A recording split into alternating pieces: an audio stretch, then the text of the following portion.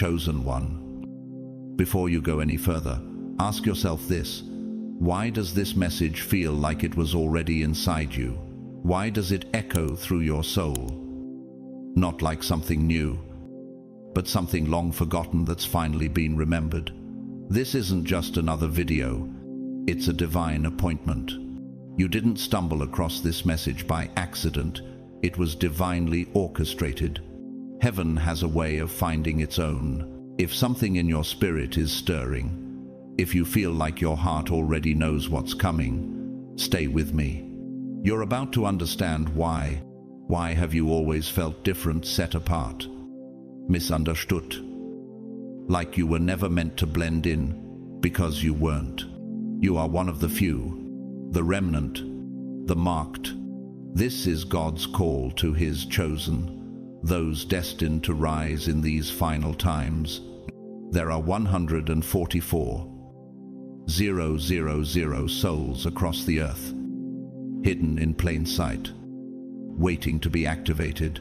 And if you're still listening, you just might be one of them. What comes next will not just explain the mission, it may awaken something eternal inside you. And if your heart is pounding, if your soul feels like it's finally being seen, type 777 into the comments section right now. That number is prophetic. It's a sign. It means, I received the calling. I accepted the mission. I know who I am. Heaven is watching to see who responds. Don't hesitate. To each and every one of you who supported this sacred message through the Super Thanks program, I appreciate you. You may never know how many lives your contributions have touched. How many chosen ones have awakened because you helped them hear the truth. From the bottom of my heart, thank you. But now, it's time. It's time to remember why you were born. You've heard those whispers for years, in dreams, in quiet moments, in pain that nothing worldly can soothe. And now, it's growing louder.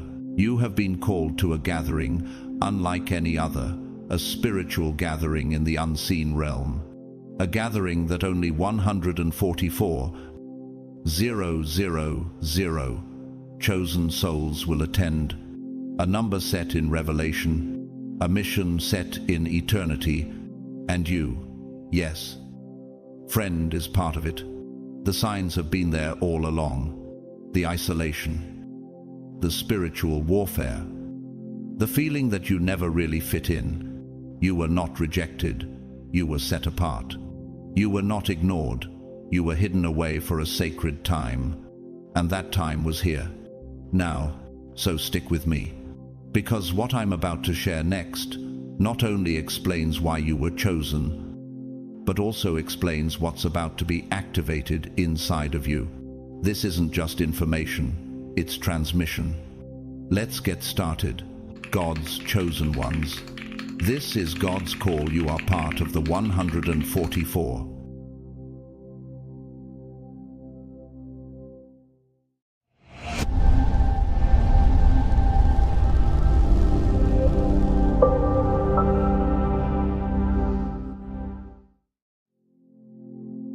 Have you ever woken up from a dream so vivid it felt like a message from heaven, not imagination, but revelation? Or feeling a silent presence guiding your steps when your mind has taken you elsewhere? These are not coincidences. They are divine arrangements, designed to prepare you for the present moment. Like the prophet Daniel, who trembled before the visions, Daniel 8:27, you too have been glimpsed through dreams, signs, or deep inner knowing. Why are you? Because you are not just alive, you are called, chosen for something greater than yourself. The moment of awakening has come, not someday, but now. You are standing on sacred ground, a spiritual gathering of 144. Ling. It is not a matter of location, but of divine frequency. Revelation 7:4 declares, the 144 0, 0, 0 were sealed. You have been sealed with purpose, discernment, and courage. Can you feel it? That roar inside you as truth stirs in your soul like a lion recognizing its pack. You were never meant to fit in. You were meant to break the mold, to carry out a mission that others ignored. That feeling of differentness, that's confirmation, not confusion. You are the remnant chosen for such a time as this. Esther 4:14. As Da Vinci said, there are those who see when directed, and those who do not. The chosen ones listen in silence, act without applause, obey when no one else will, because heaven is watching. Not everyone responded to the call. Herod had heard of the birth of Christ, but instead of bowing, he chose to shed blood. Matthew 2:16. His ego blinded him, but the chosen ones rose up in obedience, not in pride, in secret places. God is awakening his chosen ones, not in pulpits, but in quiet rooms, through small, gentle voices. Yksi Kings 19 12. A woman in Ethiopia once dreamed of fire falling from heaven. She stood unburned, holding a scroll. She committed herself to her mission and now travels from village to village, spreading the word of God. The world may never know her name, but heaven does, like the cedar of Lebanon. Your strength has grown in silence. It is the roots, not the wind, that shape the tree, and the storms are not meant to destroy you, but to be your foundation. What roots has God formed in your hidden seasons? This gathering is not in a building, it is in spirit, a sacred frequency that connects souls with the same pain, purpose, and purity. Isaiah 28:16 speaks of a tested cornerstone, that is you, a living stone in God's eternal architecture. If this makes you uneasy, type 777 or 333. These aren't just numbers, they're signs. A signal that you've heard the call and you're ready. This is not the end, it is your beginning. The encounter is happening. You were not born to fit in. You were born to awaken the world. Now rise. What is 144? 000. This number is not a symbolic number. It is a spiritual code, recorded in Revelation 7:4, where it says, 000 was sealed out of every tribe of Israel. But what does that mean to you? It's a sacred equation. 12 tribes, x 12. 0, 0, 0, a sacred pattern of order, wholeness, and intentional design.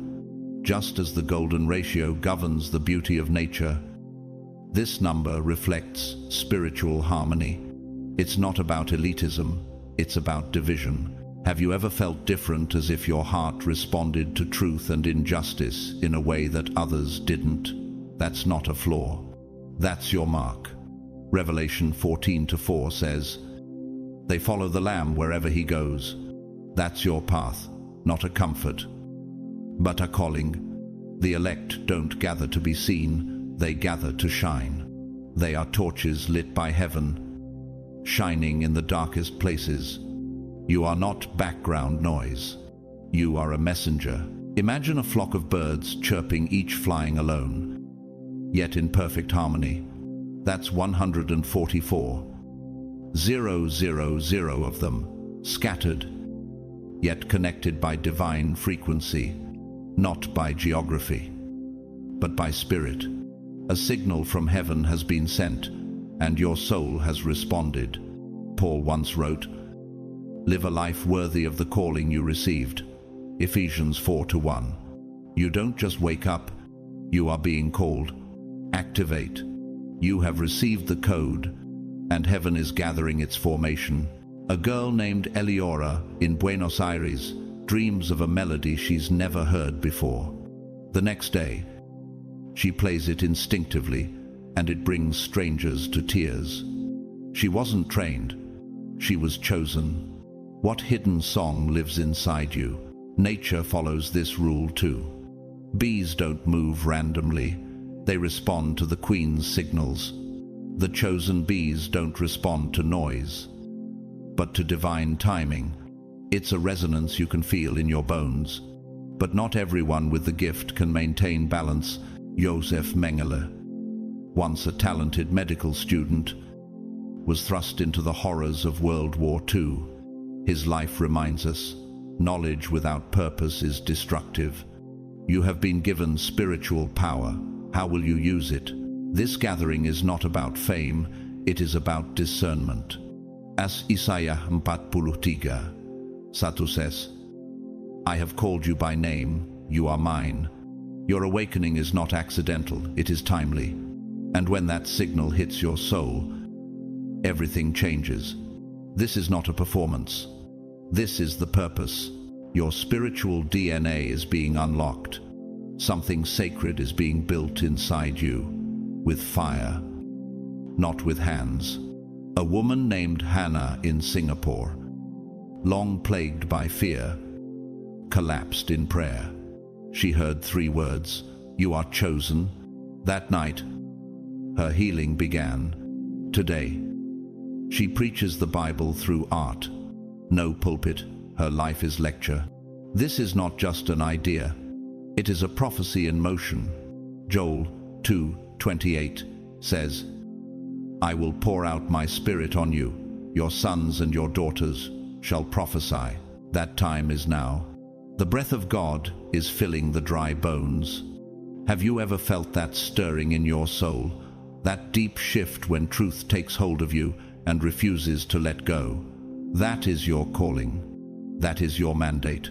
So now, O chosen one, Ari says, not to be praised, but to be set apart.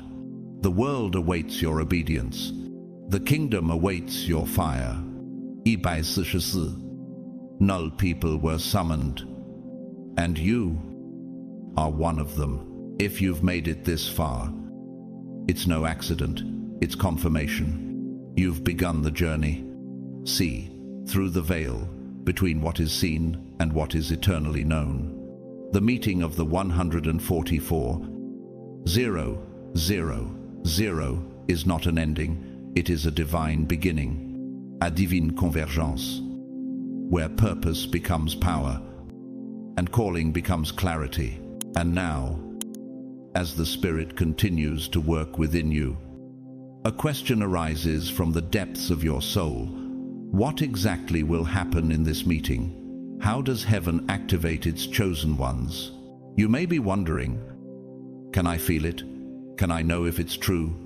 Oh, chosen one, you already have it. The trembling in your chest, the dreams you can't explain, the sudden urge to escape the shallow and run to the sacred. These are the signs. You've been called long before you even realized it.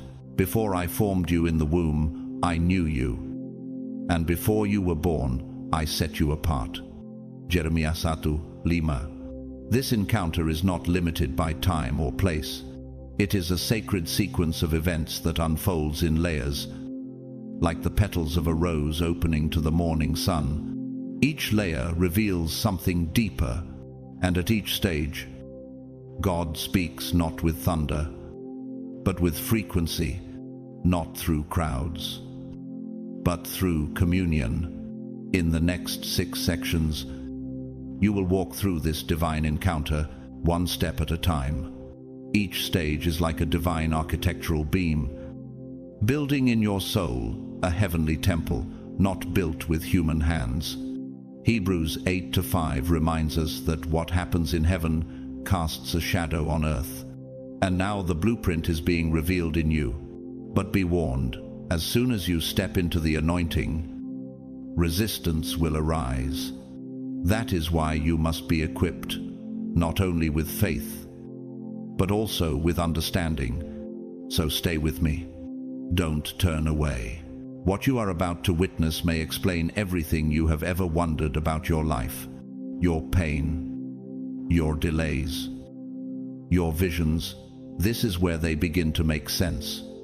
Are you ready to experience the sacred 6 dimensions of divine encounter? Breathe in.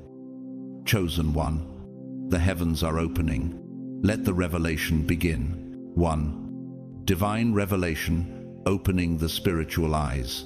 You are now entering the first moment of encounter, the moment when the veil is lifted and divine revelation flows like living water into your soul. It is not a matter of sight, it is a matter of understanding. What begins here is not what you can touch or see. It is what your soul can eventually understand. Have you ever asked yourself, why am I still here? Why did God save me through pain that others couldn't get through? Because now is the appointed time for your spiritual eyes to be opened. As Ephesians 1:18 declares. I pray that the eyes of your heart may be enlightened, that you may know the hope to which He has called you. This moment is not symbolic, it is transformative. Your perspective shifts like tectonic plates shifting beneath the surface. You begin to realize not only who you are, but who you are. You begin to see the invisible architecture of heaven being revealed through you like a cathedral not built by human hands, but carved in your very soul. In this divine encounter, you begin to realize your true role in God's eternal plan. A vision may come not in a thunderclap, but in an inner clarity so precise that it dispels all confusion. For some, it comes in dreams, where time seems to stop and the atmosphere changes. For others, it is a moment of profound stillness amidst chaos, like a room hushing before a great symphony orchestra begins to play. This is what happened to Elisha's servant in 2 Kings 6:17. When Elisha prayed, O Lord, open his eyes, that he may see. And suddenly the hills were filled with horses and chariots of fire. This is what is happening to you now. The invisible is becoming visible. The invisible is being etched into the very depths of your reality. Don't expect this revelation to come as a flash, though often it comes as a breath, as a resonance, a low frequency vibrating in your soul until it resonates with the sounds of heaven. You may hear God's voice not as thunder but as Elijah experienced in 1 Kings 19:12.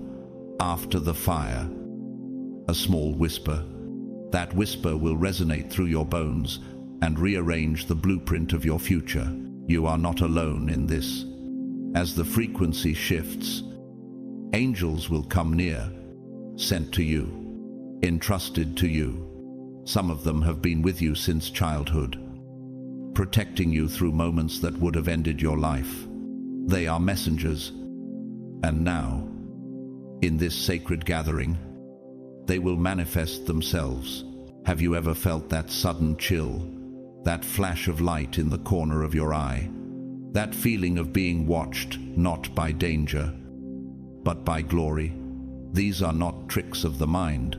They are signs of divine presence, confirming that heaven is intertwined with your life. As Hebrews 1:14 reminds us, are not all angels ministering spirits, sent to serve those who will inherit salvation? But not everyone welcomed this moment. History is full of those who rejected revelation to protect their egos. Pharaoh, the great king of Egypt, was one of them, a man of immense power. His heart was hardened by pride. Despite the miracles of Moses and the voice of God echoing through the plagues, Pharaoh resisted, and his refusal led to the downfall of a nation, the death of his firstborn son, and the fall of an empire. Exodus 7:12.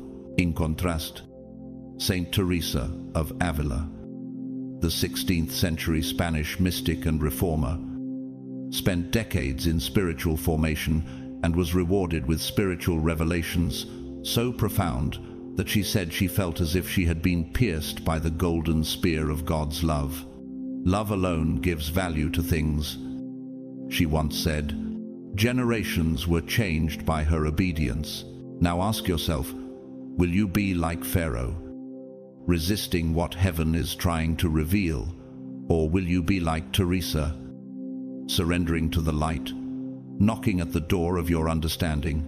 Just as an eagle can see 8 times farther than a human eye and can spot prey 2 miles away, you are being given spiritual vision that surpasses human perception. You will now see the traps that the enemy has set for you long ago. You will begin to recognize divine timing in what previously seemed like delay, just as trees instinctively reach toward the sunlight. Your soul is reaching toward this divine light. This is not a coincidence. It is the beginning of activation. Call to me, and I will answer you, and show you great and unfathomable things you do not know. Jeremiah 33:3. You prayed with purpose. Now God is responding with vision. Don't hide from what is being revealed. Let the scales fall from your eyes, as they did for Saul, when Ananias laid hands on him in Acts 9:18, and he became Paul, who would write much of the New Testament. This is your divine revelation, the first gate of encounter. Your eyes are now open. The journey has just begun. 2. Spiritual awakening, the activation of gifts.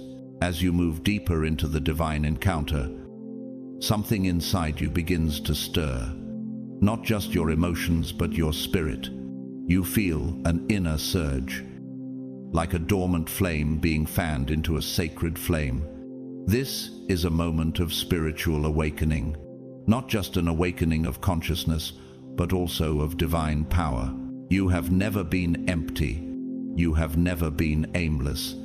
God placed spiritual gifts within you long before you knew how to name them. And now these spiritual gifts are beginning to be awakened. For the gifts and the calling of God are without change. Romans 11:29. What has been hidden within you for years is now being activated instantly by the hand of the Creator. Have you noticed unusual clarity in moments of chaos? Have you ever said something that turned out to be prophetic without even realizing it?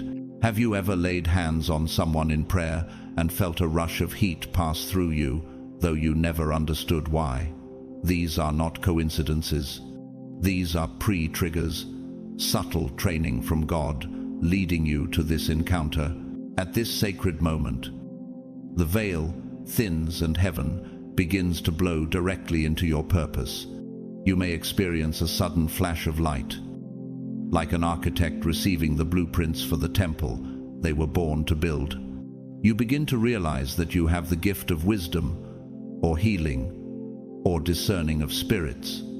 Now to each one the manifestation of the Spirit is given for the common good. 1 Corinthians 12:7. You may see visions, not illusions, but the future.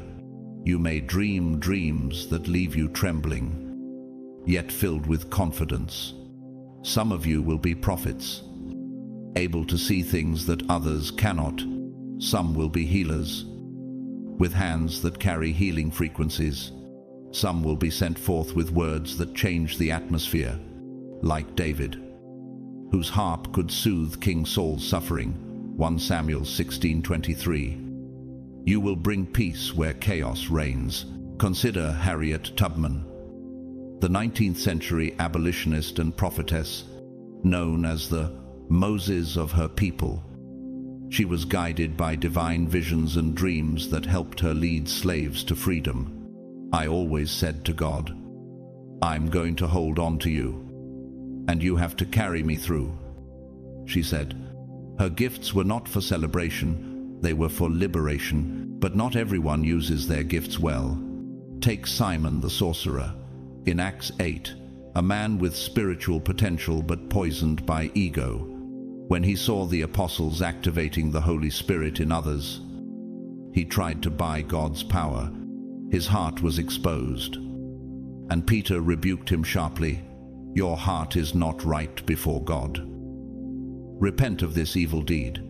Acts 8:21-22. His fall is a reminder that unclean gifts can become weapons.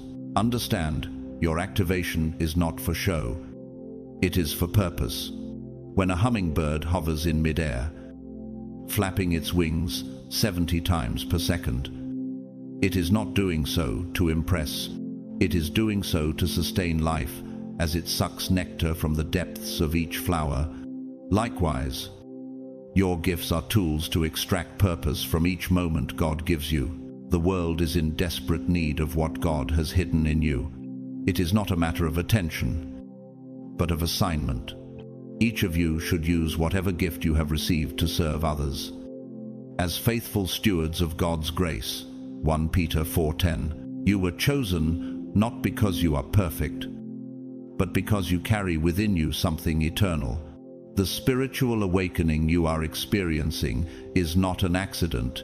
It is the work of the heavens. Your hands may begin to burn. Your voice may begin to tremble. Your dreams may deepen. These are signs that your gifts are being tuned like an instrument to a symphony. Imagine a dam on a river finally bursting after years of pressure. That is what spiritual awakening feels like when your gifts begin to flow. Everything that was held back is now released with power and clarity. But you have to manage it well. This is not a personal power. It is a divine mission. When God activated Joseph's gift of dream interpretation in Genesis 41, he not only uplifted Joseph, but also saved Egypt and Israel from a global famine. Your activation will impact others. Are you ready for this responsibility? What you bring will illuminate spiritually barren lands. You will go where joy has died and revive it. You will breathe life into the gloom of despair, like a lighthouse through a storm. Your gifts will be a signal to those lost at sea. This is a spiritual work. God is building a kingdom movement through the hands of the 144. Ling, your role is important. Your presence is needed. You are no longer sleeping. Your soul has been awakened. Your tools have been given to you. Use them. Build, heal, prophesy, serve, and above all, never forget, to whom much is given, much will be required. Luke 12:48. 3. Divine message, call to action. At this sacred juncture in your awakening, you are not just informed, you are summoned. The voice of God is not just a whisper of comfort, it is a command. This sacred gathering of 144,000 is not a spiritual retreat. It is a battle room of purpose. This is the moment you are given your divine assignment. Every divine encounter in the Bible carries a clear mission. When Isaiah stood before the throne in vision, he did more than marvel at the glory. He heard God ask, "Whom shall I send, and who will go for us?" Isaiah replied, "Here I am. Send me." Isaiah 6-8. Like Isaiah, you too stand in God's presence now, not to observe, but to respond. And the question is now ringing in your mind. Will you answer the call? The divine message delivered at this stage is important. It does more than simply tell you about your spiritual gifts. It requires you to activate them in service to God's greater plan. Imagine a church under construction. Each chosen person is a living stone, carefully shaped and placed into the divine architecture of heaven's plan on earth. 1 Peter 2-5.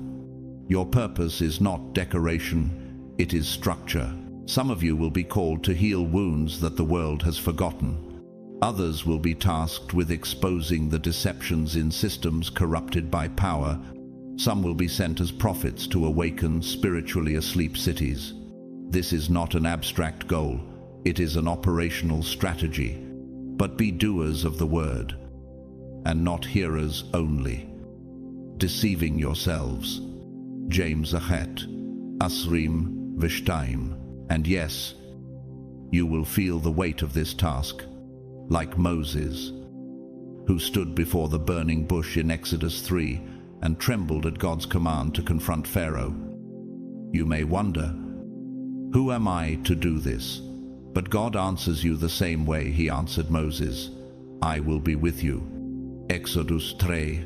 Consider Dietrich Bonhoeffer, a German pastor, theologian, and opponent of the Nazi regime. When the world turned a blind eye to the Holocaust, he heard a sacred call to speak the truth in a time of deadly silence. He said, "Silence in the face of evil is evil itself. To speak is to speak. To act is to act." He acted. He paid with his life. And yet he accomplished his purpose. Now contrast that with Caiaphas, the high priest at the time of Jesus' crucifixion.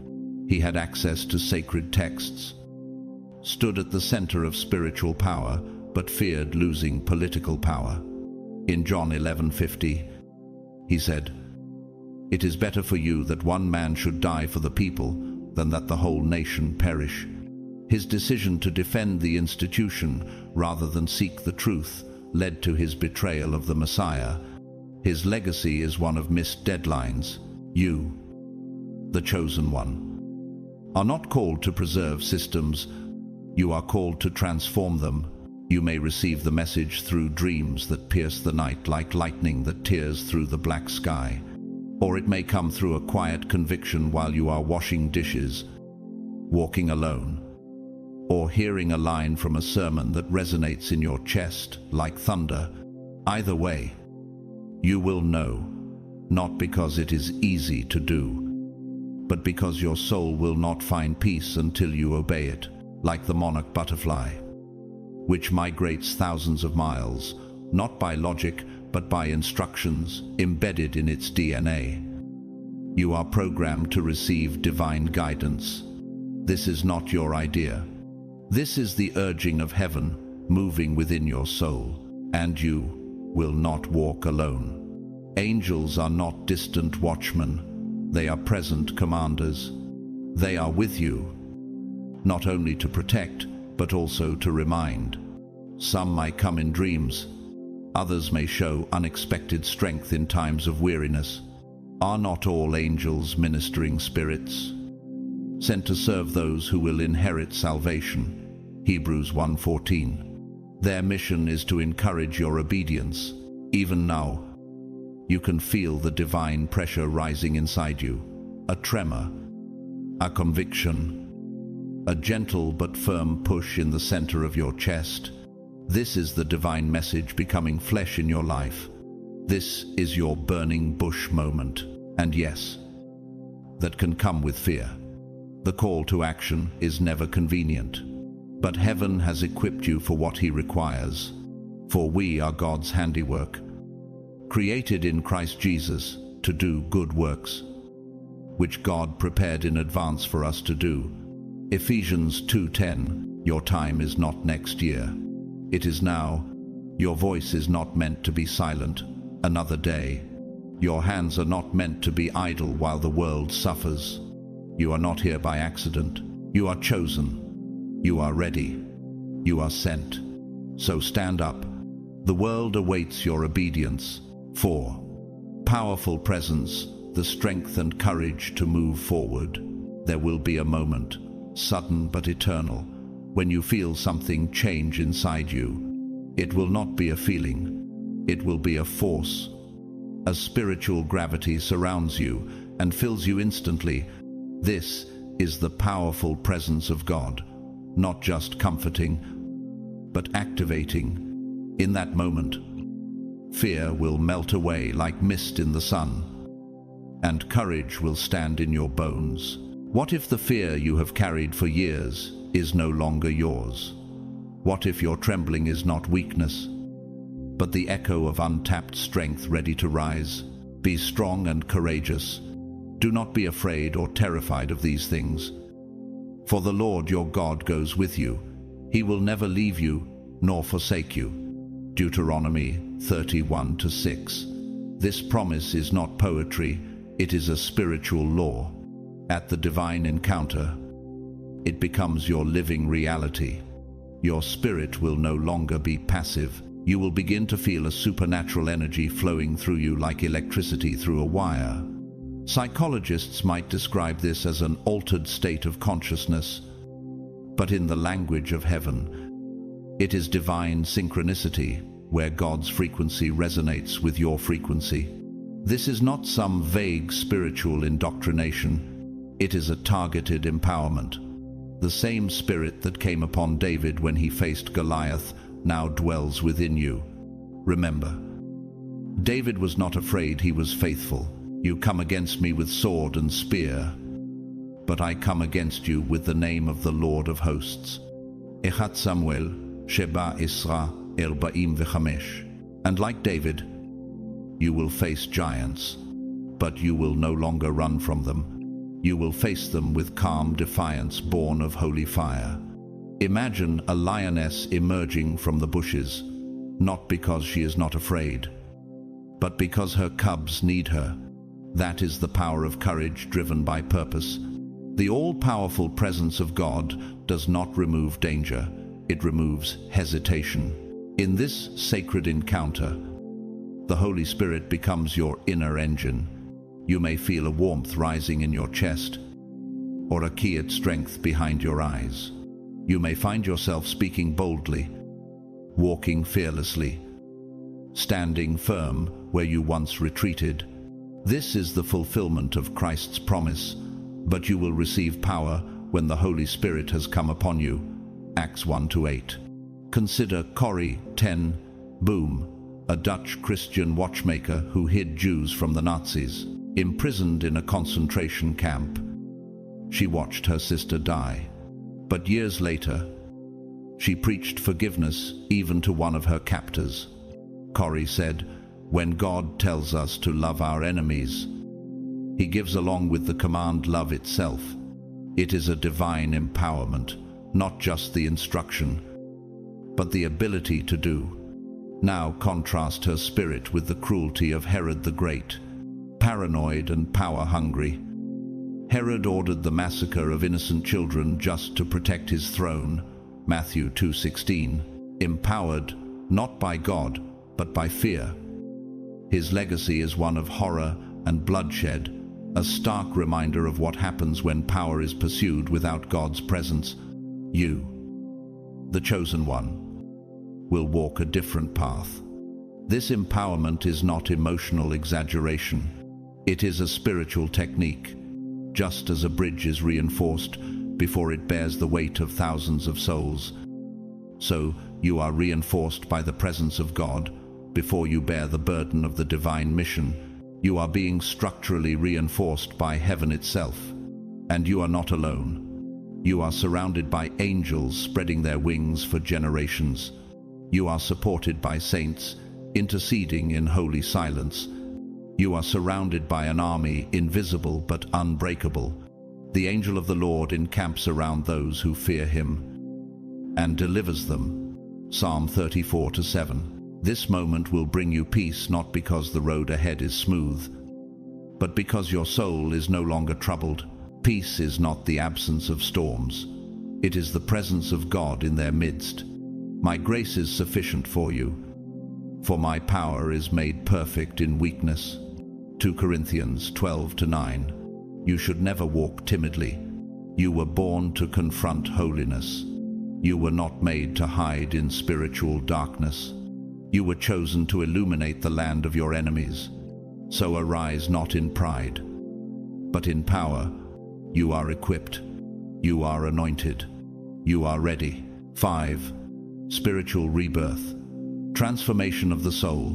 In the life of every chosen person, there comes a moment when you no longer recognize the old you, not because your face has changed, but because your soul has undergone a transformation. This is that moment, not about learning something new, but about becoming a new person.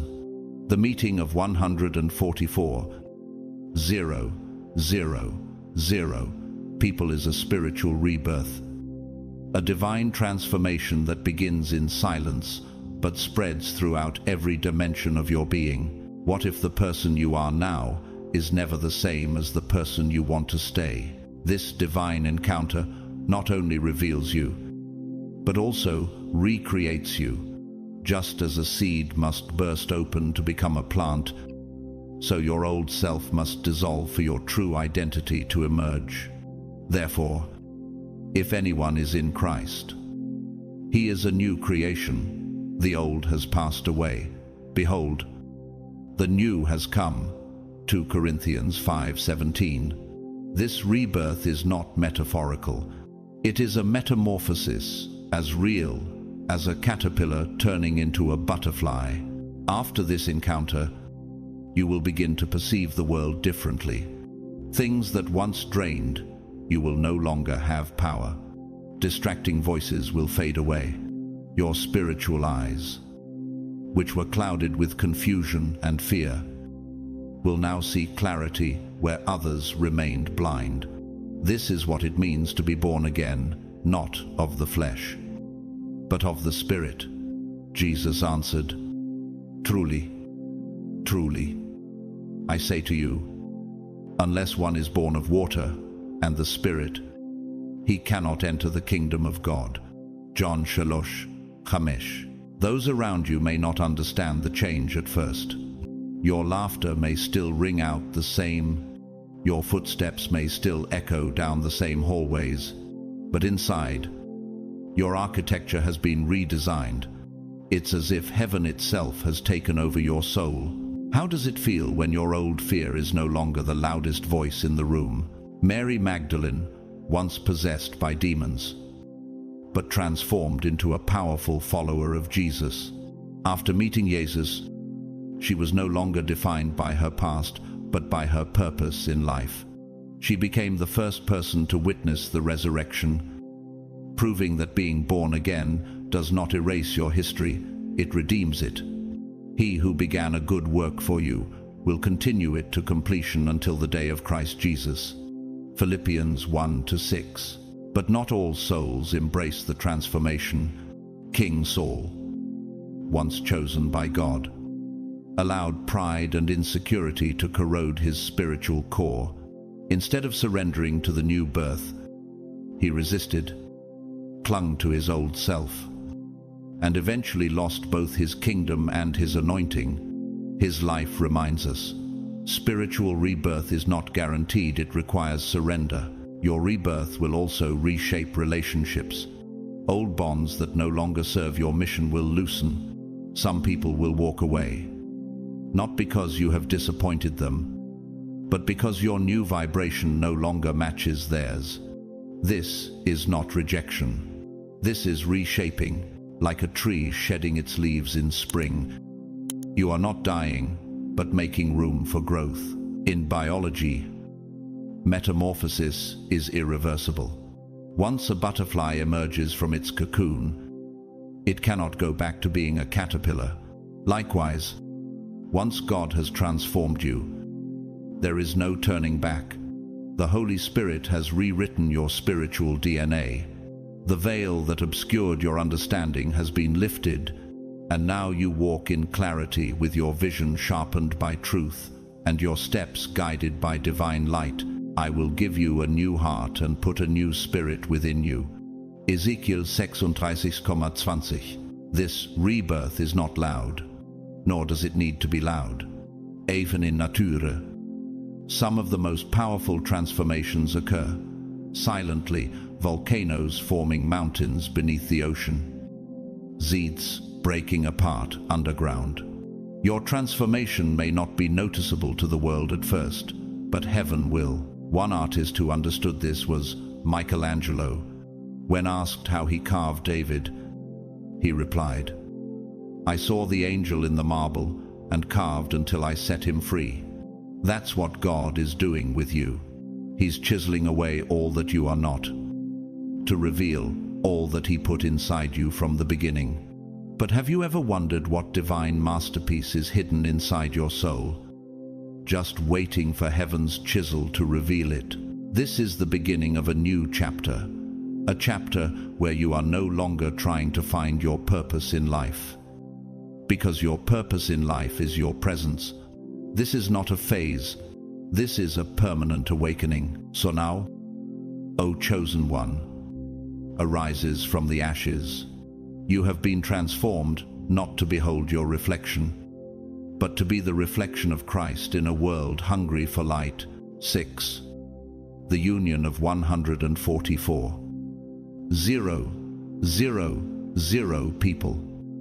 A global connection. While your encounter with God may begin in private, in a quiet moment, in the silence of a midnight prayer, or in the midst of a storm, it is never just about you. You are a cell in the body of a divine being, a spark in the constellation of the elect, as it is written in Romans 12:5.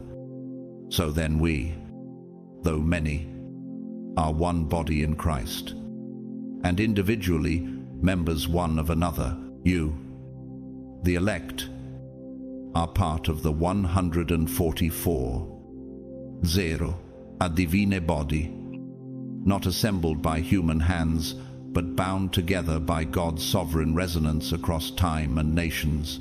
This is not a symbol. This is spiritual physics, a kind of divine quantum entanglement, where what affects one affects all. Imagine the way mycelium connects an entire underground forest. The trees communicate with each other through invisible threads of life. Warning, nurturing, supporting. This is what happens between the chosen ones, even though you are scattered across continents, despite your different cultures, languages, and stories. You are connected by a divine frequency, a spiritual mycelium network. But have you ever wondered how many people around the world are waking up at the same time as you, feeling the same pull, receiving the same vision? This is not coincidence. It is coordination. Just like 1 Peter 2:9 reminds us, you are a chosen people, a royal priesthood, a holy nation, God's own possession. That nation is not bound by borders or flags. It lives in the hearts of the 144. Ling.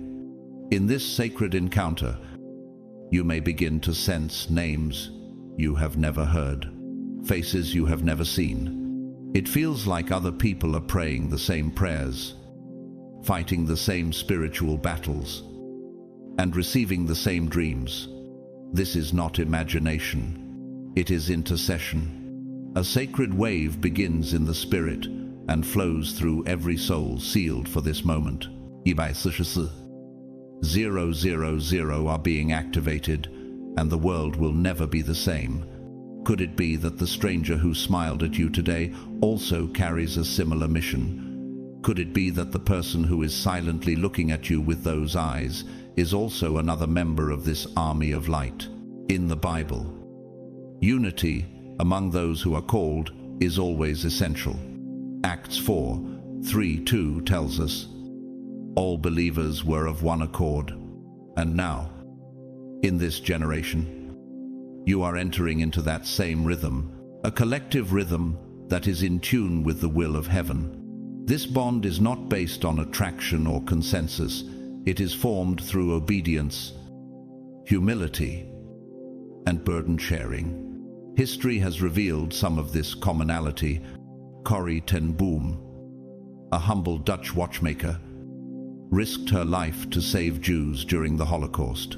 She was not a preacher, but she was chosen. At the same time, across the world, Dietrich Bonhoeffer, a German theologian, challenged the Nazi regime with unwavering faith. Different countries, same spirit, same purpose. In contrast, Adolf Eichmann, the mastermind of the Holocaust, represents what happens when a person is not aligned with heaven but with the forces of darkness. His intellect was brilliant. His execution was perfect. But without the Holy Spirit, his actions became a machine for evil. Proverbs 16:25, there is a way that seems right, but in the end it leads to death. What separated Corrie from Reichman? Calling, obedience, spirit-filled association. So, who will you choose to stand with in this moment? Those who build the tower of ego, or those who erect the altar of surrender? This encounter, this awakening, is not just emotional, it is architectural. Heaven is laying the foundation stones of a new city, and each chosen person is a living stone in its design. 1 Corinthians 3:9 proclaims, "You are the house of God." The unity of 144,000 people is like a spiritual cathedral being built across the globe. Each soul is a stained glass window, reflecting a piece of God's light. Nature reminds us of this divine design.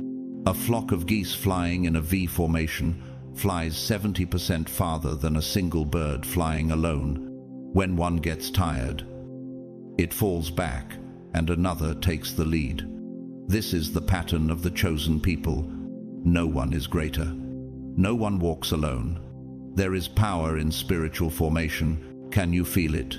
That stirring in your soul when you hear someone speak the truth. That familiar feeling when you meet someone who brings light. Have you been walking among others and just now realized it? Ecclesiastes 4:9 affirms, "Two are better than one. If one of them falls, the other can help his fellow up." And when 144,000 people stand together in spirit, no force in hell can prevail. You are not called to isolation. You are called to synchronization, to walk in rhythm with other chosen people, to stand firm in prayer, to sound the trumpet of praise, and to raise the sword in unity when the time comes. This meeting, this awakening, is not the end. It is the great beginning. So stand up now, O chosen one. Stand up not only for yourself, but for all the souls connected to your obedience. Stand up with the confidence that the army is formed. You are not alone, and you have never been alone. Now the question is no longer whether you get chosen or not anymore. The question is, do you understand your role in this divine plan? Before you were formed in your mother's womb, you were known. Before you utter a word, a plan is set in motion. You, the chosen one, are not an afterthought in God's plan. You are a key, a living thread woven into a divine tapestry more intricate than anything the world can see. The reason your life is different, the reason your struggles are deeper, and the reason your desires never quite align with the world's is because you were never made for the ordinary. You carry eternity within you. You may have had moments of doubt about your path, struggled with rejection, or felt lost in places that never felt like home. But those moments are not signs of failure. They are signs of formation. Every turn, every heartbreak, and every supernatural encounter is preparing you for something greater than you could have imagined. And now, it's time to understand why. What follows is not just information, it is revelation. A sacred revelation of 6 sacred truths that not only explain the mystery of your journey, but also anchor you to your mission. These 6 foundations are the pillars of your calling, the DNA of the 144. Ling, the blueprint of the chosen ones. Read them slowly. Let them awaken what has long been dormant. Let them remind you of who you are, and more importantly, reason you were sent. Now, let's get started. 1. The purpose of the chosen ones. Have you ever wondered, why me? Why do you feel what others ignore? Why does your soul yearn for truth in a world that is satisfied with illusion? Because you were not chosen for comfort. You were chosen for purpose. Your life is not an accident. It is a divine mission. You are not just part of 144. 000 numbers. You are a living message, a vessel through which heaven breathes. God doesn't just save you. He was wrong. You are someone's answer to prayer, someone's light in the dark. Every scar, every delay, every detour, it's all preparation. Isaiah 49:2 says, "He made my mouth like a sharp sword and hid me in his quiver." You have been hidden to be released at the right time. But have you believed it? Do you know how much the darkness fears your awakening? Or have you been distracted, discouraged by a calling too heavy to bear alone? Your purpose is not only spiritual, it is strategic. You are here to change the atmosphere, to restore what has been broken, to speak up what has been silenced. Think of Esther. She wore more than a crown. She had a calling.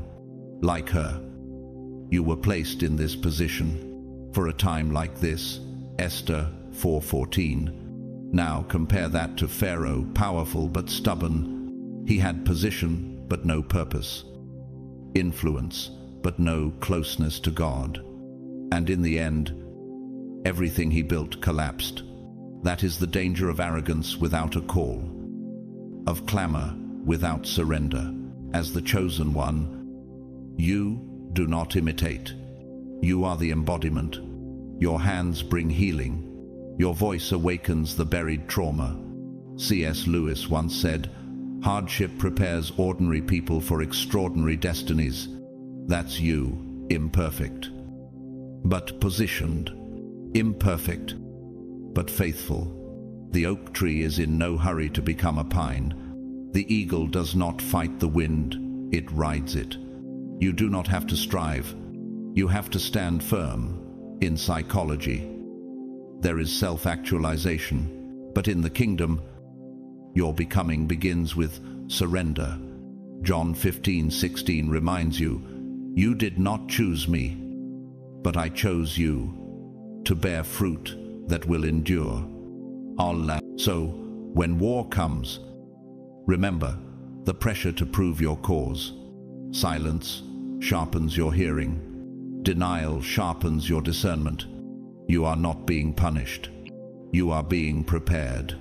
And now your time has come, not to perform, but to be, not to compete, but to awaken. Because you are not just called, you matter too. The uniqueness of your role. Have you ever wondered why your life is so different from everyone else's? Why is your path so full of cliffs and quiet triumphs? It's not because you missed the mark. It's because your mission was never meant to be common. Out of 144, 000 people, there are no duplicates. Your role is unique, precise, and irreplaceable. God has chosen you are, with your gifts, your wounds, and your voice. You were not given talents to admire or hide. You were given them to serve. Romans 12:6 says, "We have different gifts, according to the grace given to each of us." So why try to be someone else when you were born to be something that heaven has never repeated? Your role may be to teach, not in a classroom, but by daily example, or to heal not just of body, but of soul. Some are called prophesy, others are called to quiet compassion. You may not yet understand the whole picture, but obedience will always reveal the next step. Nature attests to this truth.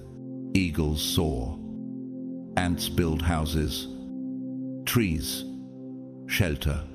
Each fulfills its mission without apology or comparison. So why should you? There was a mechanic named Elias, not a preacher, not famous, but his shop was filled with peace. His voice soothed people. It prayed quietly, and he, unwittingly, restored more than just engines. That was ministry. That was a calling. On the other hand, influencers attract followers but lose their purpose in life, a grand image, an empty influence. Remember, popularity does not mean sacred value. Your trials are training. Your pain is preparation. Your silence, divine shaping. Jeremiah 1-5 says, "Before I formed you in the womb, I knew you. I established you. You may not have chosen this path, but heaven chose you for it.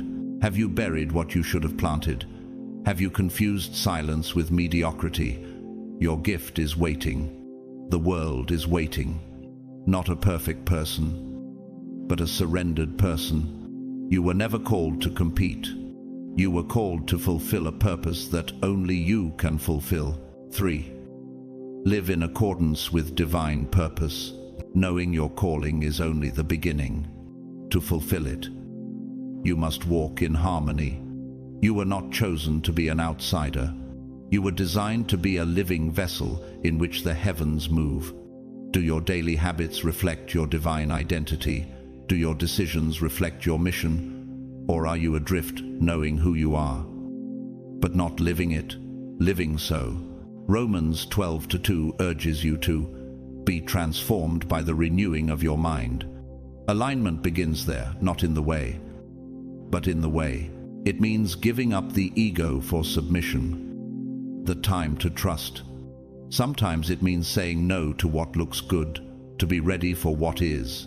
God, Abraham, leaving behind the familiar without a map. His obedience became a blessing for a generation. Saul, on the other hand, was chosen but rejected because he could not obey without doing. One walked in trust, the other in pride. Which will you become? Alignment also means spiritual consistency. You are not just saved, you are sent. Like a keystone species in an ecosystem, your stability holds the spiritual ecosystem around you in place. One misstep may seem small, but over time it will disrupt the divine flow. You will be tested. Will you obey when the outcome is uncertain? Will you be faithful when God is silent? Proverbs 3-6 promises, "In all your ways acknowledge him, and he will direct your paths." This sentence is not poetry, it is strategy. Florence Nightingale had every reason to live in comfort. Instead, she committed her life to a calling to service. She changed the world with a single, unwavering yes. Judas, on the other hand, walked with Jesus. But an inner dislocation led to his betrayal. He did not fall away immediately. He drifted slowly toward a compromise with the truth. Eagles do not force the wind. Rivers do not resent the mountains. They flow according to their own design. You must do the same. Let your actions be in line with your anointing. Balance doesn't make life easier, but it does make it clearer. It's not about being perfect. It's about being faithful. And when your mind, your heart, and your steps are aligned with the heavens, everything around you will begin to change. If God gave you a blueprint, would you build according to that blueprint, or just admire the blueprint? As the chosen one, the time for identification has come, and the world is waiting for what only your obedience can unlock. 4.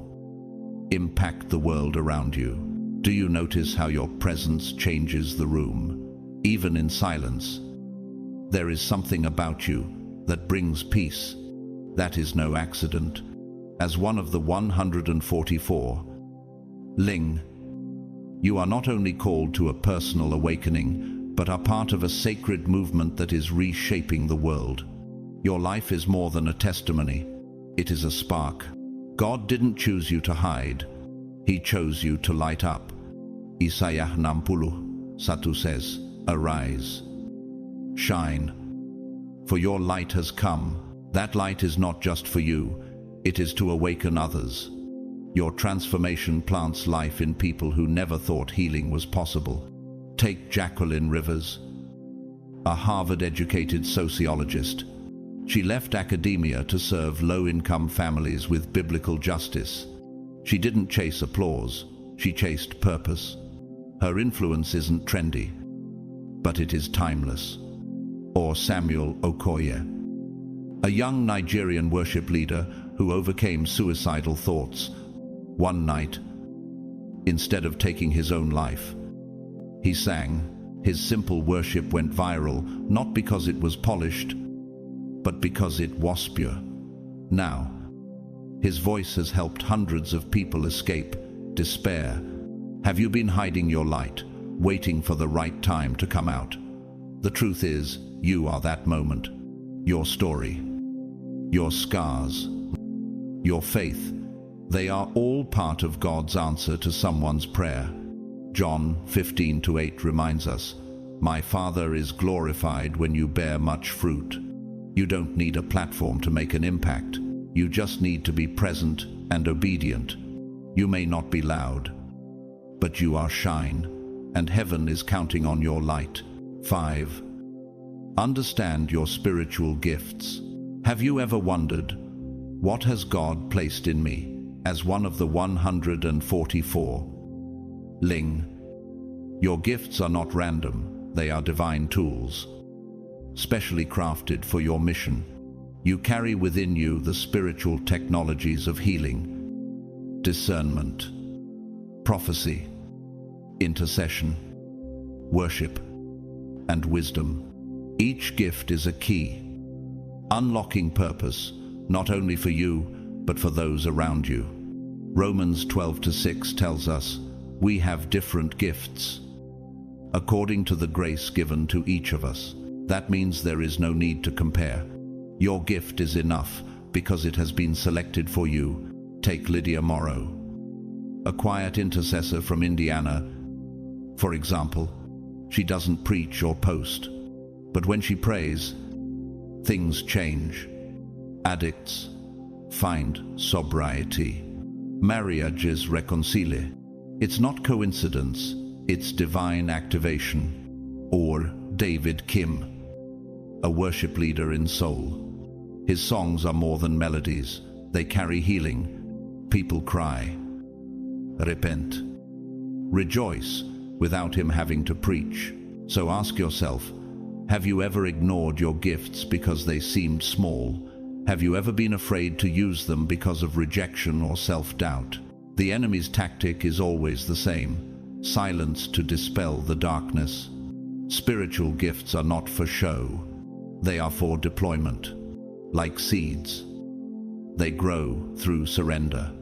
And like fire, they must be handled with reverence. These gifts are not for you to boast about. They are heaven's to be used.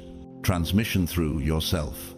1 Peter 4:10 says, each of you should use whatever gift you have received to serve one another as good stewards of God's varied grace. That means when used in love, your grace becomes a vessel of divine grace.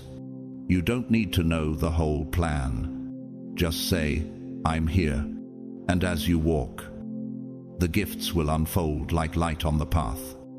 One step at a time. 6. Step into your purpose. Have you felt that stirring lately? That undeniable sense that something bigger is calling your name? It's not restless. It's God's design.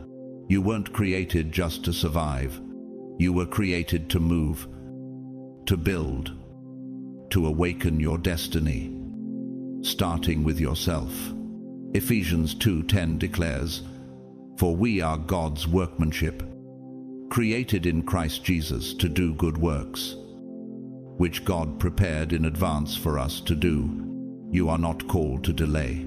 You are called to rescue, and that time is now. Maria Valdez, a high school dropout in Argentina, dreamed one night that she was speaking to a sea of women with broken eyes and open hearts. That dream never left. She followed it.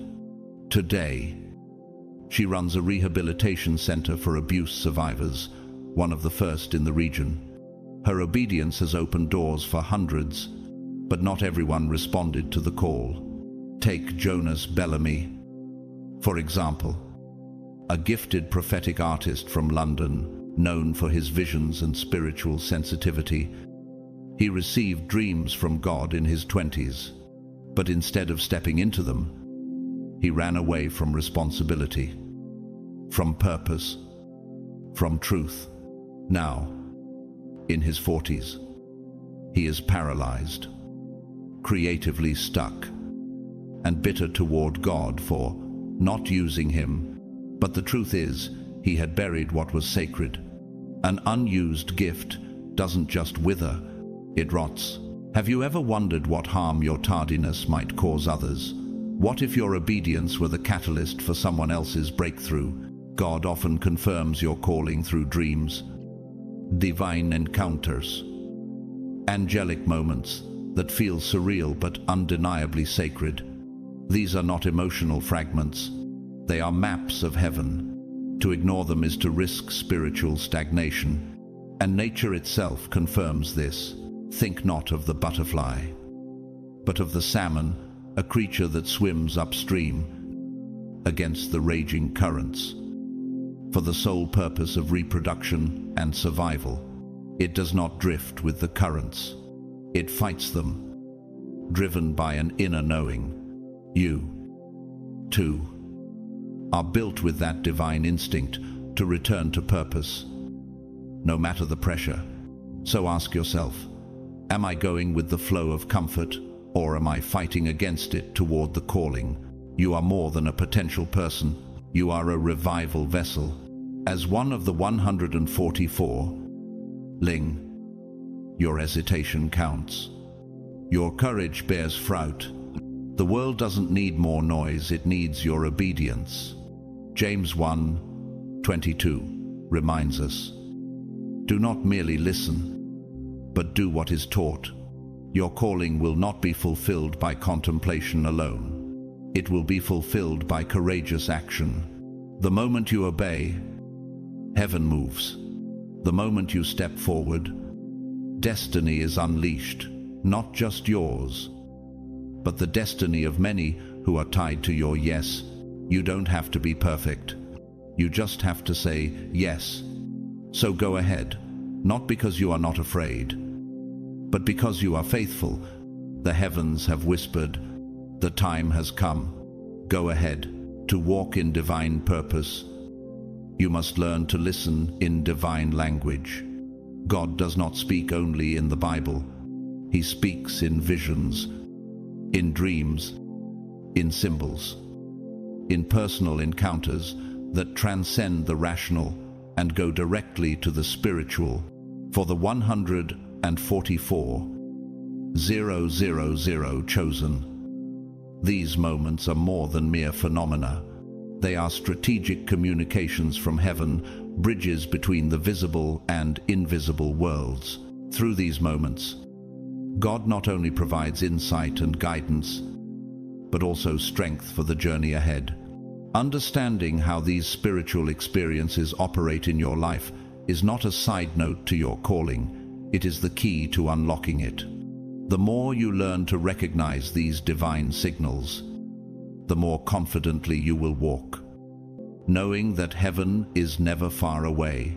It is always proactive, intentional, and deeply connected to your path. So what are these supernatural encounters trying to reveal to you? How can you discern what is sacred and what is a distraction? In the next 6 sections, we'll explore the ways God crosses dimensions to communicate with his chosen people, and each strengthens your mission in a different but essential way. Let's start with the first and most direct form of supernatural guidance, angelic visitation. 1. The visitation of an angel, God's divine messenger. Have you ever felt a sudden stillness in the air? A sense of peace that didn't come from within? That moment may not have been a coincidence. It could have been a visitation. As one of the chosen ones, angel encounters are more than rare miracles. They are divine signs, reminders that heaven is near and ever present on your journey. From the beginning, angels have served as God's messengers, guardians, and guides. Hebrews 1:14 tells us, Are not all angels ministering spirits sent to serve those who will inherit salvation? Are they idle? They are not distant entities. They are entrusted to you, accompanying you, giving strength when your strength is exhausted. Angels may appear in visions or dreams, or they may manifest in subtle ways through an unexplainable peace, a change in the atmosphere, or a voice in your soul guiding you forward. Their role is often to bring clarity, especially during times of confusion, doubt, or spiritual crossroads. Have you ever faced a difficult choice and suddenly felt a sense of direction where there was none? That's not luck. That's synchronicity. Angels are often sent to you in your most difficult moments, not to impress you, but to equip for friend. Daniel Lee, for example, was an atheist from Singapore. After a life-threatening accident, he remembers seeing a glowing figure silently watching him. That single encounter sparked a calling he never knew he had. Now, he spreads healing to trauma survivors around the world, but not everyone responded with obedience. Yasmin Olivas, a gifted dreamer from Madrid, began seeing angelic visions as a child. Instead of seeking God's wisdom, she fell into mysticism and lost her spiritual grounding. Today, confusion and fear pervade her path. What was initially considered holy has become distorted because she followed God's presence but missed the mark. Angels are not given to entertain you, but to help you grow. They carry messages about your identity, your next steps, and God's will for your life. They stand between you and the traps of the enemy, protecting your heart from fear and your spirit from deception. Psalm 91:11 declares, "For he will command his angels concerning you, concerning all your ways." These heavenly warriors aren't just watching, they're working, protecting, comforting, guiding. So ask yourself, am I paying attention, or am I waiting for a sign and missing the messenger? You don't have to chase angel encounters, but when they come, cherish them, because when heaven sends help, there's always a reason. And O chosen one, your next mission may already be beginning. 2. Meeting angels, messages from heaven. Have you ever felt completely understood in a moment of doubt, as if heaven itself had stopped to reassure you? That is often a sign of an angelic encounter. These moments are more than just supernatural events. They are divine confirmations that God sees you, is with you, and is actively guiding your journey.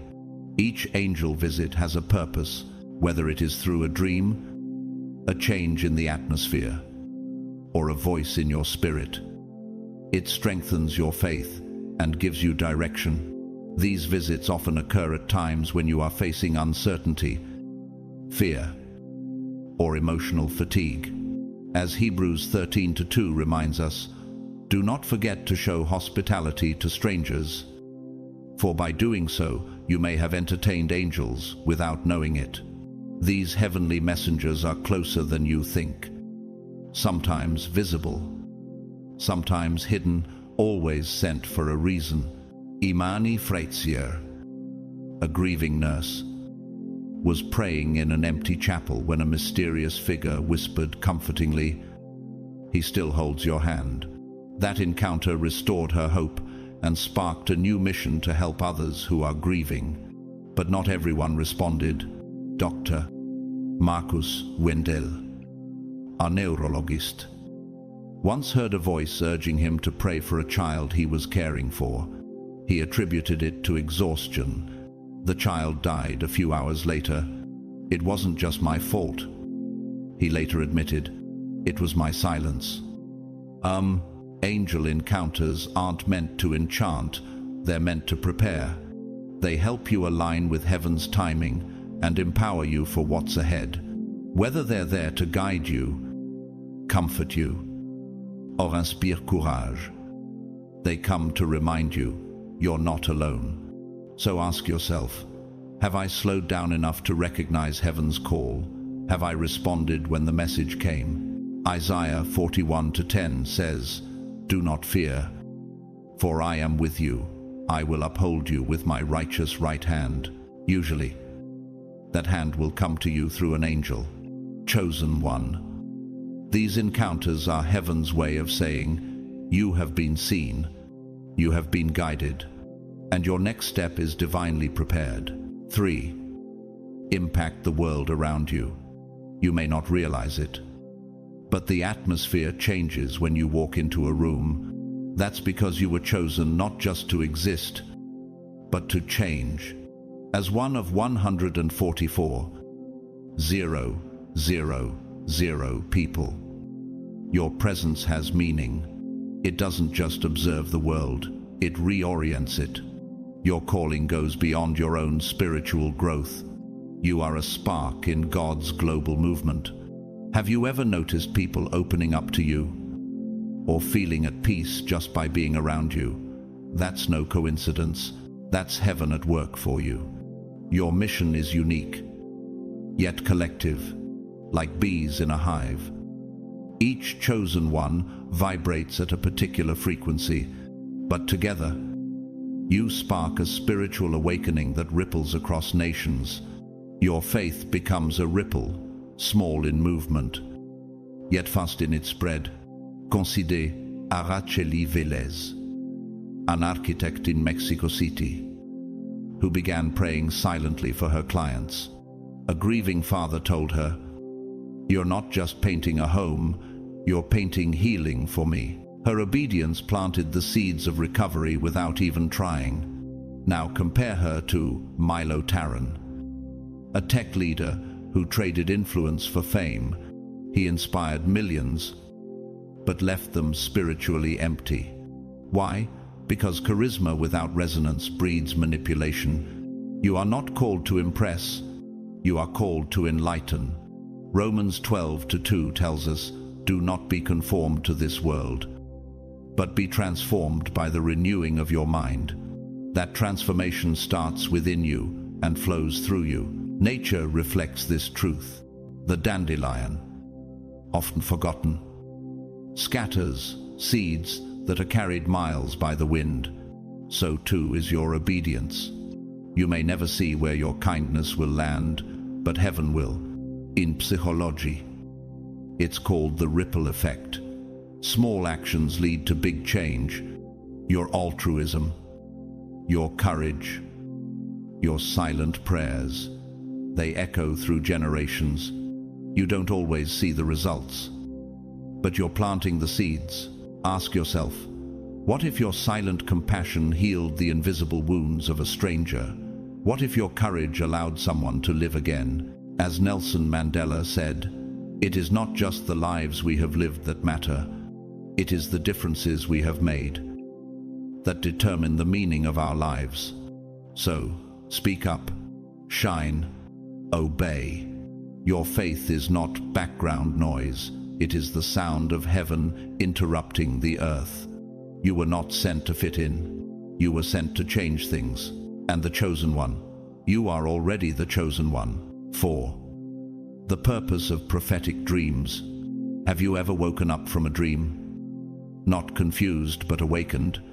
For the chosen ones, dreams are not illusions. They are revelations. They reveal things invisible to the naked eye, opening doors to divine guidance, correction, and confirmation. God often speaks in the silence of the night, what you cannot hear amid the noise of the day. You may dream of walking through fire and coming out unscathed, a symbol that no trial can overwhelm you. Or you may dream of a hand leading you across a collapsing bridge. God shows you that He will sustain you when your strength is exhausted. These are not illusions. They are heavenly instructions wrapped in mystery. But have you ever wondered, why would God bother to speak to you, unless what He says is of the utmost importance to your destiny? In psychology, this is called nocturnal cognition, the mind processing reality while it rests. But for you, it's not just mental, it's spiritual. You're not just dreaming, you're downloading. Raphael, a mechanic from Bogota, is an example. One night, he dreamed of a lion roaring at the shadow near his door. A few days later, the betrayal of a close friend was exposed. The dream was an early warning from God, protecting his heart before it could be wounded. Contrast this with Valora, a popular online psychic. Her dream interpretations attract many followers, but leave them in spiritual confusion. She speaks with personal charisma, but not from the divine. Yet you are called to speak the truth, not for fame, but for freedom. Sometimes prophetic dreams are warnings. They reveal hidden traps, veiled threats, or fears you have buried. Other times, they are confirmations, whispers from God. You are on the right track. Don't turn back. In both cases, the key is discernment. Will you listen? Will you pray? Will you obey? Job 33:15-16 says, "In dreams and in night visions, God spoke in their ears and terrified them with warnings." These words are not meant to scare you, they are meant to strengthen you. Nature confirms this. The moon moth, unlike the day moth, lives only a few days and flies only at night. Yet in the dark, it still obeys its divine instincts. So do you. Your dreams are the light in disguise, and sometimes, all God wants to do is confirm your footsteps. The dream of a door, a crown, a voice calling out, "You matter." That's what heaven says. You are not lost. You are on the right track. As C.S. Lewis wrote, God whispers in our joy, speaks in our conscience, but shouts in our pain. And often, he dreams through your soul what your spirit most needs to hear. So don't miss your dreams. Chosen one. Write them down. Meditate on them. Ask God what they mean, because they're not random, they're missions. Divine tools to help you navigate your purpose, protect your journey, and open up your next chapter. Do you listen to what heaven is saying as you sleep? 5. Prophetic dream interpretation. Dreams from God are powerful, but their impact depends on how you interpret them. What good is a divine message if you don't understand it? You, the chosen one, are entrusted with night visions not to be impressed by them, but to decipher and act on them. But where do you start when a dream troubles you? The answer is always the same: prayer. Ask the Holy Spirit, what are you saying to me through this? Divine insight isn't unlocked through logic, it's revealed through intimacy. As Daniel 2:22 says, he reveals deep and hidden things. He knows the hidden things of darkness, and the light dwells with him. Start by writing. As soon as you wake up, jot down every detail, images, emotions, colors, even confusion. Why? Because human memory is fragile. But the soul remembers through patterns. That snake you saw last month, that staircase that repeats itself. These are symbolic codes that keep coming back, waiting for you to connect the dots. In dream psychology, this is called archetypal repetition, but in spiritual terms, it's divine consistency. Miriam, a teacher in Nairobi, kept dreaming about a closed gate. After 3 weeks of journaling and praying, she realized it represented her lack of forgiveness towards her father, blocking her next spiritual breakthrough. A moment of enlightenment, and the healing began. That's the power of interpretation. It doesn't just inform you, it transforms you.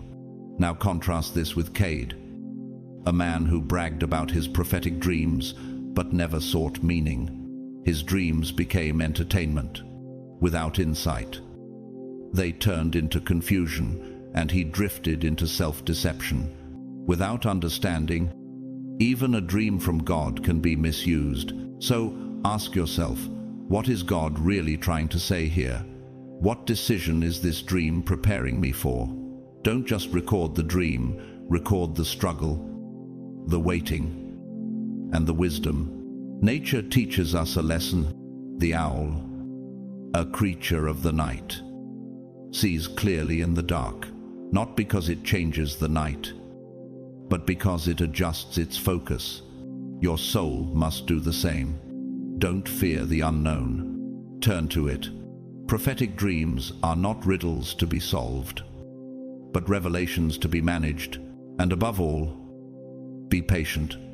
Some dreams come true in a matter of days. Some take decades. But no dream is wasted when you walk in obedience. So, hone your ears. Train your spirit. Heaven speaks in symbols. Will you learn the language? 6. Live in accordance with the guidance of angels and prophets. Receiving visions is not the final step. Chosen one responding to them is. Angelic visitations and prophetic dreams are not just moments of awe. They are missions. You are not called to contemplate the message. You are called to live it.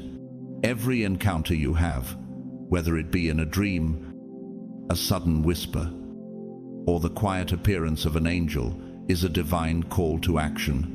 Will you step forward in faith when God speaks, or will you treat his voice as a fond memory instead of a divine map? James 1:22 reminds us, do not merely listen to the word, deceiving yourselves, but be doers of it. Heaven does not waste words. Every symbol, every word, every sacred moment is given to locate you, not just to inspire you. Elisha, who not only received Elijah's cloak, but ran after it. Or Annalise, a nurse from Manila, who dreamed of hands reaching out for help. The next morning, she volunteered to join a prayer line and discovered that those same hands were waiting for her obedience. The supernatural connected with the natural because she responded, but not everyone listened. Derek, a self-proclaimed psychic, dismissed a recurring dream about water rising above his head. He ignored the warning and soon sank into arrogance and confusion. Disobedient dreams are like lamps without oil. But you are one of those. 144. Ling. That means your response matters. Your connections have consequences. These dreams and encounters are not for entertainment. They are for empowerment. In the wild, homing pigeons can find their way home from thousands of miles away. Guided by the Earth's magnetic field, they don't need a map. They just need connection. So do you. God's message is already within you. Your job is to listen. Ask yourself often, am I living according to what God has shown me? Am I obeying angelic revelations or guidance in dreams? Every act of obedience sharpens your spiritual awareness and deepens your connection with heaven. As you respond, God will entrust more and more to you. So live boldly. Act in tune with what you have been given. Let your dreams shape your decisions. Let your angels guide your steps. Because when you live in harmony with heaven, you don't just walk by faith, you walk in authority. Living as one of the 144,000 chosen by God will reshape your entire existence. It will reshape how you see yourself, how you move through the world, and how you respond to the profound calling placed on your life. It is not about titles or recognition. It is about obedience, transformation, and divine impact. You were not chosen by chance. You were chosen on purpose for a purpose.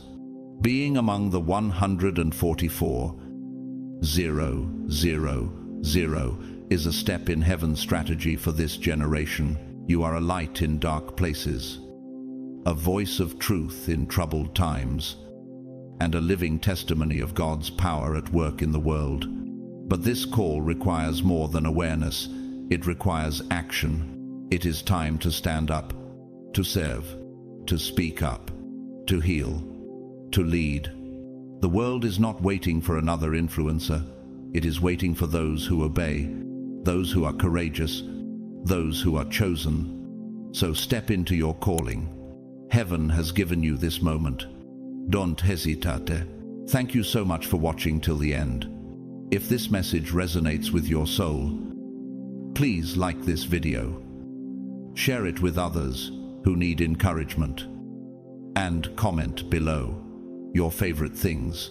We'd love to hear your testimonials. Don't forget to register and click on the notification bell so you never miss an update from this ever-growing community of called, courageous, and chosen. To everyone who supported us through our Super Thanks program or simply gave their time, we are so grateful. Your presence is a priceless gift. See you next time. Be courageous, faithful, and blessed. You are chosen. You are ready. You are sent.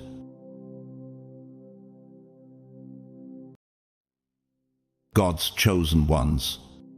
Have you ever wondered what heaven does when a soul dares to pray in secret with no spotlight? No applause. No perfect words, just a trembling whisper from the depths of the heart. What if I told you that this morning, when you bowed your spirit in stillness, something eternal was set in motion, while the rest of the world was still asleep, still scrolling, still consumed by distraction? You chose to step into presence. You didn't come with polished words or public performance. You came with your heart. In that quiet surrender, heaven leaned in, and the atmosphere shifted. You may have felt alone in your room, but all of heaven was listening. The angels stood still. The heavens leaned in, and the Father whispered, "I felt that, Hender." This wasn't just another morning. This wasn't routine. This was intimacy that pierced eternity. Your honesty cracked through the veil. Your surrender echoed in the unseen. And your Father, the one who sees in secret, turned his face toward you. Because sincere faith always gets his attention. If your spirit is resonating with this truth, if something in you knows this moment was divine, drop 777 in the comments as a sign of agreement. Let us know where you're tuning in from. Because revival isn't coming someday. It's already beginning in the hearts of those who pray like you just did. And to every one of you who has sown into this message through Super Thanks, thank you deeply. Your generosity is more than support. It's surrender. It's a quiet declaration that you believe in the move of God, and heaven honors that. I pray that your seed returns to you in hidden places, places where only God can restore what performance never could. Now stay close, because what happened this morning wasn't just personal, it was prophetic. You didn't just pray, you moved heaven. And in the next few moments, I want to show you what your prayer really did in the spirit realm and why it matters more than you think. God's chosen ones. This morning, you proved your heart belongs to God. Heaven took notice.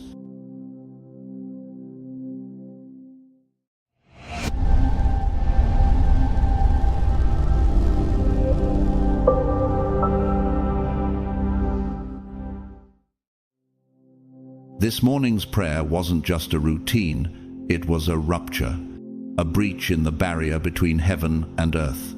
You may not have realized it in the moment, but something divine ignited when you opened your mouth with trembling sincerity. What you offered wasn't performance, wasn't religious noise. It was intimacy. It was the unspoken ache buried beneath your strength, the trembling groan you couldn't quite explain, the silent tears that left invisible stains on your pillow. These were not empty declarations. They were seismic waves of vulnerability that pierced through the static of the world and hit the throne room like thunder. Have you ever wondered what kind of sound reaches the ears of the Almighty in a realm where angels sing endlessly? It is not the loudest voice, but the most honest one. Psalm 34:18 tells us, "The Lord is near to the brokenhearted and saves the crushed in spirit." That's what your prayer carried this morning, a resonance, a frequency of surrender so pure that it bypassed protocol and pierced through eternity, like a tuning fork, vibrating at just the right pitch. Your spirit found the exact note that touched the heart of God. Your prayer became a portal, not metaphorically, but spiritually. Just as architects design hidden access points to private rooms, God has designed moments where time folds into eternity, where prayers act as access keys to divine intervention. This was one of those rare spiritual thresholds. Isaiah 55, 6 urges as. Seek the Lord while he may be found. Call upon him while he is near. You did exactly that. And because you sought him early, he is preparing to reward you openly, even now. While nothing around you may appear different, everything in the heavenlies has shifted in your favor. Systems that once delayed your destiny are being dismantled behind the scenes. Locks are being shattered. Chains that have bound your bloodline for generations have begun to fall.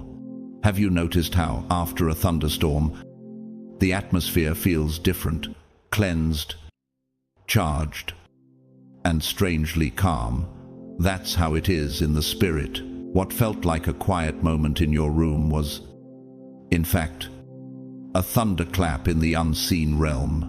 Acts 16:25-26 reminds us of Paul and Silas, who sang and prayed in prison, and suddenly the foundations shook. The doors flew open, and every chain fell. Why would your voice be any less powerful? You are chosen, you are aligned. You are not just speaking, you are summoning shifts. There was once a woman named Ruth, a widowed outsider who had every reason to quit, but her humble commitment, "Your God will be my God," Ruth 1:16, unlocked a lineage that led directly to Christ. What started as whispered devotion in the fields of Moab triggered a divine redirection that still echoes into eternity. Do you know what kind of story your prayer just authored? Yet, while you moved heaven, the enemy also took notice. Adolf Eichmann, a high-ranking Nazi architect of the Holocaust, is an example of what happens when someone weaponizes obedience without conscience. He followed orders, executed commands, but operated from a heart divorced from love and truth. His actions were methodical yet monstrous, unlike your surrender, which God honors. His obedience was empty, and it led to judgment, not reward. Do you see the difference between performance and presence? There's a woman named Mariah who, for years, sat quietly beside her hospital bed, praying for her comatose son. Not once did she cry aloud. No one ever recorded her voice. But every night, she whispered Psalm 121:2, "My help comes from the Lord, the maker of heaven and earth." On the 100th day, her son opened his eyes and said, "Mom, I heard you." What she thought was silence was actually spiritual scaffolding, God rebuilding a miracle behind the veil. Bamboo grows underground for years before ever breaking the soil, but when it does, it shoots up meters in mere weeks. Like bamboo, your growth may feel invisible, but the roots have been deepening. You are not stuck, you are being fortified. Galatians 6:9 says, "Let us not grow weary in doing good, for at the proper time we will reap a harvest if we do not give up." Ollie. So, don't let doubt creep in and distort what faith stirred this morning. Don't silence the symphony of heaven with the static of fear. You didn't just pray. You moved God. And when a person moves God, tectonic plates shift, history bends. Farfor finds new addresses. What seemed immovable begins to tremble under the weight of glory. This message found you for a reason. If your spirit bears witness, flood the comments with 777 and let us know your city. Let heaven map the coordinates of its next resting place. To those who've given through super, thanks, thank you. Your seed is not a tip, it's a declaration of surrender. And God honors what man overlooks. This is your moment. This is your portal. The spiritual earthquake has already begun. Now rise. Chosen one, what you did in the secret place is about to echo in public spaces. Heaven is not only watching, it is responding. Rest is not the absence of activity, it is the alignment of your soul with God's rhythm. And in this divine cadence, rest becomes your revival. This is not just a poetic phrase, it is a spiritual law. Just as sleep triggers neurological regeneration in the brain, rest in God's presence activates spiritual restoration. But how often do you underestimate what happens when your soul rests through prayer? Have you truly grasped how powerful your prayer actually is? Not just the kind that gets spoken eloquently at a pulpit, but the fragile whisper that leaks out when your voice is tired, your thoughts are jumbled, and your faith feels thin. That kind of prayer, the one you barely got out this morning, reverberated through dimensions you cannot see. It carried more spiritual mass than entire sermons preached without sincerity. You weren't just talking. You were building. You were bridging. You were summoning the divine. As Psalm 145:18 declares, the Lord is near to all who call on him, to all who call on him in truth. That sigh you let out, that unfinished sentence, that tear that slipped through your closed eyelids, heaven caught it, and God leaned in. Prayer is not merely conversation, it is divine architecture. Like bridges suspended between unseen realms, your prayers span the chasm between the finite and the infinite. In the realm of physics, a bridge requires tension, compression, and anchoring, just like your prayer requires spiritual tension, faith in unseen answers, emotional compression, the groaning of the heart, and anchoring in truth, the Word of God. It is both a connection and a declaration, a structural element in heaven's unfolding design for your life. Can you imagine how much power rests in a single whisper when it's spoken from a place of surrender? Why would the Creator of the universe design golden bowls in heaven to hold your prayers if your voice didn't carry eternal value? Revelation 5-8 gives us this glimpse beyond the veil. Each one had a harp, and they were holding golden bowls full of incense, which are the prayers of God's people. That is not metaphor, it is protocol. It means your prayers are sacred currency. Incense that fills the heavenly throne room, not just evaporating into the air, but held, remembered, honored. There's a young man named Elias who never saw himself as spiritual. His prayers were clumsy, often interrupted by doubt. But every night before bed, he simply said, God, I don't know what I'm doing, but I trust you. 10 years later, during a quiet morning at his job as a welder, he felt an unexplainable peace come over him and heard in his spirit, I heard every one of those. What Elias didn't realize was that his seemingly small whispers had built a cathedral of consistency in the spirit, the kind of architecture only God could fully reveal. Meanwhile, there are others who misuse their voice not to build, but to manipulate. Aleister Crowley, a 20th century occultist known for his rebellion against all moral order, famously declared, Do what thou wilt, shall be the whole of the law. He turned words into weapons of confusion, invoking spiritual forces not to heal, but to dominate. His life spiraled into addiction, isolation, and ruin. Why? Because he misused the sacred blueprint of language. He twisted the bridge into a wall. His legacy is a cautionary tale. Your words will either construct heaven's altar or invite spiritual collapse. In contrast, think of Saint Monica, the mother of Augustine, a woman who prayed for her rebellious son for decades. History tells us that her prayers never ceased, even when Augustine mocked her faith. And yet, her persistence became a prophecy. Augustine eventually became one of the most influential voices in Christian theology. Her quiet intercessions were not ignored. They were accumulated, stored in heaven's golden archive. Prayer is also resonance, a scientific term describing how one frequency can cause another object to vibrate in harmony. When your spirit aligns with God's will through prayer, you set off a frequency that causes angelic forces to respond, just as a tuning fork can cause another fork across the room to vibrate without touching it. Your sincere prayers trigger movement in realms you've never even seen. Jeremiah 3:3 says, "Call to me, and I will answer you, and tell you great and unsearchable things you do not know."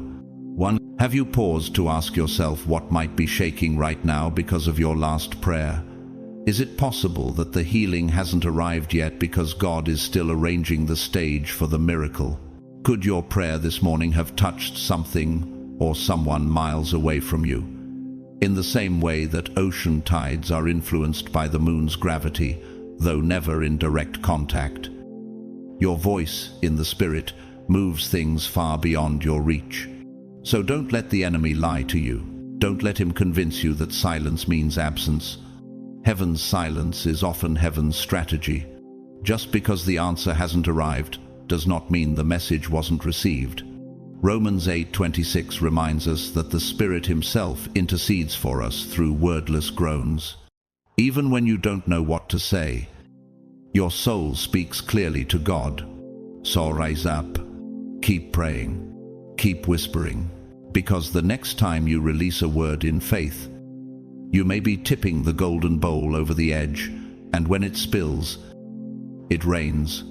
The next time you open your mouth in truth, you might be activating angels already dispatched on your behalf.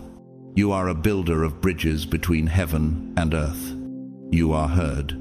You are honored. And your next whisper may be the one that opens the floodgates. When you prayed this morning, it was not some casual whisper tossed into empty air. It was not a fleeting wish uttered out of habit or a cry flung blindly into the void.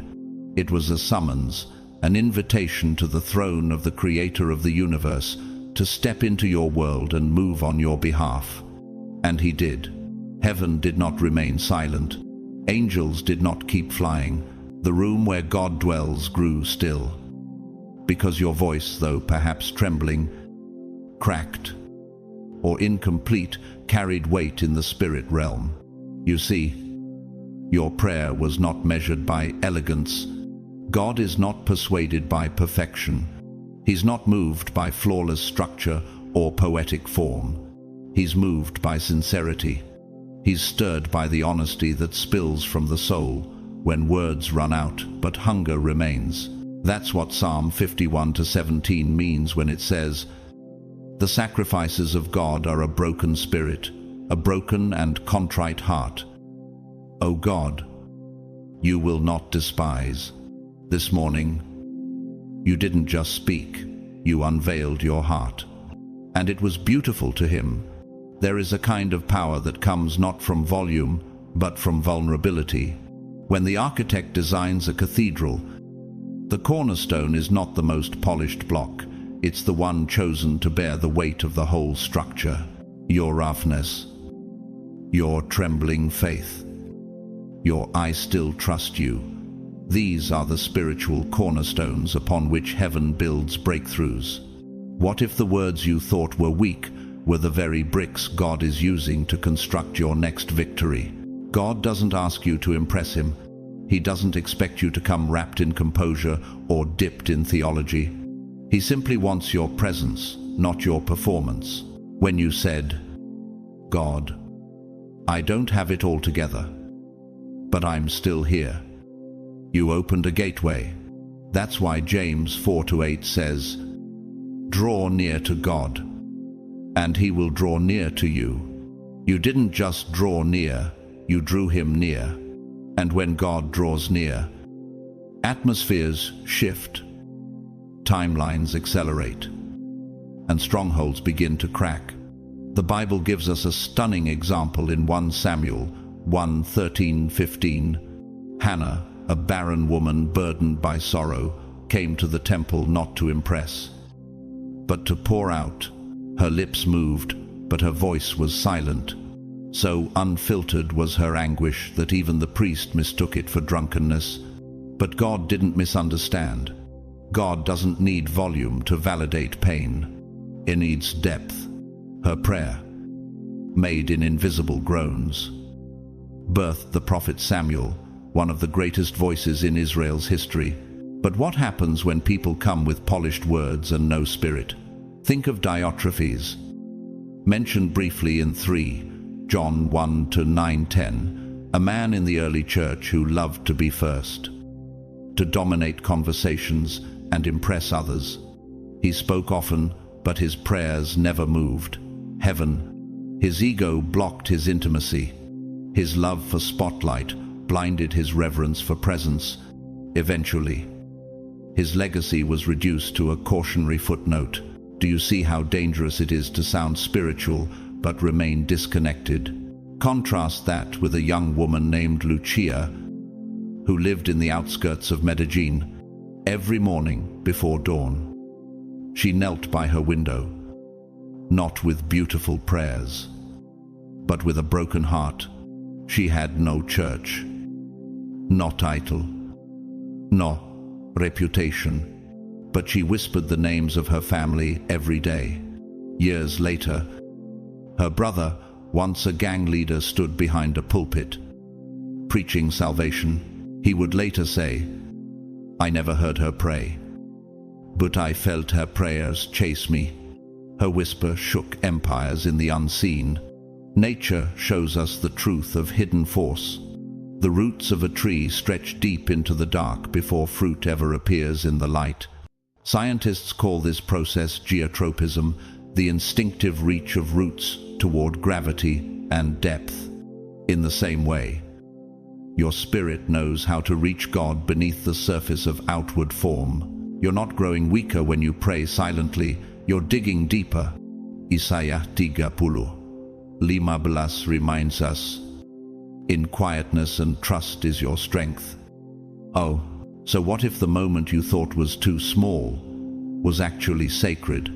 What if the sigh that escaped your lips this morning became a sound wave in heaven's courts? What if the sentence you never finished became a verse in the symphony of your destiny? Can you feel how God leans in when words fail and only your soul is speaking? Because he does. And when you come to him not to impress, but to be heard, that's when he answers. That's when he leans in and whispers back, "I'm here, I'm listening, I'm moved." And from that moment on, nothing, not even silence, is ordinary. You're not weak, you're not overlooked. You are heard, chosen, and held. So keep praying with that trembling faith, because heaven doesn't respond to perfection, it responds to truth. And this morning, truth rolled off your tongue like thunder when you prayed today. It had nothing to do with the chaos surrounding you. It wasn't about the unpaid bills on your counter, the diagnosis hanging over your loved one, or the silence in your relationships. It wasn't about crafting the perfect sentence or organizing your thoughts into a poetic flow. What heaven heard wasn't grammar, it was gravity. It was the weight of your surrender, that subtle tremor in your voice, the tension in your chest, the inner whisper that said, "God, I trust you, even when nothing makes sense." That is what reached the courts of heaven, and that is what moved the heart of God. Have you ever wondered why God responds so strongly to raw honesty? Because He doesn't seek strength in your speech, He seeks truth in your surrender. Psalm 145:19 says, "He fulfills the desires of those who fear Him. He hears their cry and saves them." You didn't cry out because you had a plan. You cried because you had faith that your cry mattered, and it did. God didn't recoil from your brokenness. He drew closer. Like the shepherd, He is, who leaves the 99 just to hold the one.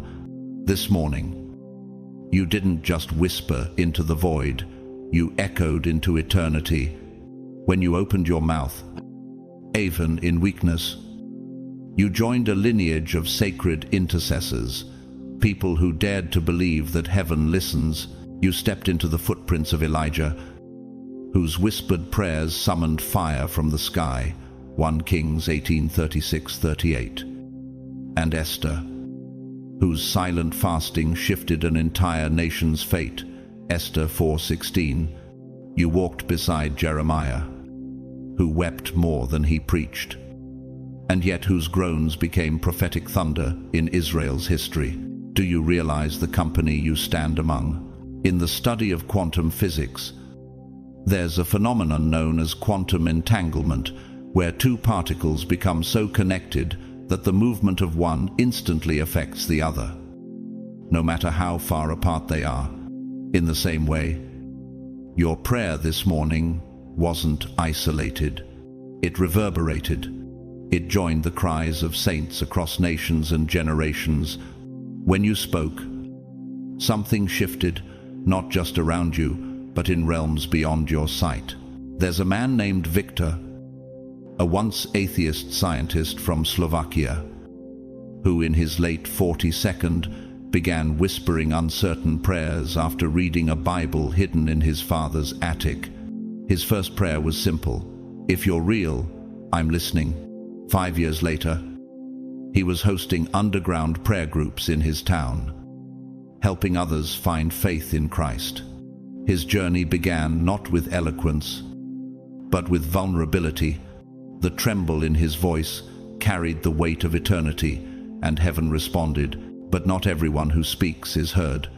Simon the sorcerer, recorded in Acts 8:18-21, wanted to buy the power of the Holy Spirit for influence and recognition. He offered silver, not surrender. His words were dramatic, but his heart was misaligned. Peter's response was sharp: "Your heart is not right before God." He was remembered, not for prayer, but for perversion of it. His legacy, a warning that what moves man may impress crowds, but it will never move heaven. In contrast, there was a young woman named Alina who worked in a factory and never led a Bible study. Yet every lunch break, she knelt behind crates of tools and whispered the names of co-workers. One of them, a mechanic named Luis, found her praying one day and asked her, "Why do you do this?"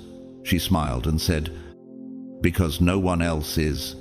5 years later, Luis became a pastor, baptizing Alina's family in the same warehouse she once prayed in.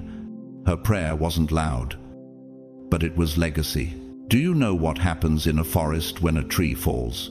Its impact stirs the soil, opens sunlight to seeds beneath, and triggers a ripple of growth that will outlive the fallen trunk itself. Your prayer may feel like collapse, but in the spirit, it's construction. The breaking of your voice is breaking open new life beneath the surface. Romans 12 urge. Be joyful in hope, patient in affliction, faithful in prayer. Because even when the words run out, your faith doesn't. So, chosen one, when you pray, you are not just standing in your living room. your car, or your closet. You are standing beside Moses, who parted seas through faith. You are standing beside Mary, who said, "Let it be unto me," when the world would not understand. You are walking into the same holy fire that shaped generations. You're not just praying, you're shaking heaven. You're walking in history. You're carrying legacy. Keep going. Heaven is listening, and earth will respond in its time. Your voice is not isolated. It is not a lone echo fading into silence. It is part of a sacred chorus, a divine symphony that has been resonating for generations. When you opened your mouth to pray, you didn't speak alone. You sang in harmony with ancient voices, holy rebels who stood firm when empires collapsed, whose knees bent even when kingdoms demanded they bow elsewhere. You are not just adding sound to the heavens, you are continuing a legacy of frequency, a sound of faith that refuses to be silenced by time or turmoil. Can you feel it? That tremble in your spirit when you realize that your voice is linked to David's harp and Elijah's fire. King David, a shepherd with stained hands and a lion's heart, wrote psalms in caves that later shook palaces. His cries in Psalm 142:1, "I cry aloud to the Lord, I lift up my voice to the Lord for mercy," still rise like incense in heaven. And Elijah, weary on Mount Carmel, stood alone against hundreds and prayed, not theatrically, but with certainty, and fire fell from heaven. 1 Kings 18:36-38. You, chosen one, are standing in their rhythm. Their mantle didn't disappear. It's draped over you now. These were not sanitized saints. They were human, scarred, staggering, but they dared to pray bold prayers, the kind that didn't echo from pulpits, but erupted from pain. Prayers that shifted weather, broke droughts, conceived nations, and cracked open the future, like tectonic plates beneath a calm surface. These prayers reshaped the atmosphere, and now, in your generation, in your city, in your room, that same power waits on your lips. Have you ever stopped to wonder, what if the prayer you whisper today becomes the foundation of someone else's breakthrough tomorrow? What if your persistence becomes the turning point in your family's story? Jesus spoke directly to this in Luke 18:7-8, saying, "Will not God bring about justice for his chosen ones, who cry out to him day and night? Will he keep putting them off? I tell you, he will see that they get justice, and quickly." Notice the tension. Delay may happen, but dismissal does not.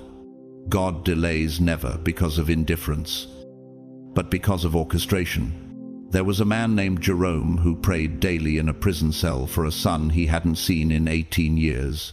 He had no phone, no pen, no contact, just the ceiling above and the cement below. But he prayed, day after day, echoing Job 22:27, "You will pray to him, and he will hear you." One morning, a letter was slid under his door. His son had found Christ and had been praying for him the entire time. Two voices, unaware of each other, aligned in heaven, and the prison became a sanctuary. But contrast that with Jezebel, the cunning queen of Israel, who sought to silence prophets and manipulate power.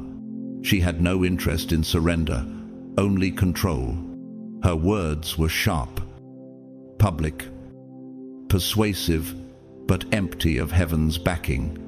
In 2 Kings 9:37, her name is forever associated with judgment and downfall. She left behind palaces, but no prayers. Her echo died with her breath. There is a warning here. Words alone don't build legacy, alignment does. There's also a story of a teenage girl named Nima from Nairobi. She didn't speak much in public, but every night she laid her schoolbooks aside, lit a small candle, and called out names, classmates, teachers, government leaders. She didn't always know what to say, but she prayed faithfully. A decade later, one of her old classmates, now a mayor, traced his journey of transformation back to a girl who believed God was listening. He never heard her prayers, but heaven did. Do you see it now? You're not just praying for a moment, you're building for a movement. You are echoing heaven's will, standing on the authority of those who bled, wept, fasted, and worshipped before you. In architecture, there's a concept called load-bearing walls, structures that carry the weight of the entire building. That's what your prayer is. It's not cosmetic, it's structural. Without it, future generations collapse. And though you may be waiting for your answer, though years feel heavy, and the silence feels permanent, it is not. Persistence in the spirit is pressure in the supernatural, and pressure always precedes breakthrough. Hebrews 6 promises, God is not unjust. He will not forget your work and the love you have shown him. End quote. So, if your knees are worn, your voice is hoarse, and your heart is tired, take heart, because your voice still carries weight in the courts of heaven. You are not forgotten. You are a torchbearer, a spiritual descendant, a breaker of delay, and a builder of destiny. This lineage you belong to is powerful. It is holy. It is unstoppable. And you are not just part of it. You are the continuation of it. The moment you uttered that prayer, something invisible exploded. You didn't just speak. You activated spiritual coordinates that aligned heaven's forces with your cry. What left your lips as a whisper arrived in the heavens as a war cry. That moment, perhaps in your room, in your car, or beneath your breath, registered like a sonic boom in the spirit. Shock waves moved through realms you cannot see. But the ripple was real. Heaven stirred. Angels were dispatched. And yes, hell took notice. Have you realized how volatile the spirit realm becomes when a chosen one dares to speak with authority? Your prayer didn't drift like mist. It hit with velocity. In physics, this is kinetic energy, the force of motion multiplied by mass. That's what your prayer carried, not fluff, but force. Revelation 8-4 tells us, the smoke of the incense, with the prayers of the saints, rose up before God from the angel's hand. The rising of your prayer activated divine movement. Heaven listens. But so does the enemy, because authority doesn't just sound different.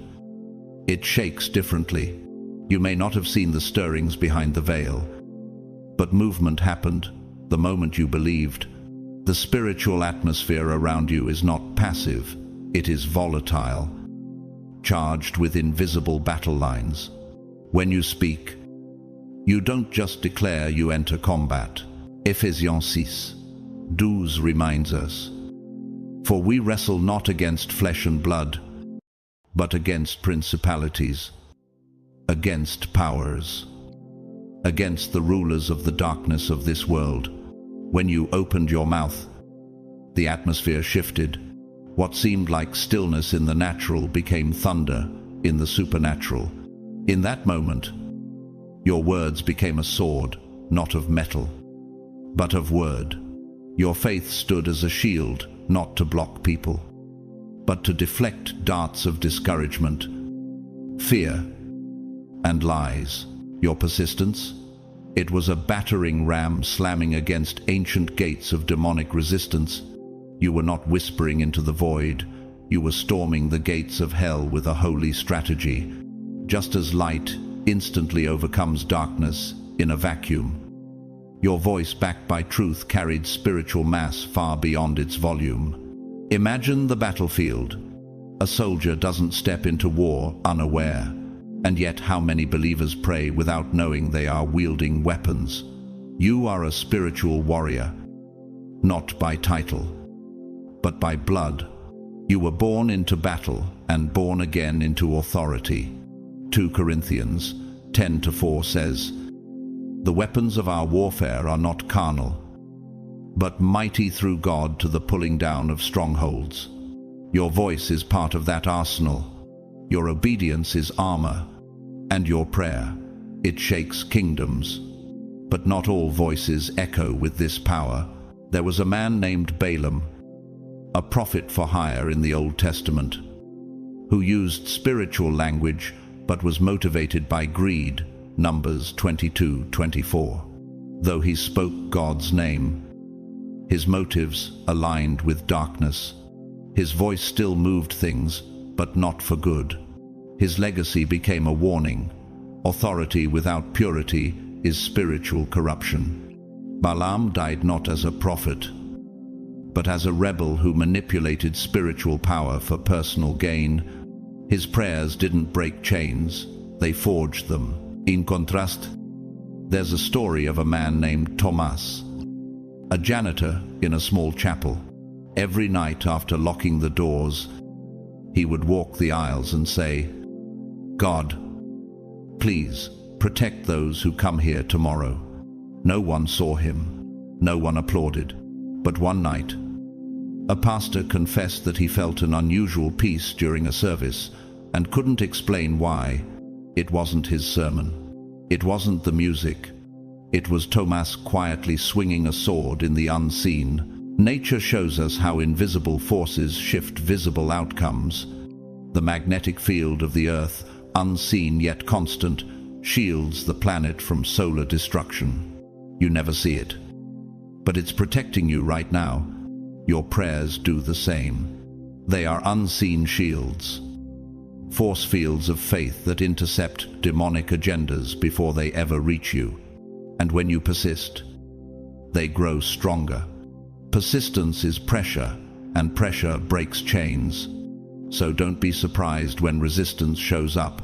The enemy never sits idly when a chosen one kneels with authority. Resistance is proof of reverence that heaven recognizes your voice, and hell fears it. How have you seen this reverence manifest in your life? Even in the face of opposition.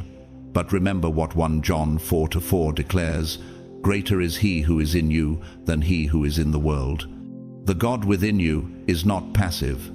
He is a lion, and your whisper awakens him. When you pray, you don't awaken fear, you unleash fire. So, rise, don't hold back. Don't pray like a beggar, pray like a warrior, because you are. When you utter even one sentence from a heart aligned with heaven, you swing a sword, raise a shield, and charge the battlefield with angels at your side. You are not a victim. You are not powerless. You are chosen, armed, and advancing. There are realms beyond what your eyes can see, dimensions layered not in space, but in purpose. The moment you bowed your heart to pray, something ancient reactivated in the heavens.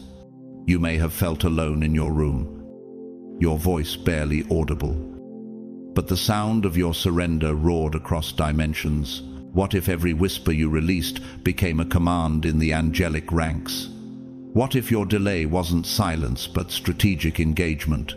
Daniel 10:12-13 pulls back the curtain on spiritual reality.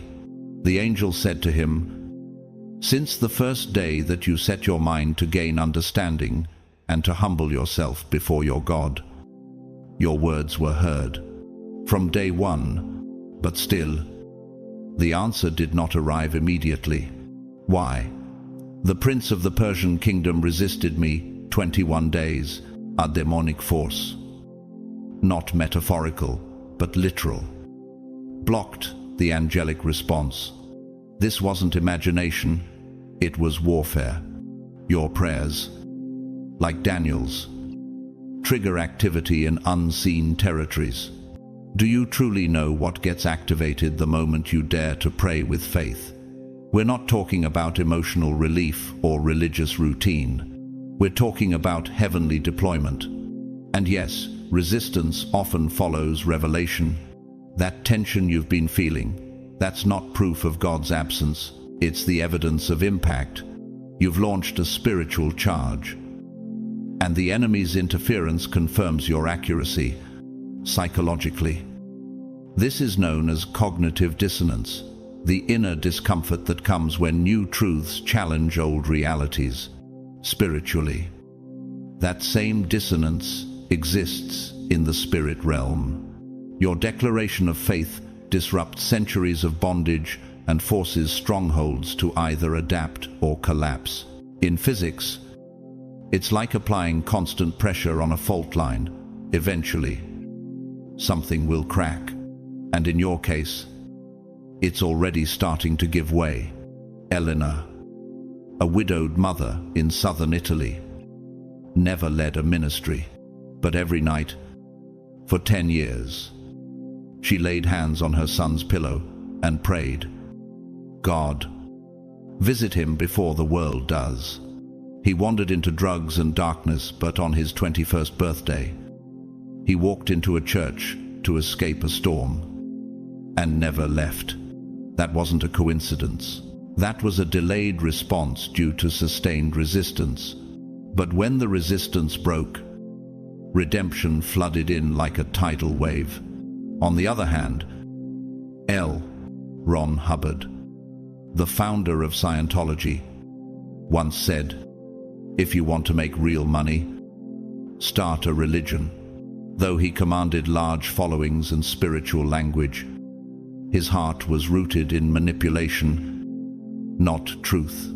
His teachings sparked confusion, lawsuits, and psychological trauma for countless followers. His legacy proves that spiritual-sounding movements without divine origin don't birth breakthrough, they build bondage. The spirit realm responds to truth, not theatrics. Now, hear this. Your delay is not God's denial. It's confirmation that the battle is real. Your voice is not weak. It's a seismic instrument. Every time you declare healing over your family, every time you speak the name of Jesus into the air, every time you fast, cry, whisper, or worship, you are shaking ancient chains and dislodging dark systems. 2 Corinthians 4:17 affirms it. For our light and momentary troubles are achieving for us an eternal glory that far outweighs them all. Have you ever seen how tree roots break through concrete over time? With no noise, no speed, just consistent pressure. That's what your prayer is doing. You're breaking through things that generations before you could only endure. Your intercession is applying generational force against generational curses. A girl named Rosaria, born into a violent household in Brazil, began writing prayers on scraps of newspaper and burying them under the soil near her bedroom. Her father scoffed. Her mother mocked. But she kept doing it, trusting that God would hear from the ground. Years later, her entire family came to Christ. Her father, on his deathbed, clutching one of the rain-stained scraps she had buried. That's not fantasy. That's warfare won over time. Isaiah 40:31 says, "But those who wait on the Lord shall renew their strength. They shall mount up with wings like eagles." Even while waiting, you are soaring. In silence, you are still advancing. Chosen one. The enemy does not fight what he is not afraid of. His resistance is a map to your power. The delay you feel proves that heaven is mid-mission, not asleep. So don't retreat. Don't whisper passively. Pray like your voice dismantles hell, because it does. Keep pressing. Keep striking. Keep sending shock waves into the spirit. Because every resistance you face today will one day become the rubble you stand on tomorrow. Reserve. Chosen one. The war is real, but so is your victory. Let's speak honestly. Chosen one, waiting is the part that bruises the soul. It stretches your patience, pulls on your hope, and makes even the strongest faith feel fragile. You cried out, you fasted, you believed, you spoke promises into the atmosphere with every ounce of strength, and yet the job didn't come. The door didn't open. The healing didn't manifest. Days turned into weeks. Weeks blurred into months, and the silence grew so loud you began to wonder, is God ignoring me? Did I do something wrong? Did I miss the moment? But here's the truth. God is never silent in response to faith. His movements don't always match your clock, but they are never absent. Habakkuk 2:3 reminds us, though the vision tarry, wait for it. It will certainly come and will not delay. That's not poetic filler, it's prophetic structure. The delay is not denial. It's divine timing. You are not forgotten. You are being formed. Have you ever watched how a caterpillar becomes a butterfly? For weeks. There's stillness inside the cocoon, no fluttering, no movement, no light. But inside, cellular transformation is happening. Wings are forming in silence. That's what your waiting season is. It is divine metamorphosis, not divine neglect. The same God who answered Elijah with fire also left Joseph in prison for 2 years after interpreting Pharaoh's dream. Why? Because character must be cultivated before the crown is placed. Isaiah 64:4 says, no eye has seen, no ear has heard any God besides you, who acts on behalf of those who wait for him. Waiting is not passive, it's spiritual training. In architecture, the weight-bearing beams of a structure are tested in silence before the rest of the building is ever erected. They are buried in foundation unseen, but absolutely essential. You are that support beam. God is not stalling, he is securing. He is building a depth in you that can carry the weight of the glory he's promised. Lucia, a young woman from Morocco, dreamed of becoming a missionary. For 5 years, every door closed. She watched others travel, serve, and flourish while she cleaned houses and cared for her aging father. But she prayed daily, God, if I'm not moving, plant me deeper.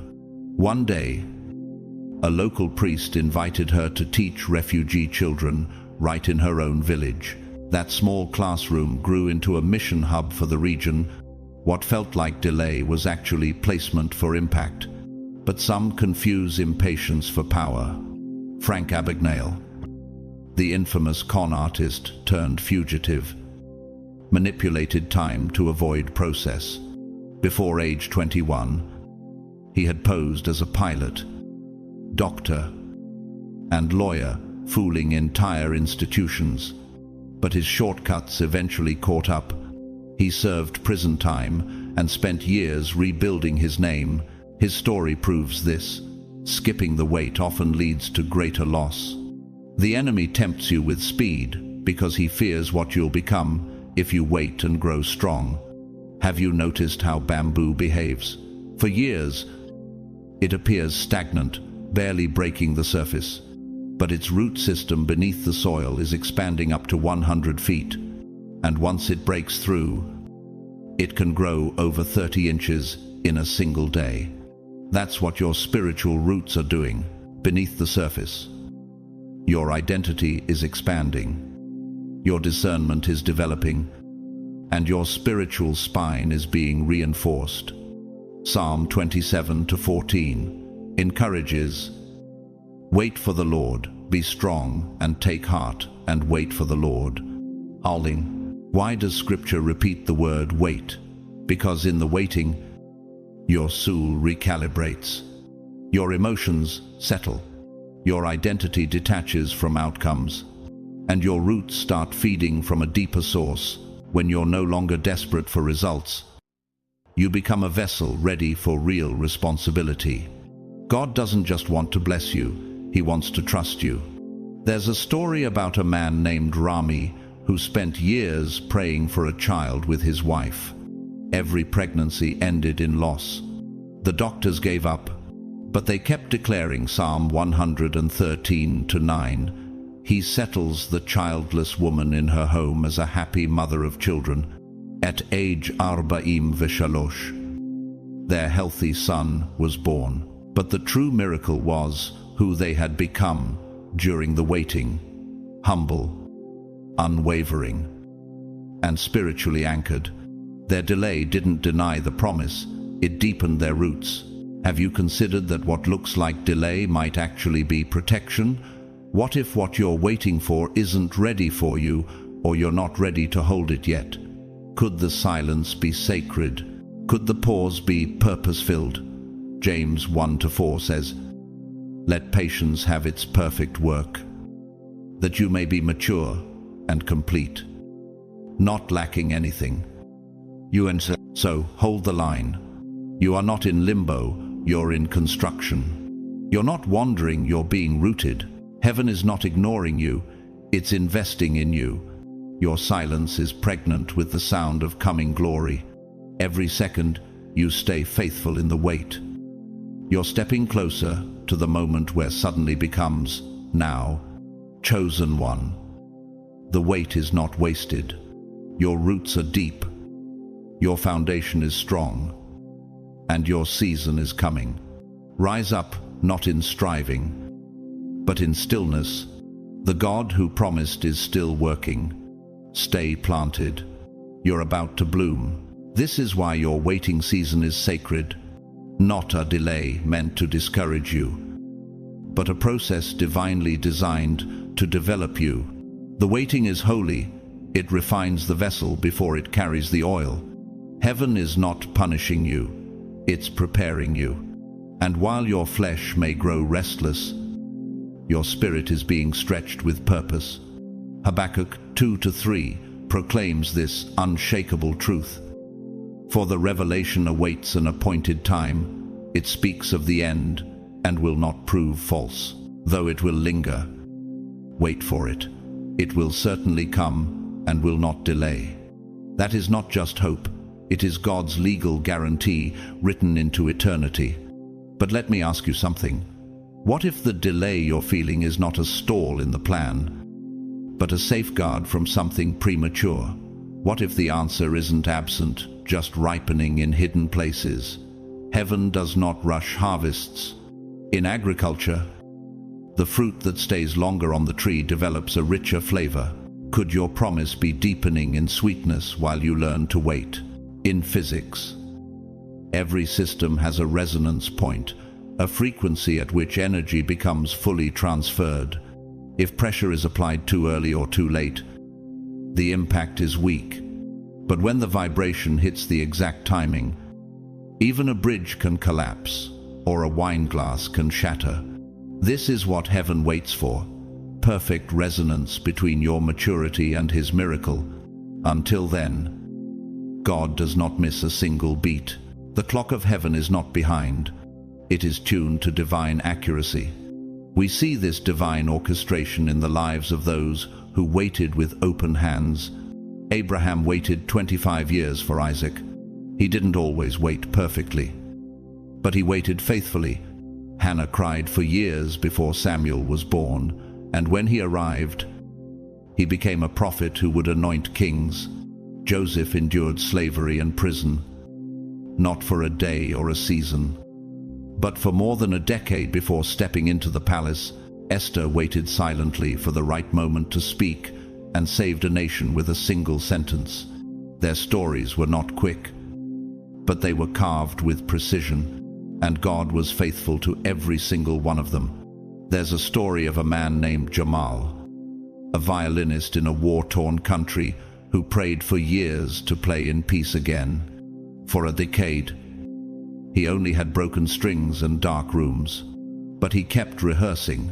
When the war ended, his surviving town gathered in the ruins of the city square, and Jamal played on a violin rebuilt from wreckage.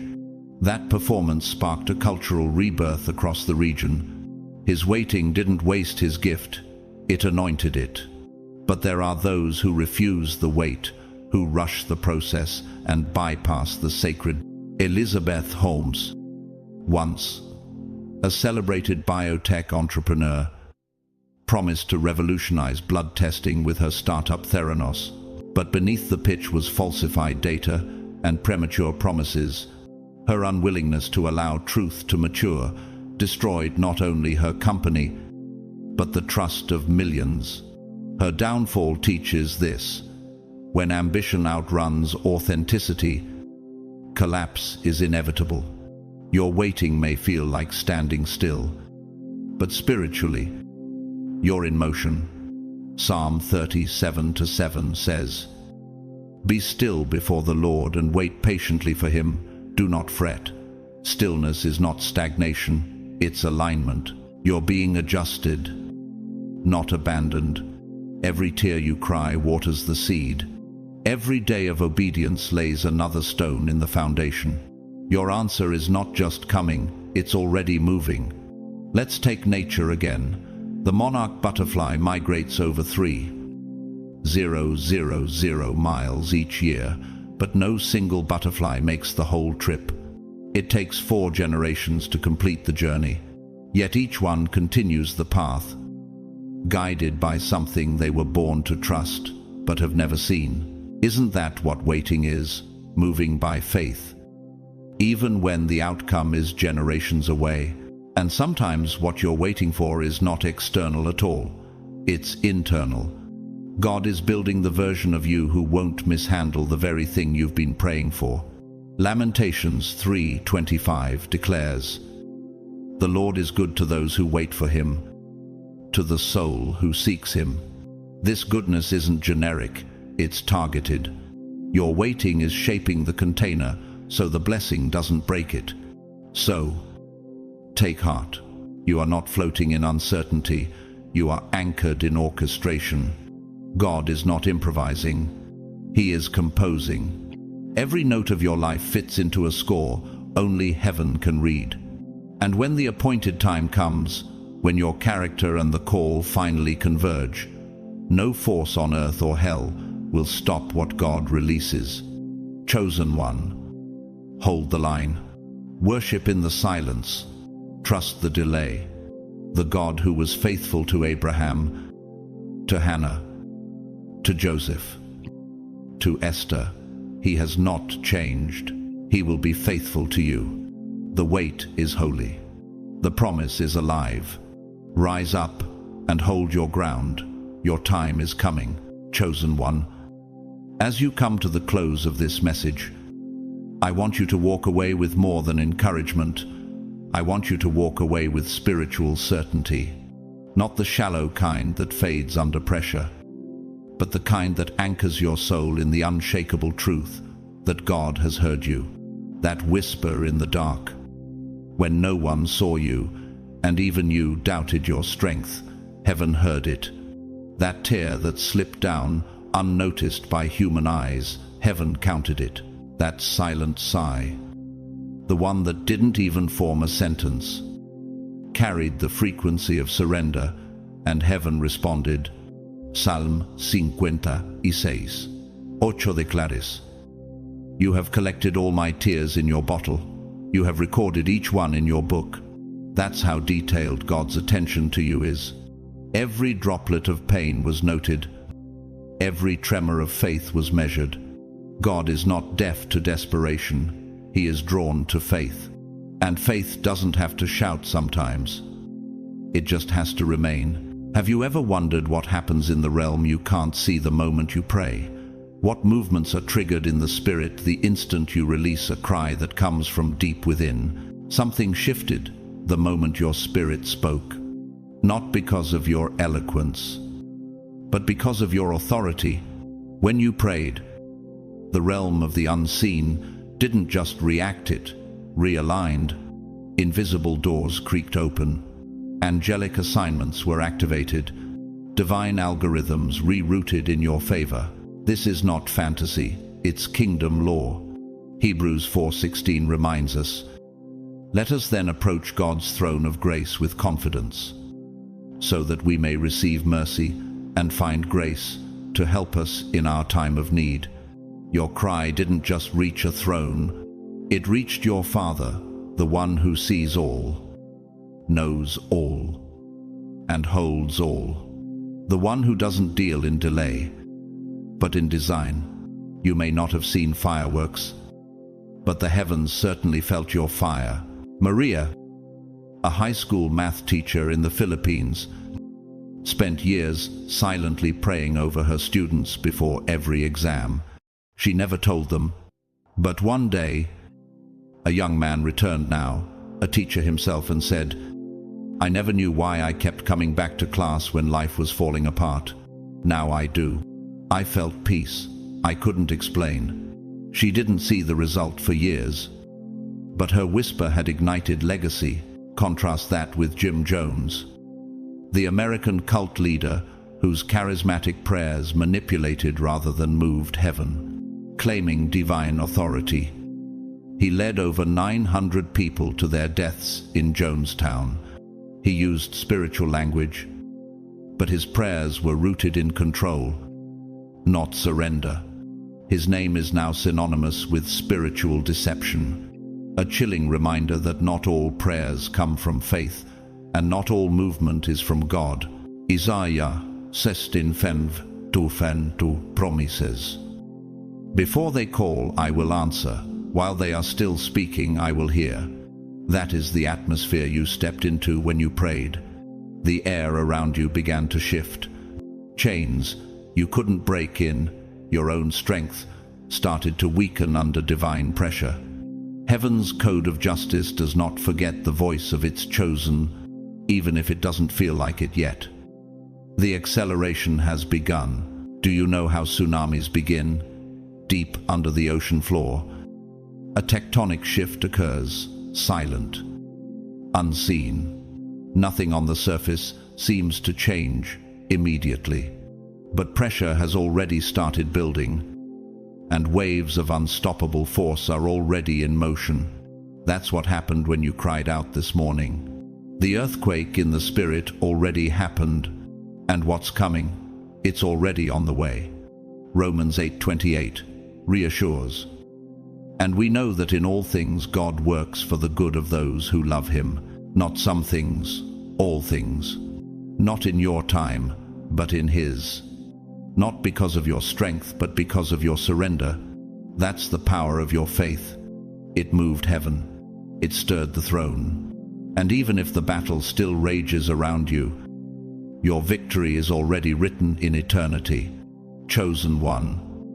Even if your feet are still standing in the fire, your future has already passed through it.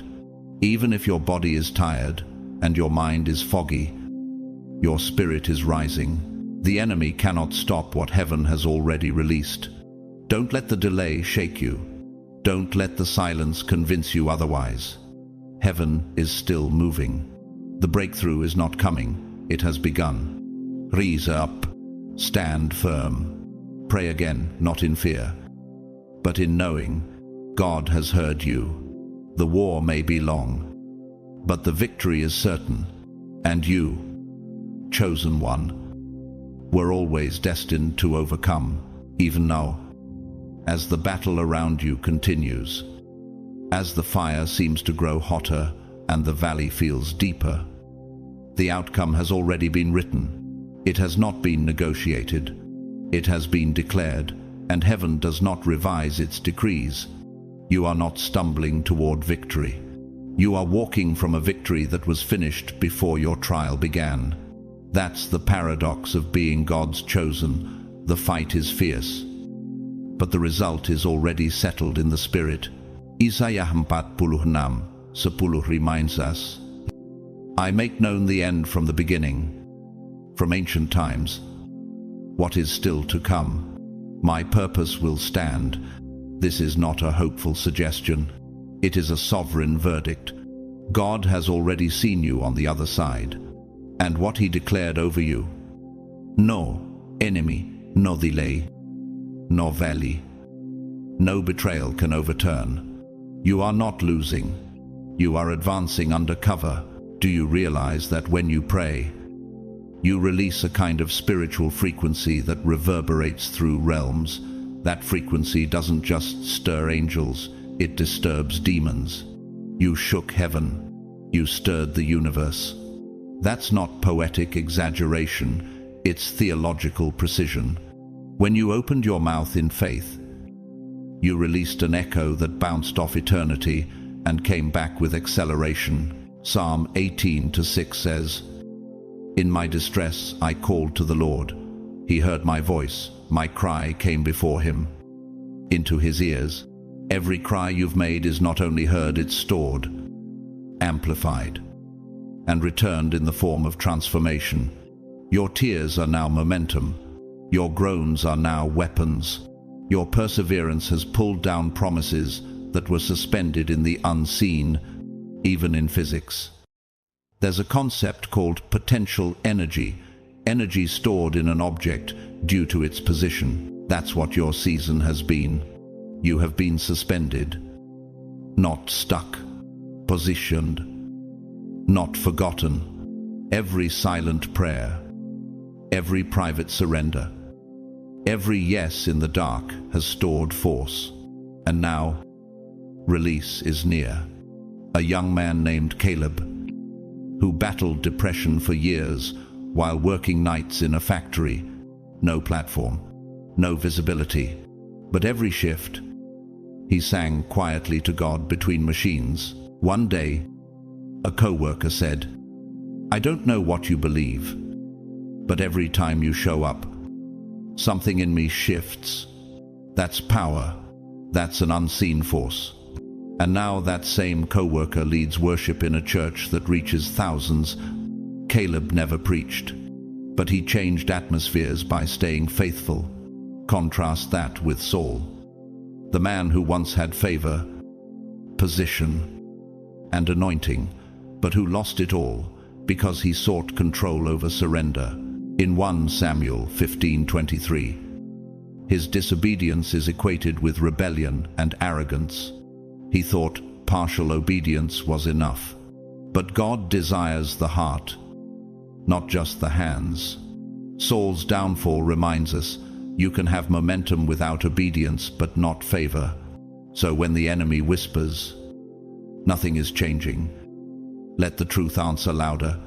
2 Corinthians 5-7 says, "For we walk by faith, not by sight." And faith knows that while the storm still rages, the roots are deepening, the furnace may still burn. But like the 3 Hebrew boys in Daniel 3, you're not alone in the fire. Christ is with you, walking through it, not watching from afar. And here's what the enemy doesn't want you to realize. You are changing. Your internal frequency is shifting. Your mind is being renewed. Your prayers are bolder. Your worship is deeper. And your faith is not passive. It's becoming a gravitational force, drawing the promises of God into your orbit. Your atmosphere is aligning with divine intention. How have you observed these internal shifts manifesting in your external circumstances? Do not retreat. Do not bend. This is not your breakdown. This is your breakout. The moment you feel weakest is often the final contraction before the birthing. Galatians 6:9 urge. Let us not grow weary in doing good, for at the proper time we will reap a harvest if we do not give up. The proper time is coming, and that time is holy. You're not stagnant. You're not invisible. You're not overlooked. You are walking straight into the fulfillment of everything God whispered in your spirit when no one was watching. You are not behind schedule. You are on divine appointment. So rise up, not later now. Walk boldly into the day. Not because you feel ready, but because heaven is already responding. You carry the kind of faith that makes hell tremble, the kind of endurance that echoes through generations, the kind of voice that God trusts with breakthroughs. To every chosen one reading this, your moment is not approaching. It has begun. So walk. Press forward. Pray again. Heaven moved when you did, and now, so will you. Before we step into this moment of sacred intercession, I want you to pause, not just with your body, but with your spirit. Breathe in and recognize the weight of this moment. This is not just another video. This is not just another message. This is a divine intersection, where your heart meets heaven's timing. Can you feel it? That stillness that rests right before the wind shifts, that gentle trembling in your spirit that says, something holy is about to happen. You didn't stumble here by chance. You've been drawn here, aligned here, positioned here, because God is ready to speak directly to you. Your hunger, your desperation, your silent prayers, they've reached heaven, and now, heaven is reaching back. Let your distractions fall away. Let the noise of the world fade, because the God who answers by fire is near, and he is leaning in to hear his chosen ones. If you've ever doubted whether your voice matters, if you've ever felt like your cries were overlooked, this is the moment that silence is shattered by divine response. Heaven has heard you, and heaven is responding. Let us pray. Chosen ones together, as one body, one voice, one burning altar before the throne of God. Heavenly Father, we come before you in this sacred moment with reverence in our breath and fire in our hearts. We stand not in the illusion of our own strength, but in the unshakable power of your presence. You are the God who called us to this very place, in this very hour. And we know with certainty this is not coincidence. This is divine orchestration. Lord, you heard us this morning. Not just our words, you heard our groans, our sighs, our silent cries. You saw the tears that fell in hidden rooms. You felt the tremors of our faith, the ache of our longing, the weight of our waiting, and you did not turn away. You leaned in. You listened. Heaven took notice. We declare today that you are not a distant deity. You are the God who draws near. You are the one who bends low to hear the cry of your children. Psalm 34:18 says, "The Lord is close to the brokenhearted and saves those who are crushed in spirit." You receive our prayers not as echoes lost in the cosmos, but as incense rising before your throne, fragrant, holy, eternal. You don't just hear us, you respond. And so now, with boldness and unity, we ask you, Lord, send your fire. Ignite every heart listening to this prayer with a fresh passion for your presence. Set ablaze every soul that has grown weary. Reignite every flickering flame that the winds of delay tried to extinguish. Let the fire of unshakable faith rise again, a faith that won't bend to fear, won't collapse in confusion, won't waver in waiting. We reject every lie of the enemy that whispers, "Nothing is changing." We silence the serpent that says our prayers are useless, because you, God, are moving even when we can't see it. You are shifting the atmosphere. You are breaking generational chains. You are tearing down strongholds. You are rebuking the devourer, and you are raising up warriors clothed in surrender. We lift up those who feel forgotten, overlooked, or unheard. Wrap them now in the reality of your nearness. Let your spirit rest like a blanket of peace upon every broken place. Let them know that you have not only heard every word, you are answering with holy strategy and perfect timing. Your word, in James 5:16, reminds us, The prayer of a righteous person is powerful and effective, so we don't pray timidly today. We pray with divine authority. We speak breakthrough into dead situations. We speak healing into weary bodies. We speak peace into anxious minds. We speak restoration over broken families. And we do it all in the mighty, matchless name of Jesus. Let this be the moment, the holy tipping point. Let this prayer mark a turning of the tide. Let it be the line in the sand where fear is left behind and boldness begins. May the words we've spoken today not drift away, but burn within us, echo through us, and create permanent change in us. And Father, for every person who has engaged, who has liked, shared, subscribed, or sown into this word, we ask you to pour out abundant favor. Let their obedience ripple across generations. Make them carriers of your glory, vessels of hope, and burning lamps in a world that has grown dim. We declare this is not just another prayer. This is a war cry. Adekle, a release. Let strongholds crumble. Let the heavens open. Let destinies be activated. Let answers manifest. Let faith rise. Let doubt fall. Let Jesus be glorified. And now we say with one voice, one faith, and one fire in our bones. This is the season of divine response. This is the season of breakthrough. We will see it. We will walk in it. We will testify of it in the mighty, unstoppable name of Jesus Christ. Amen. Before you go, chosen one, take a moment and let this word settle deep in your spirit. You didn't just listen today. You showed up. You engaged. You allowed the Holy Spirit to speak to your heart.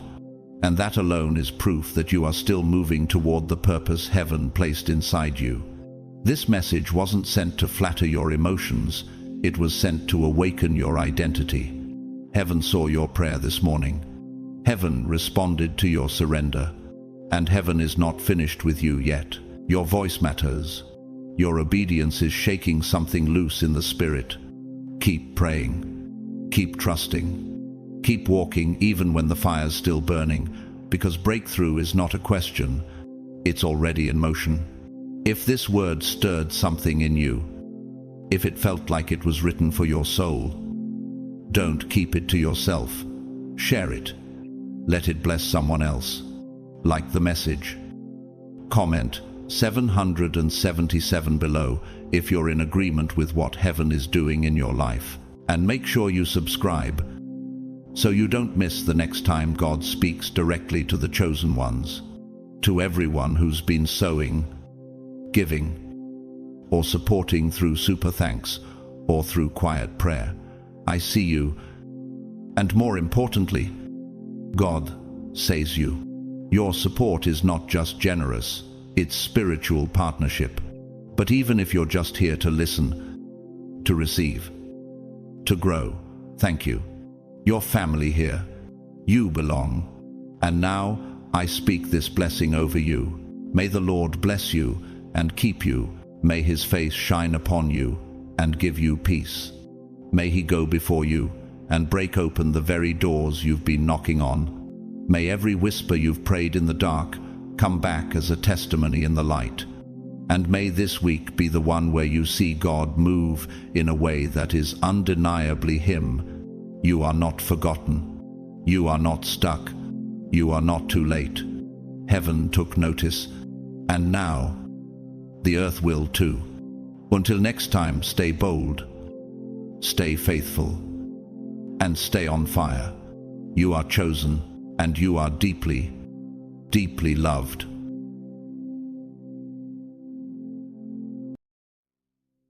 You were being watched, judged, measured, but you didn't know the test had even begun. Welcome back, beloved chosen ones. Some of you have no idea what you just survived. And that's the point, because the fiercest battles are often fought in silence, with no applause, no warning, no visible scoreboard. You didn't get a heads up, you didn't get a study guide, and yet you passed. They thought your delays were denials. They mistook your silence for surrender, but heaven was grading on a curve they couldn't see. While they laughed, you endured. While they underestimated, you aligned. What looked like a loss was actually your launch. And now you are the evidence of a hidden war won in secret. Let me be clear, this wasn't just a test. It was a spiritual audit. And only the divinely anointed were meant to make it through. If you're still here, it means you were never waiting for the light at the end of the tunnel. You were the light. If that resonates with your spirit, comment 777 below to confirm your alignment with this truth. And to those of you who've supported this channel through super thanks, whether once or many times, your love, your generosity, and your presence mean more than you know. This mission wouldn't be what it is without you. Thank you from the bottom of my soul. But this is just the beginning, because in the next few minutes, I'm going to show you why the things that tried to destroy you were actually divine clues that you had already been chosen. There's a reason you didn't break. There's a reason you still rise. Stay with me. The real revelation starts now. God's chosen ones. You passed the test you didn't know you were taking.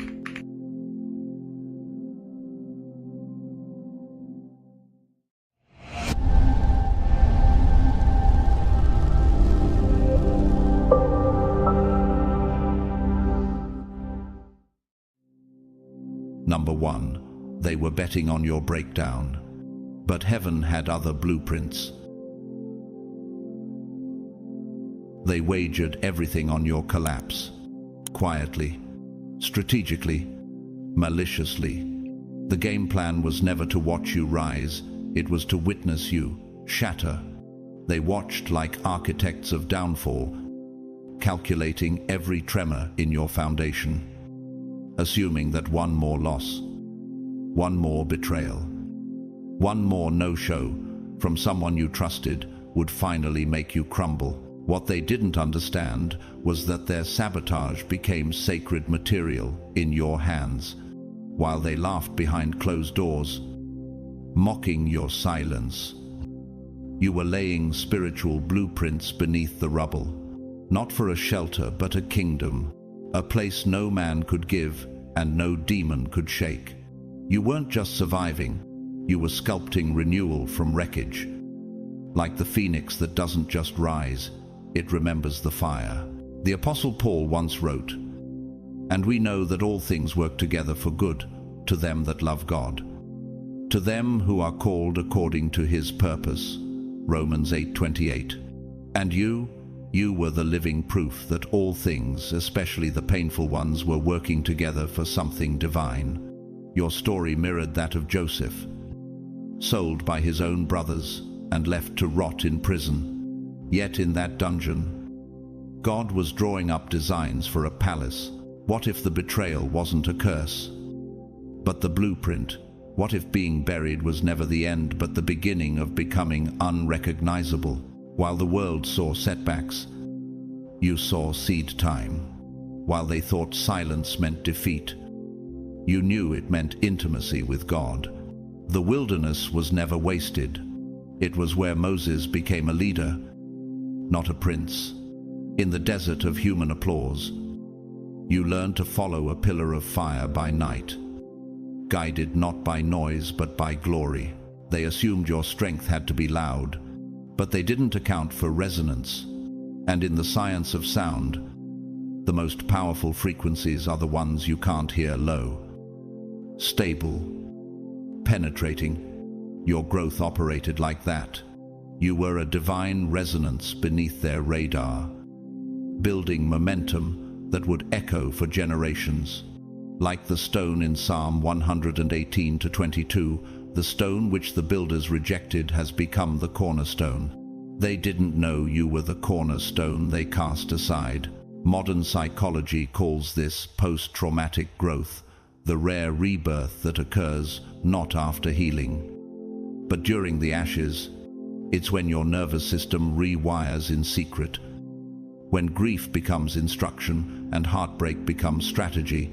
While they gossiped, you analyzed. While they scattered stones, you mapped constellations with your suffering. Your heartbreak became a manual for mercy.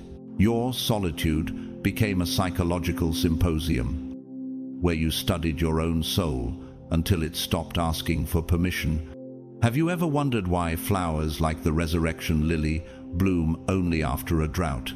It's not a coincidence. It's a prophecy written into the soil. You were never dying. You were being prepared for delayed blooming. You are a seasonal miracle, not an everyday event. Acclaimed architect Zaha Hadid, known for her surreal, gravity-defying structures, once said, "There are 360 degrees, so why stick to one?" Her designs were fluid, rebellious, unpredictable, just like your path. You didn't follow the known angles. You constructed your cathedral from dimensions they never studied. But your enemies, they followed the formula of Haman, the man who built gallows for Mordecai, only to be hanged on them himself. He was so blinded by control, he never imagined that divine justice was already in motion. They underestimated you the same way. They didn't know your silence was strategy, not surrender. Nature testifies to your kind. Have you heard of the Mexican axolotl? It regenerates limbs, heart tissue, even parts of its brain. But here's the miracle. It does it quietly, underwater, unseen, just like you. You were healing in the deep, becoming stronger without ever announcing it. That quiet power is echoed in Psalm 46:10. Be still and know that I am God. Stillness was never your weakness, it was your sanctuary. And just when they thought you disappeared, you re-emerged.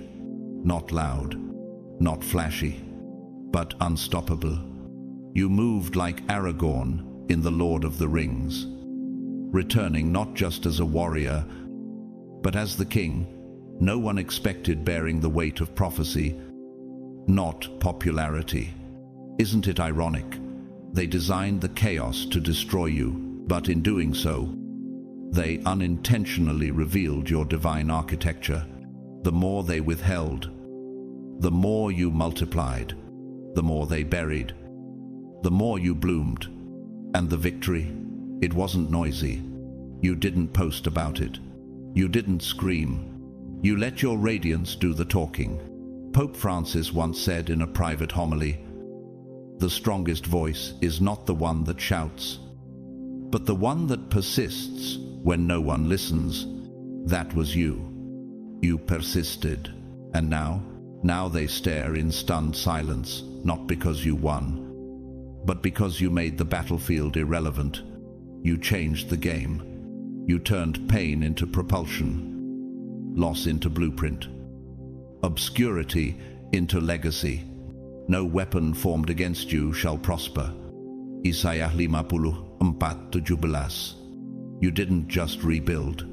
You rewrote the manual. You didn't just win. You ascended. You didn't just endure. You emerged as proof that when God chooses someone, the test becomes the testimony. Number 2, you didn't win because you fought harder. You won because you refused to become them.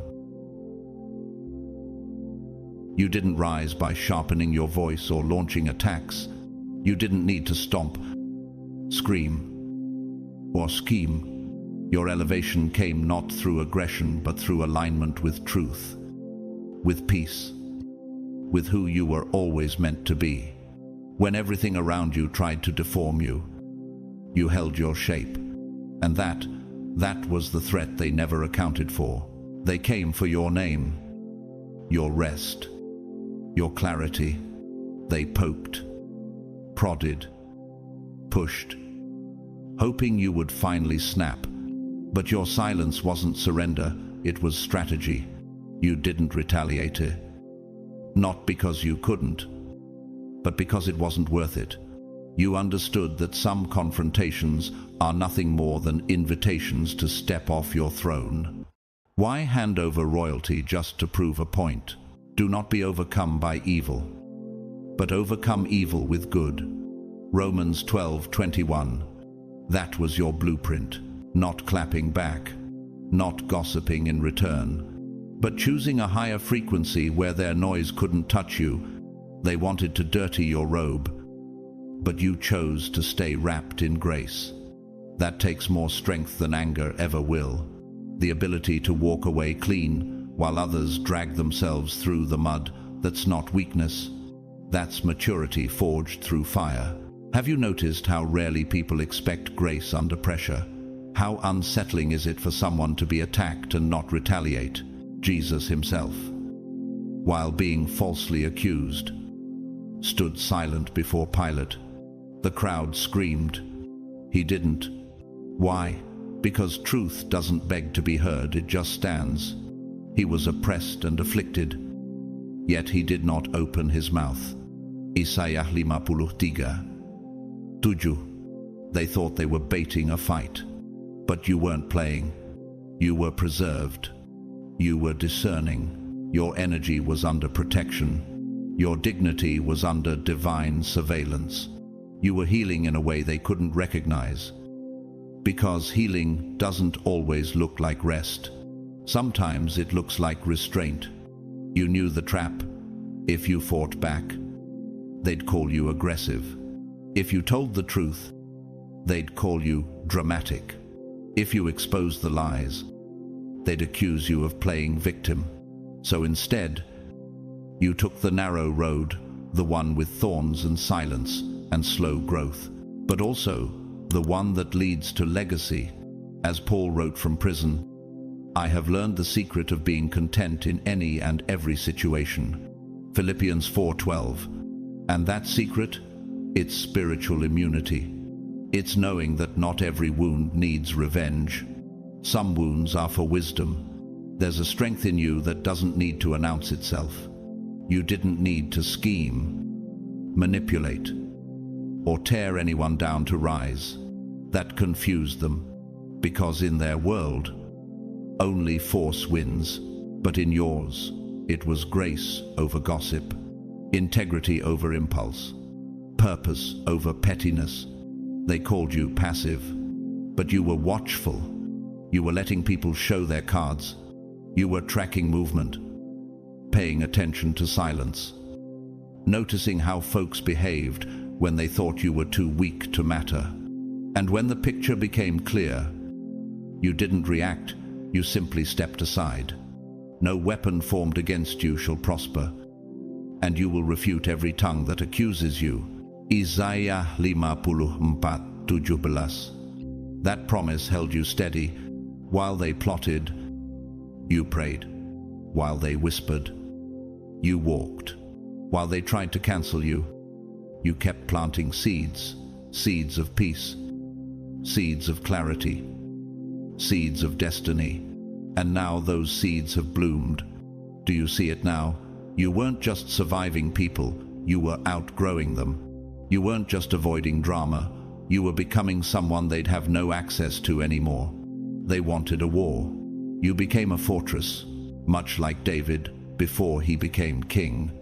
Saul hurled spears. David sang psalms.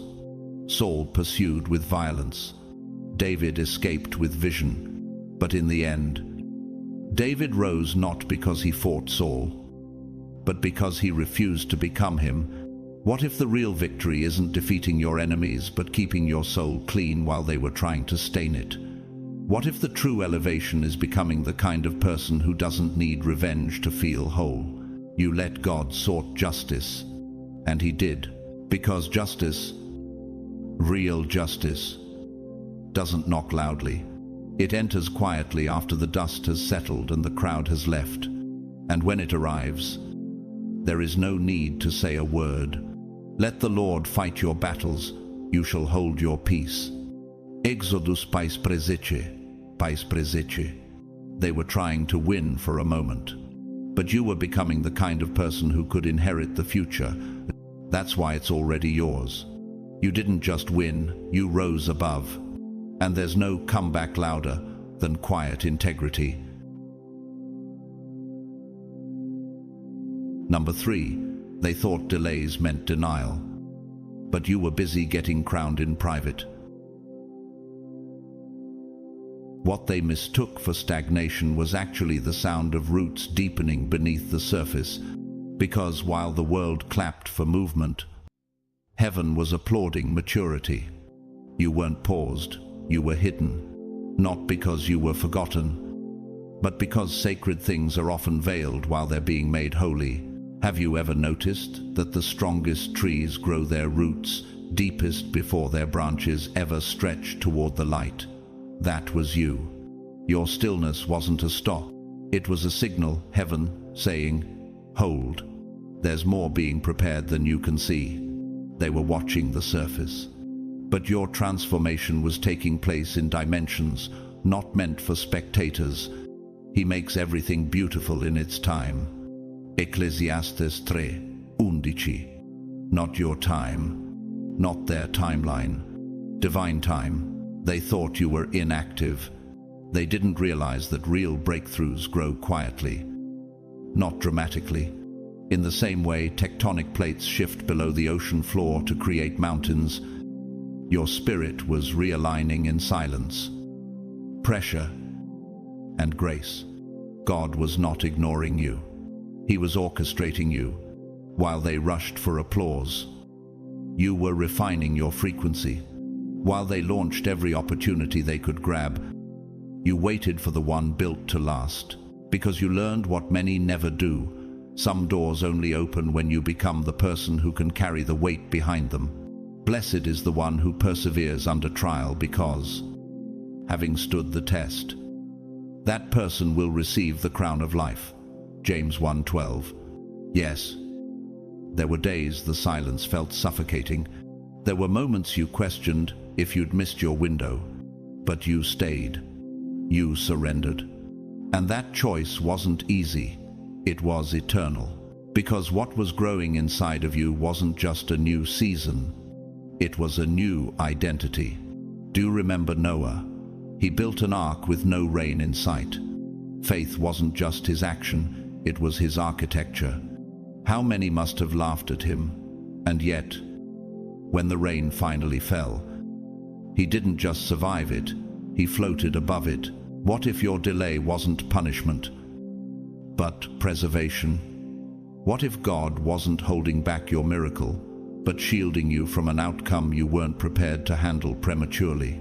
I will give you every place where you set your foot, as he promised Moses. Joshua 1:3. But not a step before you're ready. And now that you're ready, doors are opening, not because you kicked them down, but because they recognize your vibration now matches the assignment. You didn't climb by clawing, you rose by aligning. World-renowned conductor Leonard Bernstein once said, "To achieve great things, two things are needed, a plan and not quite enough time." But heaven's timeline never runs out. What looked delayed was actually on a divine rhythm measured in growth, not minutes. And this right now is why it's all unfolding with sudden grace. Not because you forced it, but because your soul finally caught up with the promise. Isn't it strange how, when you're no longer obsessed with timing, everything starts arriving on time? That's when the real shift began. You stopped forcing. You stopped begging.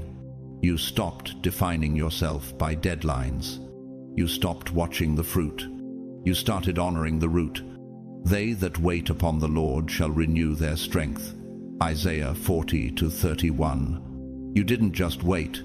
You were waiting.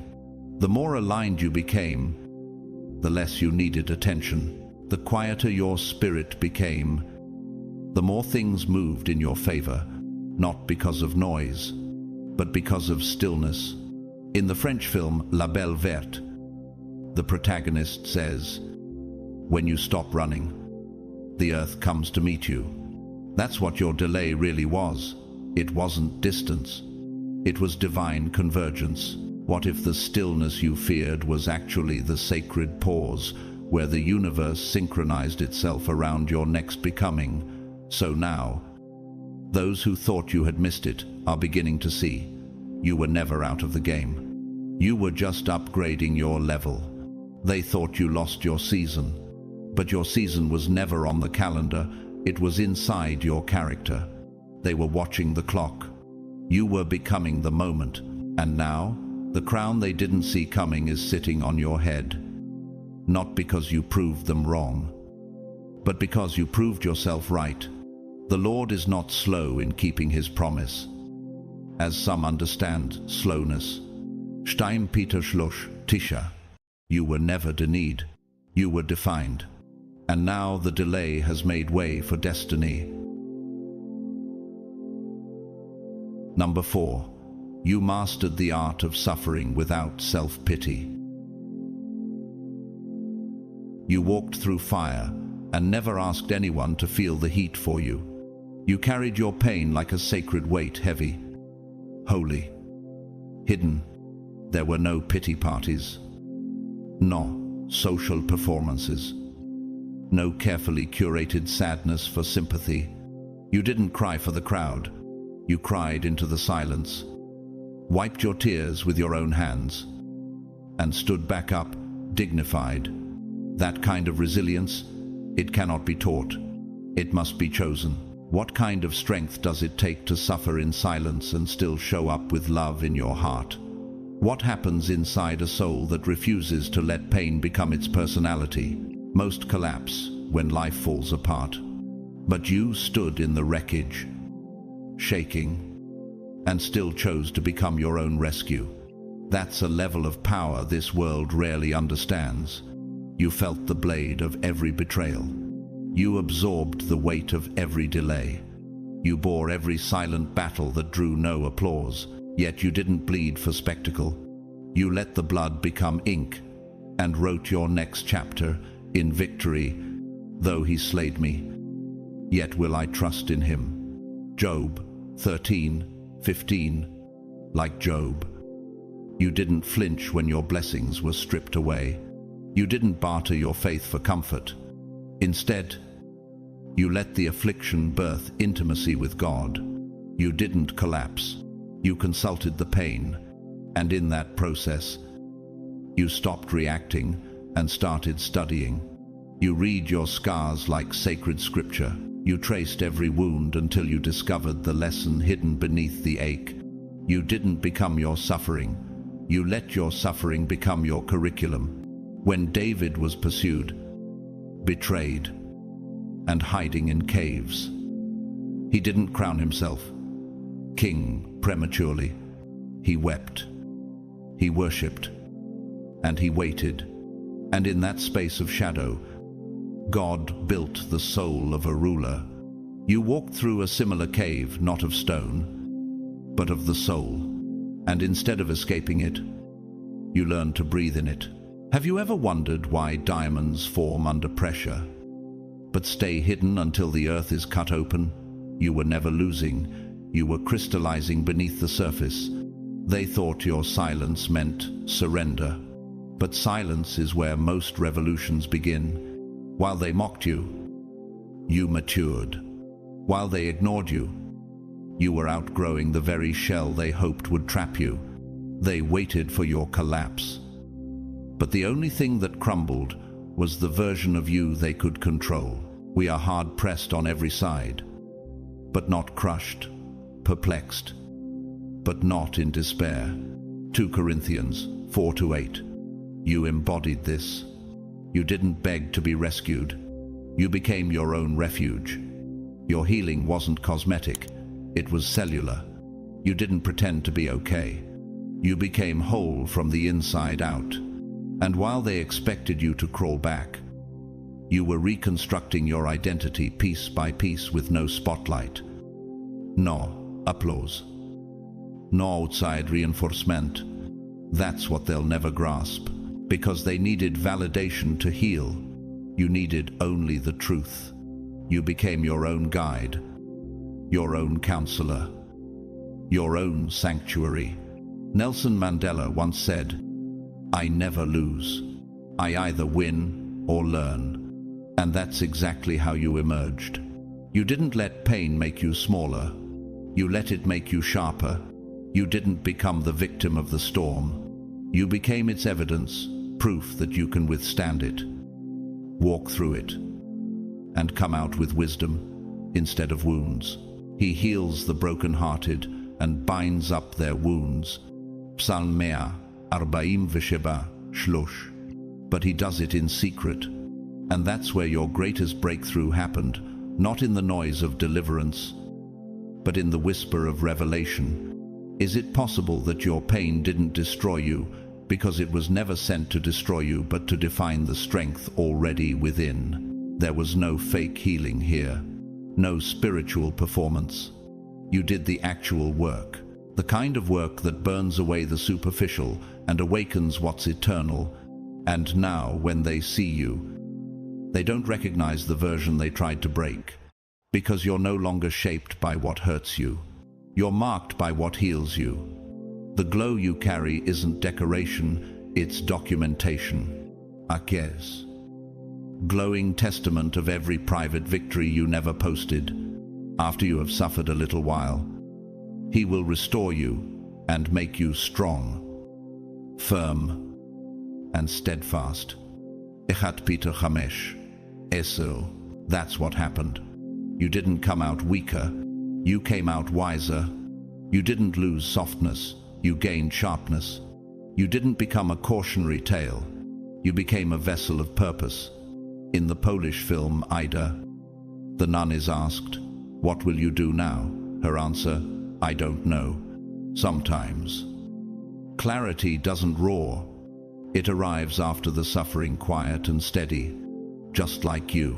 What if your deepest breakdown wasn't your undoing, but your unfolding, the unraveling that had to happen so your true self could emerge? Number 5. You didn't need revenge. Elevation handled the exposure. You didn't react. You refined it. You didn't strike back. You soared forward. You let them throw stones while you build sanctuaries in silence. They waited for your rage, but you answered with radiance. And the more you didn't speak, the more your presence began to speak for itself. You could have fought fire with fire, dragged names through the dirt, aired receipts and evidence. But you didn't, not because you didn't have the firepower, but because you had the foresight. You understood something sacred. The truth doesn't need to scream, it just needs time. How many battles have been lost, not from weakness, but from wasting energy on proving a point? How many destinies have been delayed because we chose vengeance over vision? You didn't make that mistake.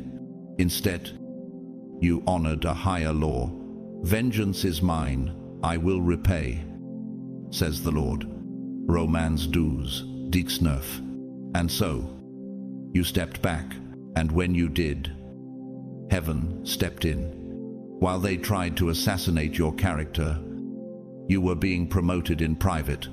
While they spread rumors to bury you, roots of destiny were anchoring deeper beneath the surface. They didn't realize you weren't waiting for applause, you were walking in on an assignment. They shouted, you worshipped.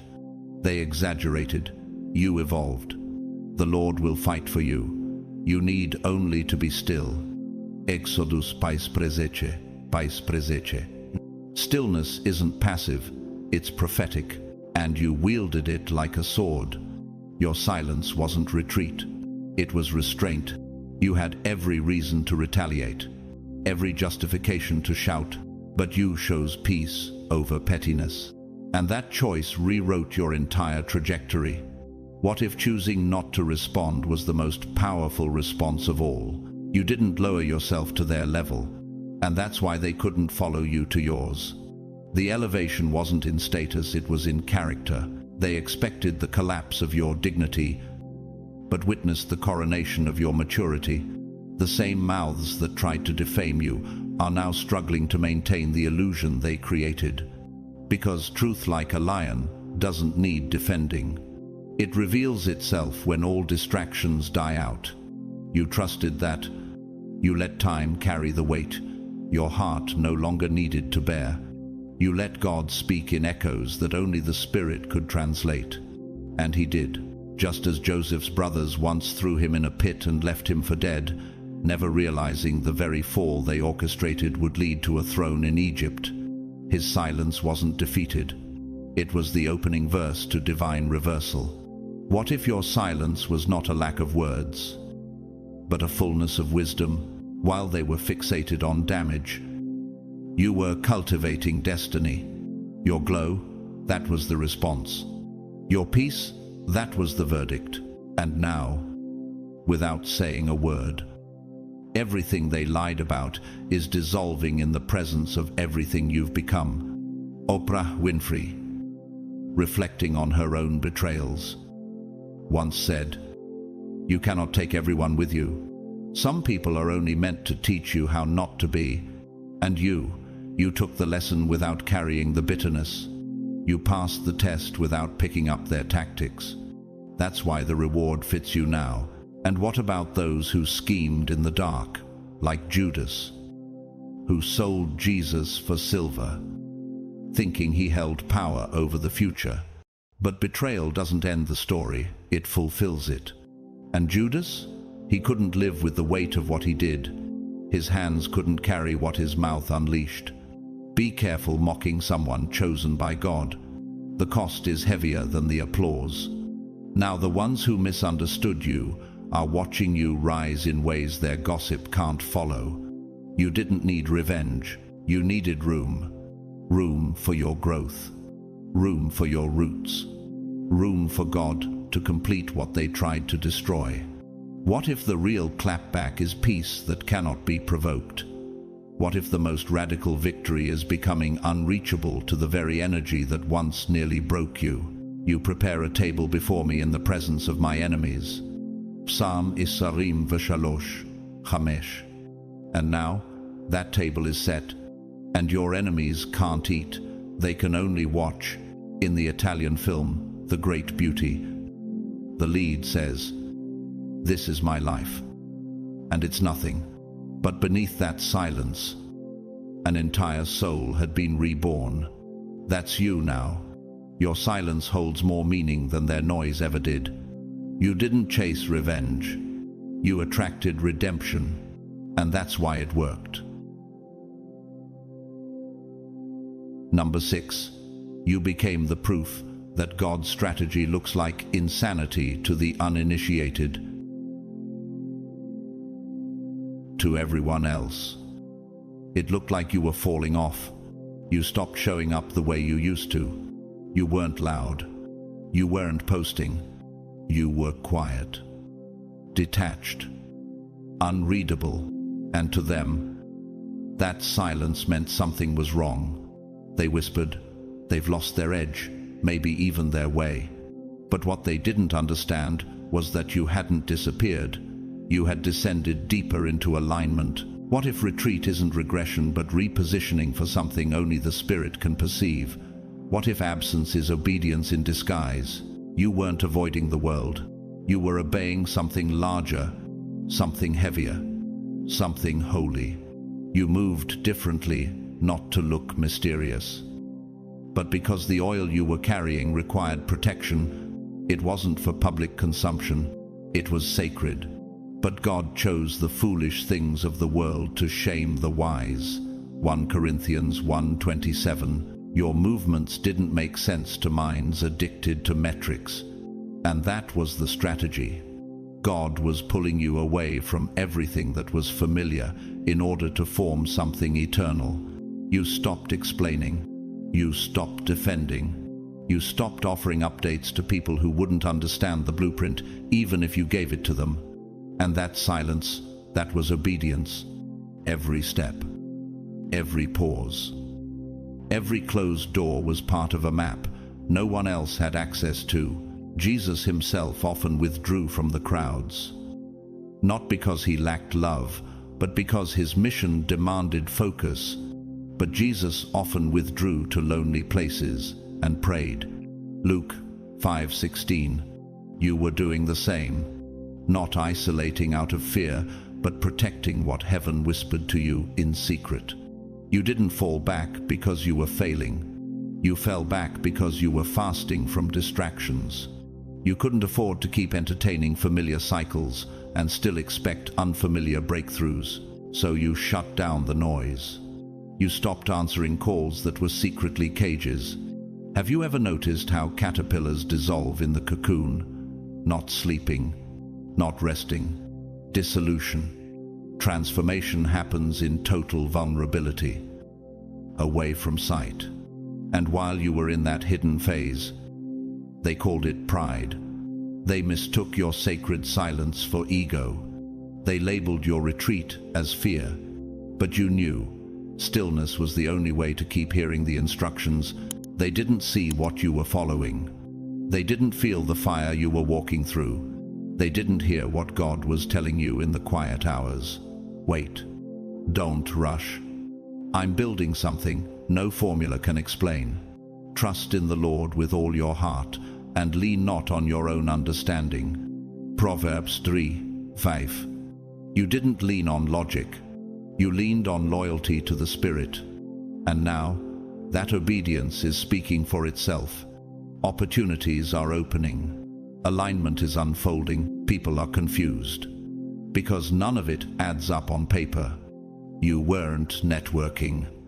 You weren't hazing. You weren't shouting. But now the spotlight is chasing you. They're scratching their heads. Because favor doesn't obey formulas. It doesn't play by rules written by those who only know how to manipulate systems. What if favor is a language only discerned by those who've been silent long enough to listen? Your journey echoes that of Abraham, who left everything familiar, not knowing where he was going, only knowing who he was following.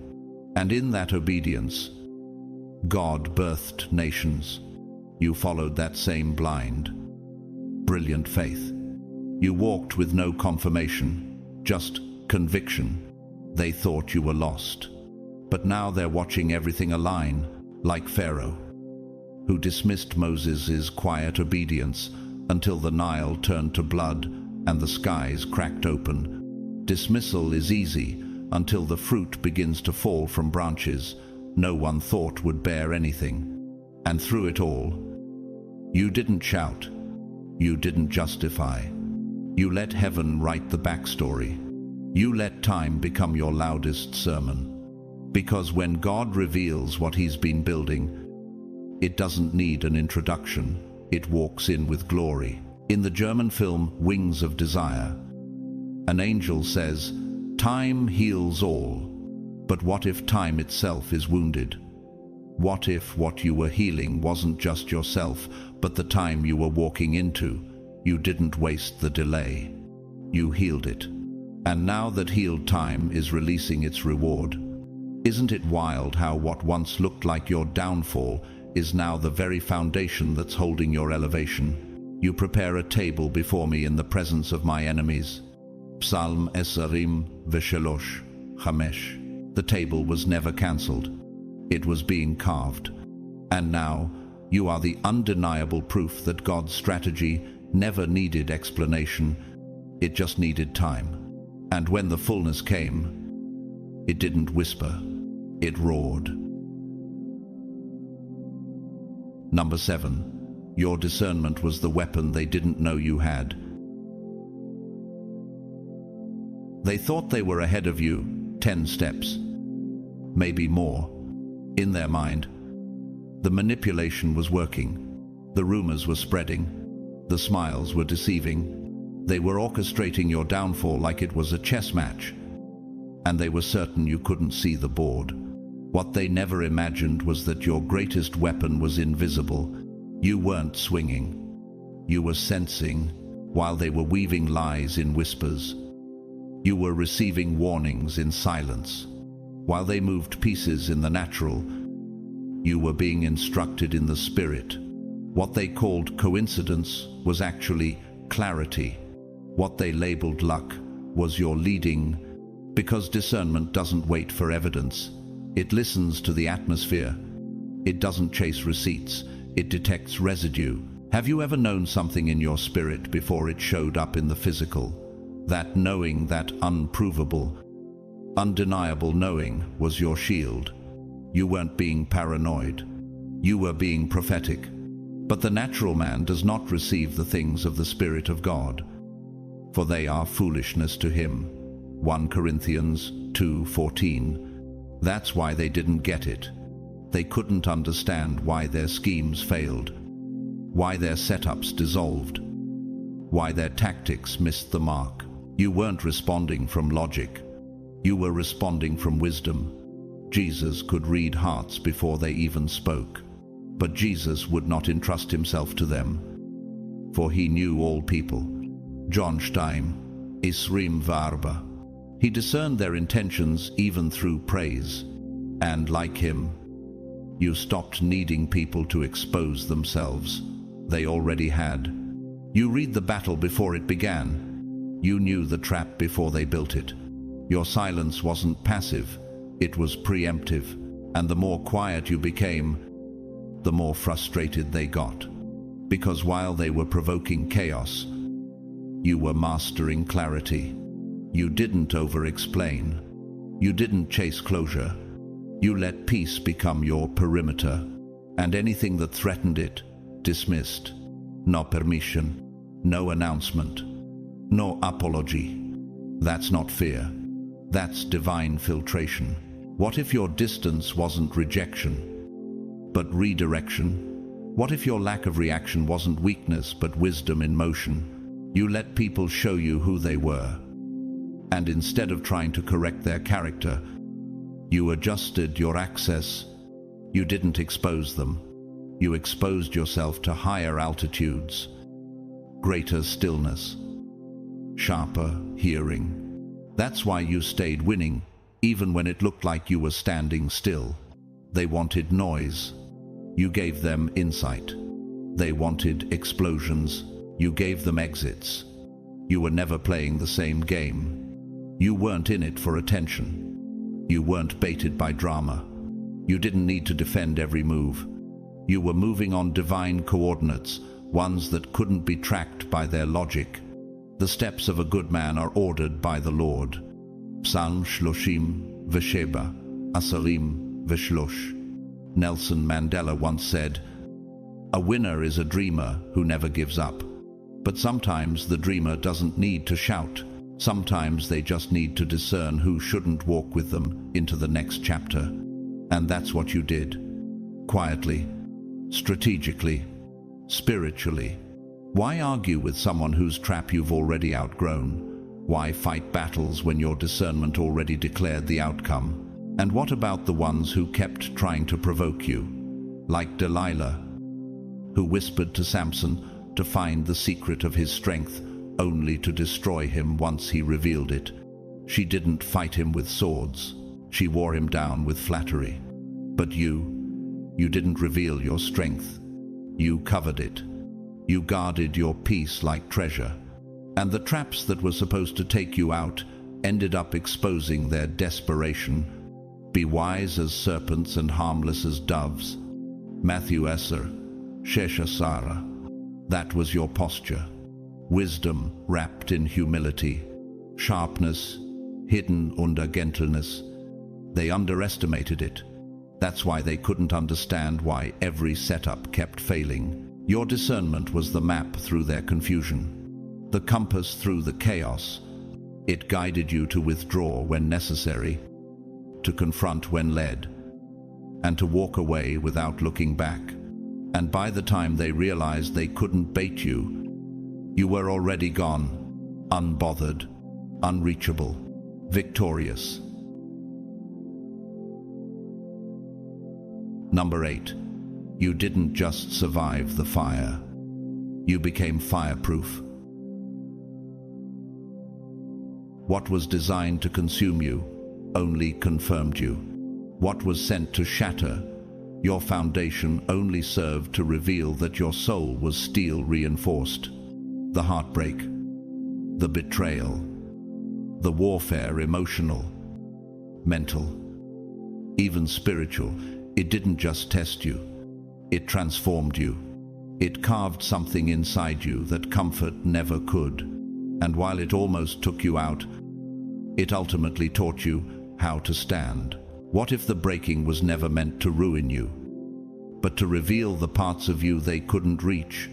What if the fire wasn't your ending, but your evidence? When you walk through the fire, you shall not be burned. The flame shall not consume you.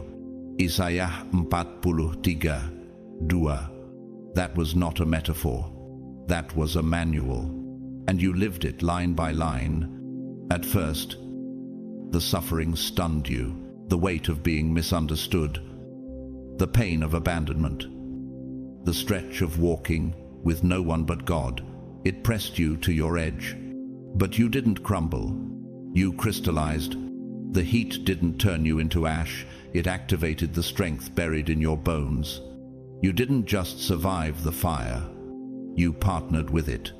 You let it melt the parts of you that were still clinging to fear. You let it expose every fragile framework, and when it was done, what remained was a version of you nothing could touch. Like Shadrach, Meshach, and Abednego, who stood in Babylon's furnace and walked out without a single scorch mark. You walked through trials that should have destroyed your mind and came out without the smell of smoke. And the fire did not have any power over their bodies. Daniel 3:27. That's you, marked, but not married, refined, but not reduced. How does one recover from that kind of pain? You didn't. You rebuilt. And you did it without shortcuts. You didn't numb it. You named it. You faced your shadow instead of hiding it. You processed your triggers instead of performing over them. You learned how to sit in grief and grow roots underneath it. That's why the tactics don't work anymore. The same mind games and emotional landmines they used before now fall flat. You've evolved beyond the frequency where those attacks resonate. You're not numb. You're not cold. You're calibrated. You've changed your threshold. Consider it pure joy whenever you face trials of many kinds, because you know that the testing of your faith produces perseverance. James 1:3. You didn't resist the testing. You respected it. And that's why it forged strength no applause could give you. And now they're confused. They're trying to press the buttons they used to control you with, but those buttons don't exist anymore. You've updated the software. Your operating system doesn't respond to chaos like it used to. Isn't it strange how calm is threatening to people who remember the version of you that used to panic? How does silence sound like arrogance when they were used to your explanation? But you've walked through too much to be shaken by assumptions. You've felt the kind of pain that rewires your nervous system. You've stood in storms that don't show up on the radar. You've survived nights where your only prayer was to make it to the morning. Now, your silence is your shield. Your clarity is your crown. Your peace is proof that power doesn't always make noise. Oprah once said, "Turn your wounds into wisdom." You didn't just turn them, you transfigured them. You didn't patch the pain. You purified it. You took the very thing meant to kill you and converted it into the very thing that now fuels you. And what of the ones who meant you harm, like Goliath, who mocked David for being too small, too unarmed, too unqualified? But it wasn't David's sword that won the battle, it was his preparation in private. The fire of isolation had already trained him for public confrontation. And Goliath, he never even saw the stone coming. No weapon formed against you shall prosper. Isaiah 54:17. And now, it's not just that the weapons didn't work. It's that they trained you into becoming someone the weapons can't even reach. What if survival was never the point? What if you were meant to become a living witness that fire doesn't just burn, it builds? You're not unbothered because you're emotionless. You're unbothered because you've made peace with the furnace. You've stopped fearing it. You've learned how to walk through it with power. And now, the same storms that used to shake you don't even make you blink. You became fireproof, not because you're immune to pain, but because pain no longer has authority over your identity. Number 9. You let the humiliation humble you, then use humility to build an empire. They didn't just underestimate you, they misread your silence as defeat. They thought rejection would reduce you, that mocking you would mute you, that excluding you would exile your purpose. They saw their cruelty as a final blow. But what they didn't see, what they couldn't possibly comprehend, was that you were using every ounce of that humiliation as holy material. It hurt. Deeply, you felt it in your chest, in your identity, in places you didn't even know could bruise. But you didn't let it destroy you. You let it reveal you. You allowed humiliation to serve its divine purpose, not to punish, but to purify.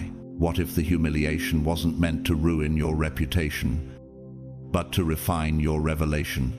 What if being publicly broken was the only way God could privately rebuild you into someone unshakable? Humble yourselves under the mighty hand of God, that he may exalt you in due time. Achat Peter 5:6. You bowed low, not to surrender to shame, but to position yourself for a promotion built on peace, not pride. Instead of performing for applause, you turned inward. You stopped needing validation. You stopped dancing for people who would never clap. The people-pleasing fell off. The ego cracked. The facade faded. And what was left? A foundation, not made of impression but intention, like the prodigal son. You had a moment of clarity in the lowest place, far from applause, far from admiration, far from home. And in that far-off land of humiliation, you remembered who you were, not in status, but in spirit, and you walked back not to prove anything, but to return to alignment. Isn't it strange how humiliation can teach what success never could? That it's only when you're stripped of titles and praise that you truly meet yourself.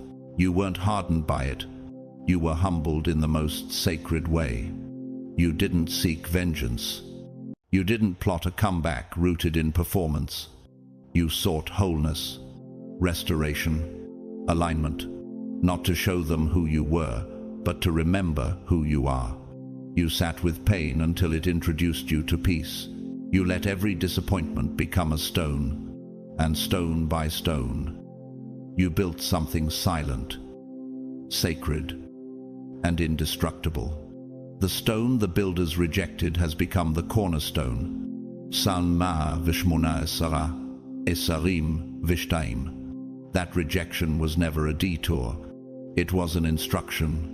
And now, what you've built can't be shaken, because it wasn't born in ego. It was born in evolution. And when something is built in the dark, under pressure, with no audience, it's real. That's why it stands when everything else collapses. Haruki Murakami once wrote, "Once the storm is over, you won't remember how you made it through. But one thing is certain, when you come out, you won't be the same person who walked in. That was you. Unrecognizable to the people who tried to bury you under insult, because they never imagined you would use the soil to rise." What if your greatest flex isn't that you healed, but that you never hardened? What if the real victory isn't in the comeback, but in the quiet becoming? And what about the ones who orchestrated your downfall? like King Nebuchadnezzar, who exalted himself above all others, only to be humbled and driven into isolation by the God he mocked. His crown didn't protect him from divine correction. But you embraced the correction. You let God do the humbling before life had to. Before destruction, the heart of a man is haughty, and before honor is humility. Proverbs 18:12. You didn't fight the process. You flowed with it. You let it break what needed to break, so it could build what couldn't be shaken. And now, the peace you carry is confusing to those who only remember the version of you that needed approval. They keep trying to bait you into defending yourself. But you're too anchored, too healed, too grounded. The best part, it wasn't about proving anyone wrong. It was about becoming someone no one could manipulate again. The blessing is permanent, not because it came quickly, but because it was birthed in humility. And that's why they're stunned. They thought they humiliated you, but they were giving you raw material, soil, silence, stillness, and you used it to build an empire they never saw coming. Number 10. You didn't force doors. You became the key. You didn't hustle your identity into a room. You let your healing become your invitation. You stopped knocking on doors that weren't built for the weight of your calling. While others pressed and performed for a seat at someone else's table, you became the table. You weren't out to impress. You were out to align. And that shift changed everything. You weren't trying to charm your way into favor. You didn't craft a persona. You crafted a character. And while the world clapped for noise, you built stillness. You understood the secret. Favor isn't chased, it's attracted by the frequency of authenticity. What if the reason the doors were closed was because you hadn't become the key yet? What if access was never denied but simply delayed until your spirit matched the space? I will place on his shoulder the key to the house of David. What he opens, no one can shut. And what he shuts, no one can open. Isaiah 22:22. You were being shaped into a living key. Your obedience, your surrender, your clarity, all unlocking things not by effort, but by essence. People didn't see what was happening in secret. They didn't hear the internal rewiring, the deep silence where God was chiseling away the version of you that needed applause. You weren't campaigning for relevance. You were becoming reverent to your purpose, to your assignment, to your higher self. Like Esther, you weren't climbing your way to the throne. You were chosen for it. After a long season of hidden preparation, a season where you learned how to carry royalty without craving recognition, and when the moment came, you didn't enter the room for attention. You entered to shift destiny. Your gift will make room for you and bring you before great men. Proverbs 18:16. And your gift wasn't performance. It was a presence, not charisma, but consistency. How do you explain showing up somewhere you never advertised yourself to be? How do you account for opportunities that find you instead of the other way around? That's the mystery they don't understand. They think success is a campaign, but yours was a becoming. You were so deeply anchored in self-knowing, so aligned in frequency, that opportunities had no choice but to recalibrate around you. You weren't vibrating at the level of desperation anymore. You were vibrating at the level of truth. And that's why you don't have to perform. You don't push to prove. You don't shrink to be liked. You don't contort to gain approval. You walk in with a substance that shifts atmospheres, not because you need to dominate, but because you've already mastered yourself.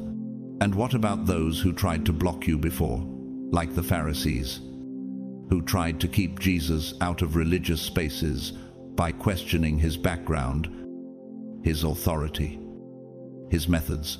But what they didn't understand is that Jesus didn't need the room to validate him. He was the room. And they lost power the moment he stopped playing by their systems. The stone the builders rejected has become the cornerstone. Sal mea vishmona asera, aserim vishtaim. You were never meant to fit in their blueprint. You were born to be the foundation for something new. Have you noticed how the same rooms that once ignored you are now echoing your name in your absence? Not because you shouted, but because your growth started speaking louder than your voice. In the Danish film, Another Round, the teacher says, "What is youth? A dream. What is love? The content of the dream. And what is the purpose? It's when the dream stops chasing applause and starts manifesting in silence. You stopped forcing what wasn't aligned. You stopped needing people to see you. And because of that, you became someone too rooted to miss what's meant for you. You were no longer asking, 'Will they choose me?' Now the question is that space worthy of who I've become?" You're not applying pressure. You are the pressure, not through force but through frequency. You are not waiting to be chosen. You are being recognized. Number 11. You didn't need an audience. You needed authority. You stopped chasing crowds when you realized the most unstable foundation for identity is applause. You stopped mistaking popularity for purpose. The noise, the hype, the flashing lights they used to seduce you. But you grew. You discerned the trap. Applause is currency in a system that can bankrupt your soul. So you stepped back, not in defeat, but in divine redirection, not because you lost the room, but because you were gaining real rank, the kind that isn't visible to the world but recognized in the spirit. You started rising in ways no audience could track. What if obscurity wasn't punishment, but protection? What if God was pulling you off the stage to place something inside of you no platform could give? But when you pray, go into your room, close the door, and pray to your Father, who is unseen. Then your Father, who sees what is done in secret, will reward you. Matthew 6. You were never hiding. You were being handed heaven's license behind closed doors. While others were addicted to being seen, you were learning how to see yourself. While they were chasing followers, you were following instructions. You weren't auditioning for relevance, you were ascending through revelation. And that's why you don't move like them anymore. You don't need to broadcast your journey. You don't need to explain your silence. You don't need to post proof. Because what's birthing in you now carries more spiritual weight than public performance ever could. Have you ever asked yourself what kind of authority can't be bought, voted for, or removed? The kind that comes from endurance, from walking through the valley and not losing your integrity, from standing in fire without letting it shape your heart. That's what you carry now, not applause, but alignment, not attention, but anointing, like Moses, who was overlooked as a stuttering exile, but met God in the burning bush when no one was watching. God didn't call him in the palace. He called him in the wilderness. That's the kind of calling you carry. And that's why people don't understand your path. They assumed your absence meant you lost your way. They didn't see the silent commissioning taking place in your cave. They didn't hear the scrolls being handed to your spirit. You weren't overlooked. You were being ordained. Do you seek the approval of man or of God? Galatians 1:10. You stopped seeking applause the moment you realized how easily it can be sold. Validation is cheap, but favor is forged in private. And what of the ones who live for attention, like King Saul, whose obsession with public perception led him to disobey God? He feared man's opinion more than God's instruction. When the people pressured him to offer the burnt offering, instead of waiting for the prophet Samuel, he gave in, choosing popularity over obedience. That single moment cost him everything, because you have rejected the word of the Lord. He has rejected you as king. 1 Samuel 5:10-23. He lost the crown, his peace, his mind, and eventually his life. His need for applause became his undoing. He was still seated on the throne, but spiritually, he had already fallen. Isn't it wild how authority speaks even when you're silent, but performance can scream and still go unheard? Angela Merkel, the former Chancellor of Germany, once said, "Look at the world through the eyes of the weakest, and you'll act with the strength of the wisest." That was you. You stepped back not to disappear, but to deepen. And that depth made you unshakable. And now, you don't fold under the weight of responsibility, you carry it. Because spiritual rank doesn't collapse. When applause fades, it becomes more clear, more precise, more sacred. You no longer walk into rooms wondering who approves. You walk in knowing who sent you. Your confidence doesn't rest on reaction, it's rooted in revelation. You're not trying to fit into circles that weren't built to hold your calling.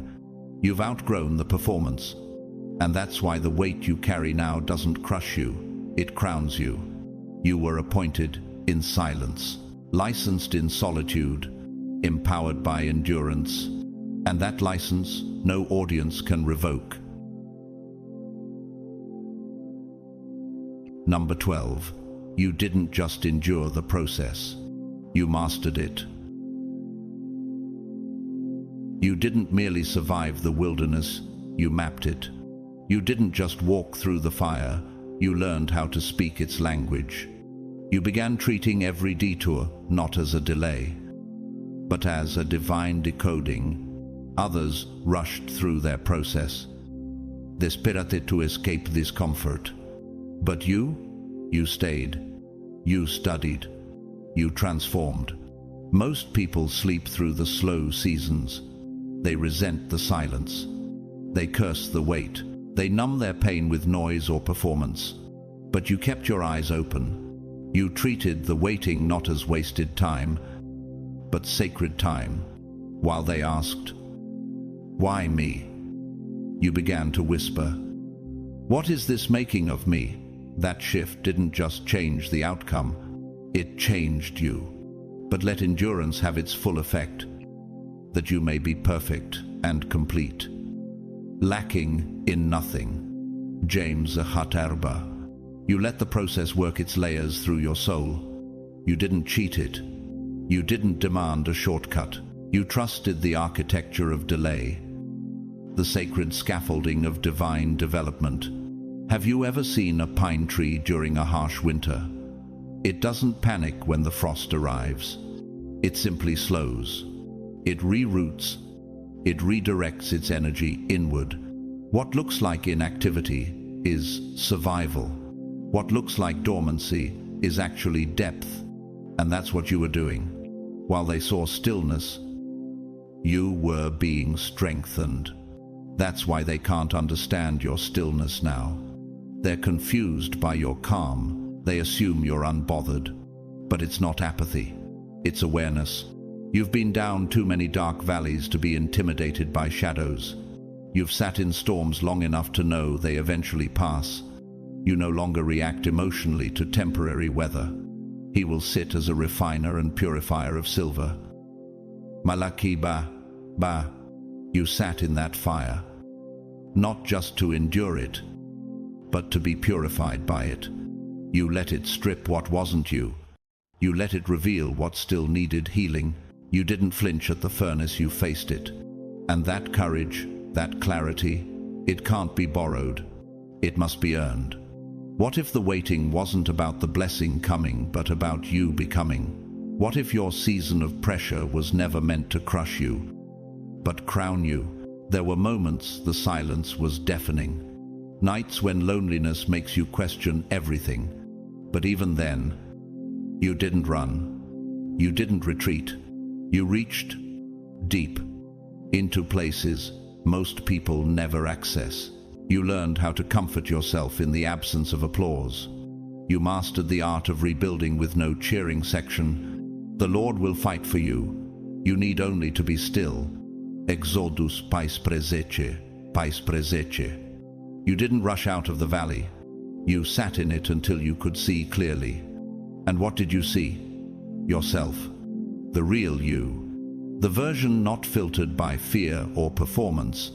You met the one that doesn't beg, doesn't chase, doesn't crumble, and like a pearl forged in darkness inside the shell of irritation, your transformation was quiet, but undeniable. In the French Christian film of Gods and Men, Des Hommes et des Dieux, a line whispered by one of the monks before he chooses to stay in the face of danger echoes your process. I have found peace, not the kind that escapes, but the kind that knows. You didn't escape the fire. You became familiar with it. That's why it no longer consumes you.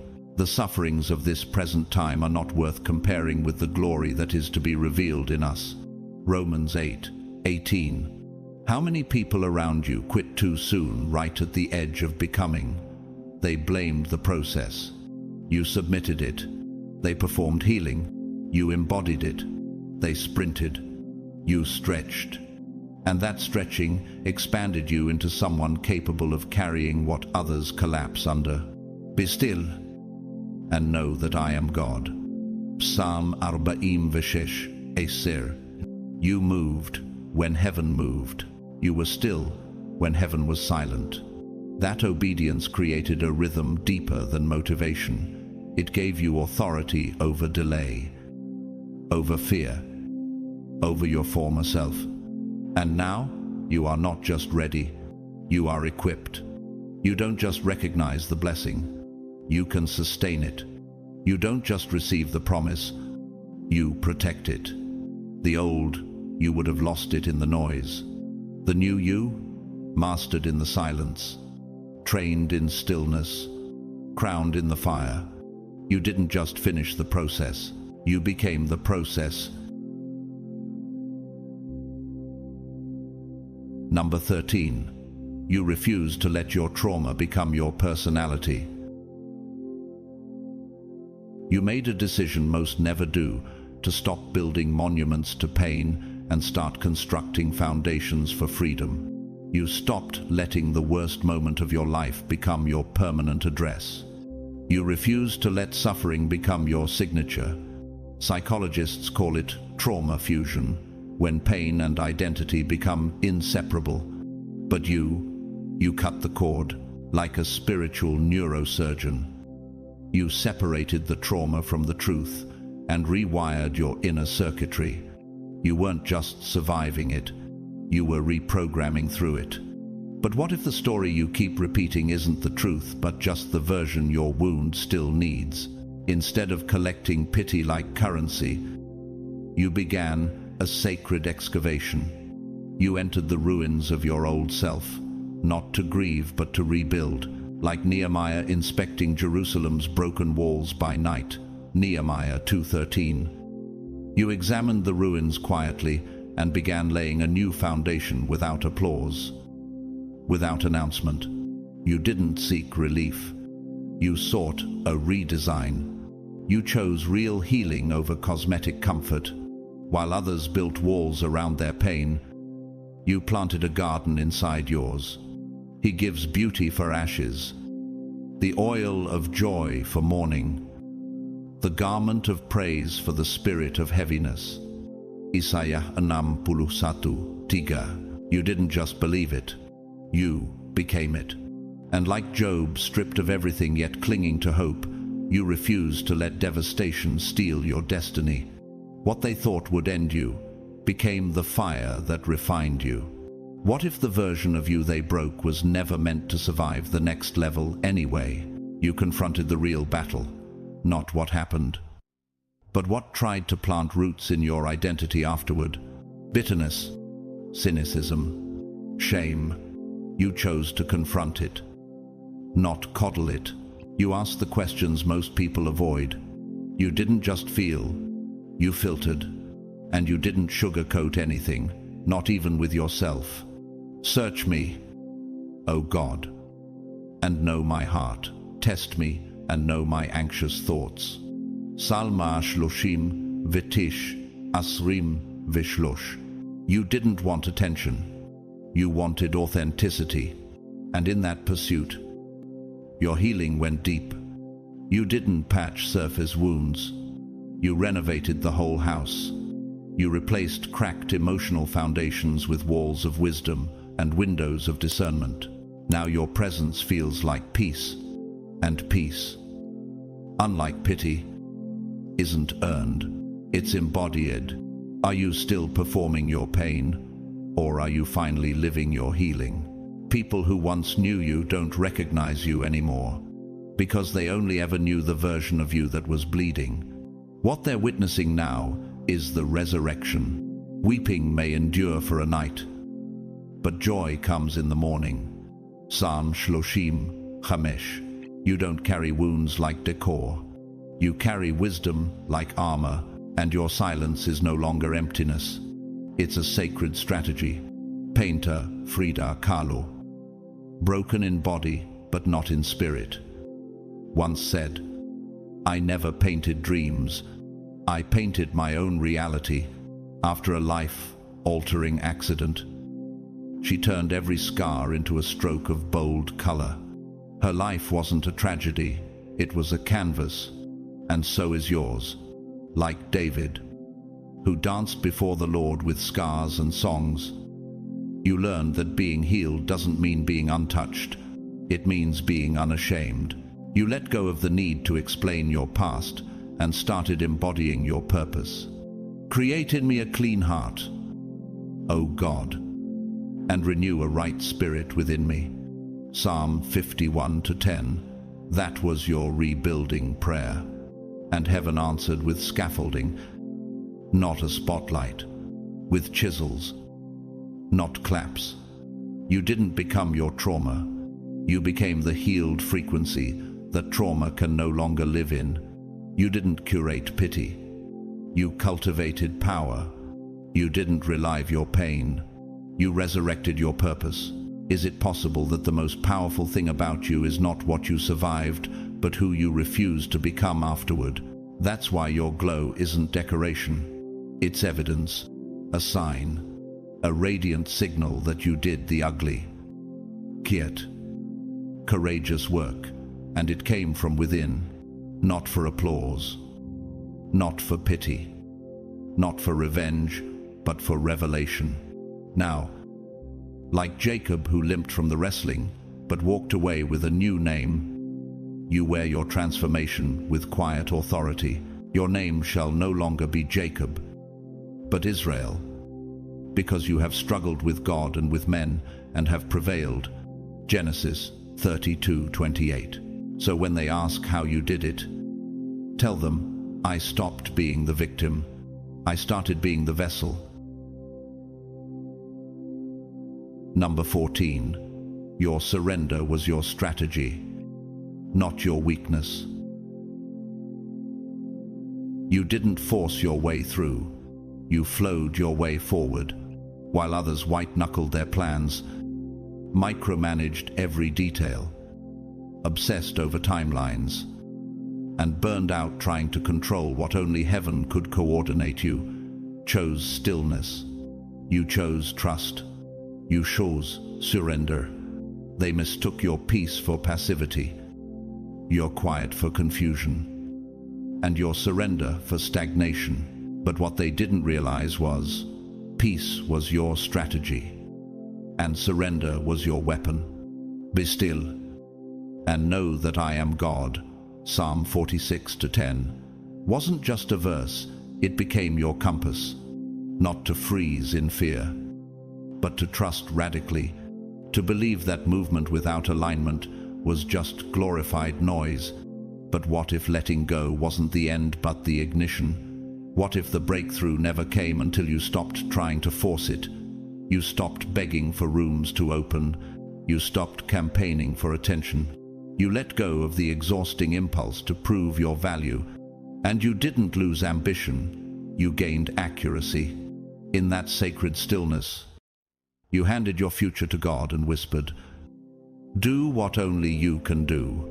And he did, but not in the way anyone expected, because surrender isn't passive. It's the boldest form of alignment.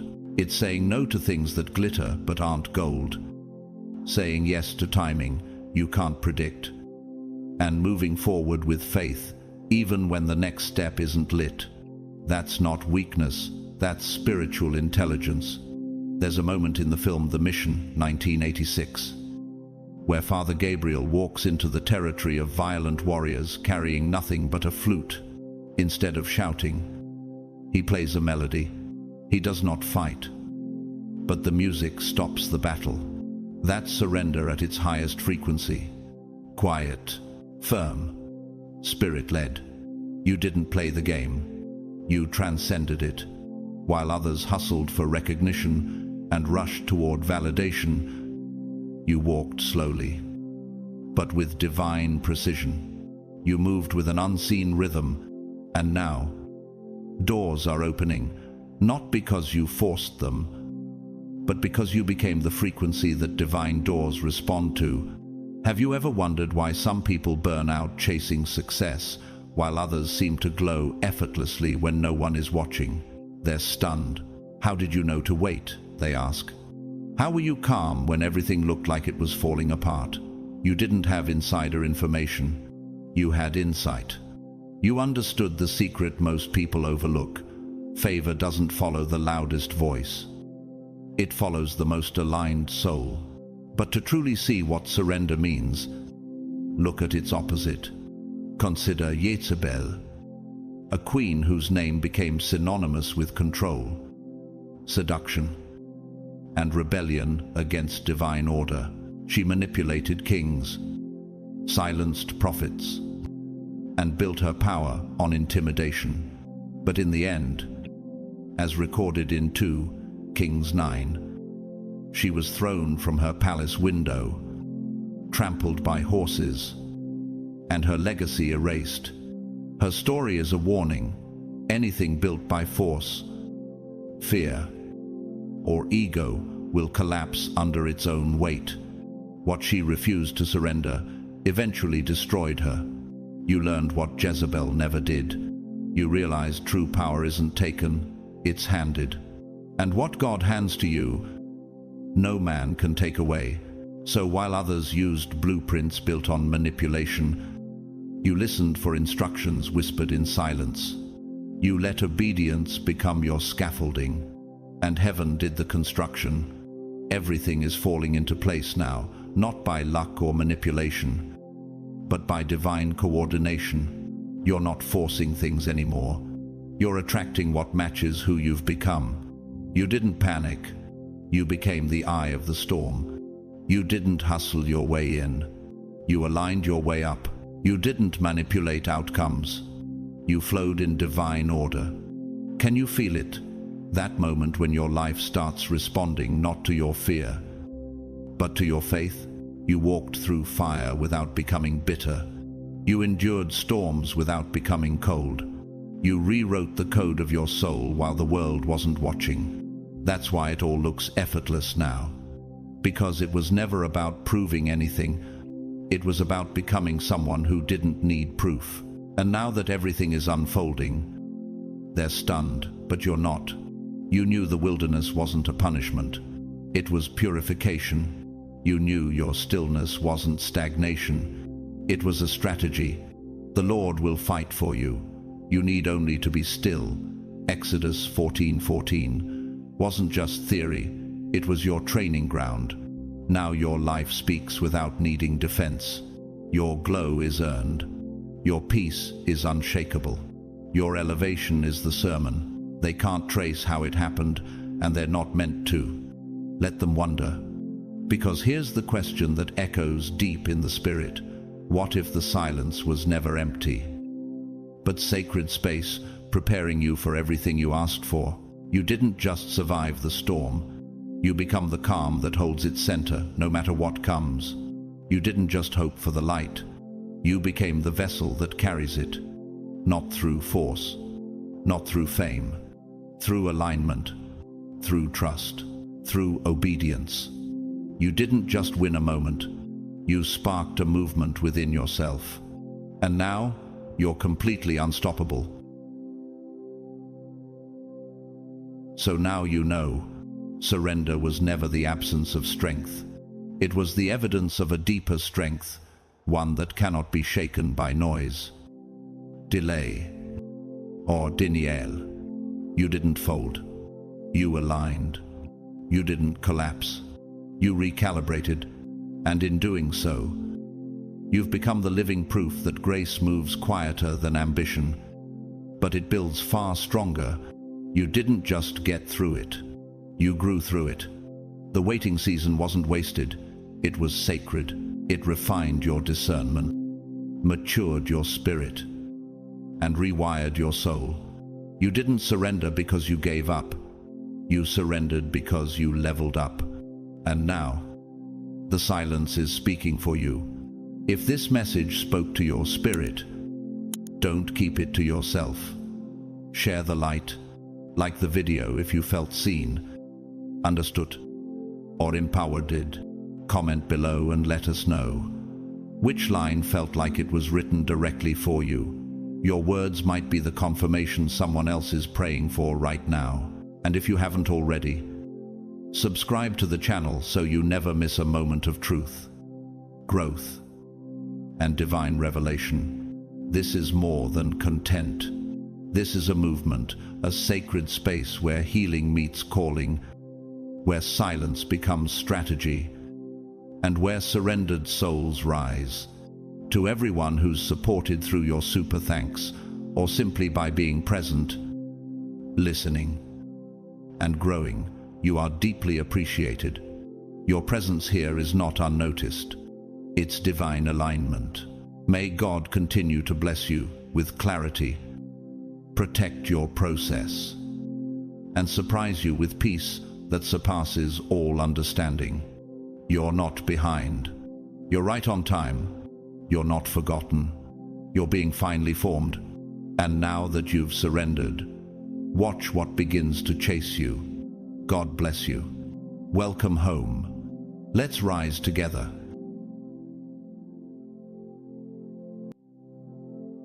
Have you ever wondered why your presence unsettles people who barely know you? Why do they watch from a distance, whisper your name in places you've never been, and react to your silence like it's a threat? Why does your peace seem to irritate spirits that thrive in chaos? It's not because of anything you said. It's because of who you are in the spirit. When you're truly chosen by God, there's a certain frequency you carry that disturbs what's been dormant, exposes what's been hidden, and confronts what's been comfortable in deception. You don't have to fight to be a disruptor. Your mere existence becomes a confrontation for systems that were built to control, oppress, and manipulate. That's why you've been watching, not just by people, but by principalities. That's why doors that should have opened stayed shut. That's why attacks came out of nowhere. And that's exactly why heaven responded before you even understood what was happening. Because when a chosen one reaches divine activation, protection becomes non-negotiable. You're not walking alone, not because you begged for help, but because what you carry can't afford to fall into the wrong hands. Heaven has already moved on your behalf, deploying forces you can't see. Angels trained for invisible war, assigned not out of pity, but because of divine strategy.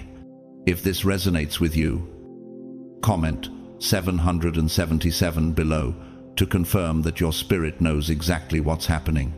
And to every soul who's poured into this channel through a super thanks, I see you, I bless you, and I thank you deeply. Your support is helping carry these messages to people who are just now realizing they were never crazy, they were always chosen. And now, in the next few minutes, I'm going to reveal why those spiritual forces have been deployed around you, not because of who you were, but because of what hell already knows you're becoming. Let's dive in. God's chosen ones, you were tracked in the spirit. So heaven sent its hidden force.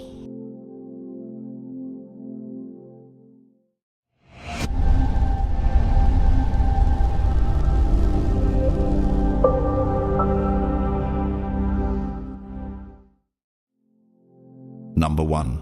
You're not a civilian in the spirit realm. You're high-risk intel. What if I told you that in the architecture of the spiritual realm, you're not a civilian at all, but encrypted intel in human form? From the outside, you may appear like just another person, blending into the flow of daily life, clocking in, smiling politely, checking your messages like everyone else. But in the unseen dimension, your existence isn't casual. It's classified. You are not just seen, you are tracked. Not because you're loud, but because what you carry vibrates at a frequency that disrupts every false structure built on illusion, like subatomic particles in quantum physics that change behavior when observed. Your presence alone alters the dynamic of every room, every relationship, every system that isn't rooted in truth. For we wrestle not against flesh and blood, but against principalities, against powers. Ephesians 6:12. You were born into this tension, not by choice, but by divine assignment. What you know intuitively without formal teaching, what you've endured silently without unraveling, is not common. It's encrypted, coded into your soul, and that makes you dangerous. Why do certain people grow quiet when you enter the room? Even if you've said nothing, why does your energy confuse them, attract them, then repel them all at once? Because your spiritual resonance exposes shadows. You are the anomaly they can't categorize, the irregularity in the algorithm. But here's a question no one dares to ask out loud. What if your silence is more disruptive than their words? Early on, they felt it. Teachers who couldn't explain your insight. Friends who studied your resilience like a blueprint. Lovers who got close, only to try and break what they couldn't understand. Like wolves masquerading in warmth, they approached not with love, but with strategy. And you, being spiritually armored, watched them misinterpret your calm for weakness. They thought you were oblivious, yet all the while, you were decoding them. Logging behavioral data like a tactician trained for emotional warfare. Behold, I send you out as sheep in the midst of wolves. Therefore be wise as serpents and innocent as doves. Matthew 6:16. That's exactly what you've been. You were never meant to walk around unguarded. You weren't given watchers because you're fragile, but because you're volatile. Spiritually, you're like uranium, dormant in appearance, but powerful enough to level strongholds if mishandled. That's why heaven assigned you what most will never see: divine security clearance. The angel of the Lord encamps around those who fear him, and he delivers them. Psalm 34:7. You move with protection that operates beyond natural logic. Let me show you a contrast. Grigory Rasputin, a Russian mystic who once influenced the royal Romanovs, believed he had divine insight, but what he carried was corrupted discernment and manipulative control. He drew people in by claiming supernatural power, but left behind a trail of political destruction, spiritual distortion, and emotional manipulation. His legacy: death, downfall, and disgrace. You are the inverse of that.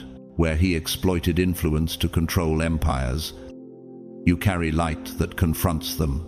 Meanwhile, Howard Thurman, a mystic philosopher and spiritual advisor to Martin Luther King Jr., once said, "Don't ask what the world needs. Ask what makes you come alive and go do it." He understood the weight of hidden influence.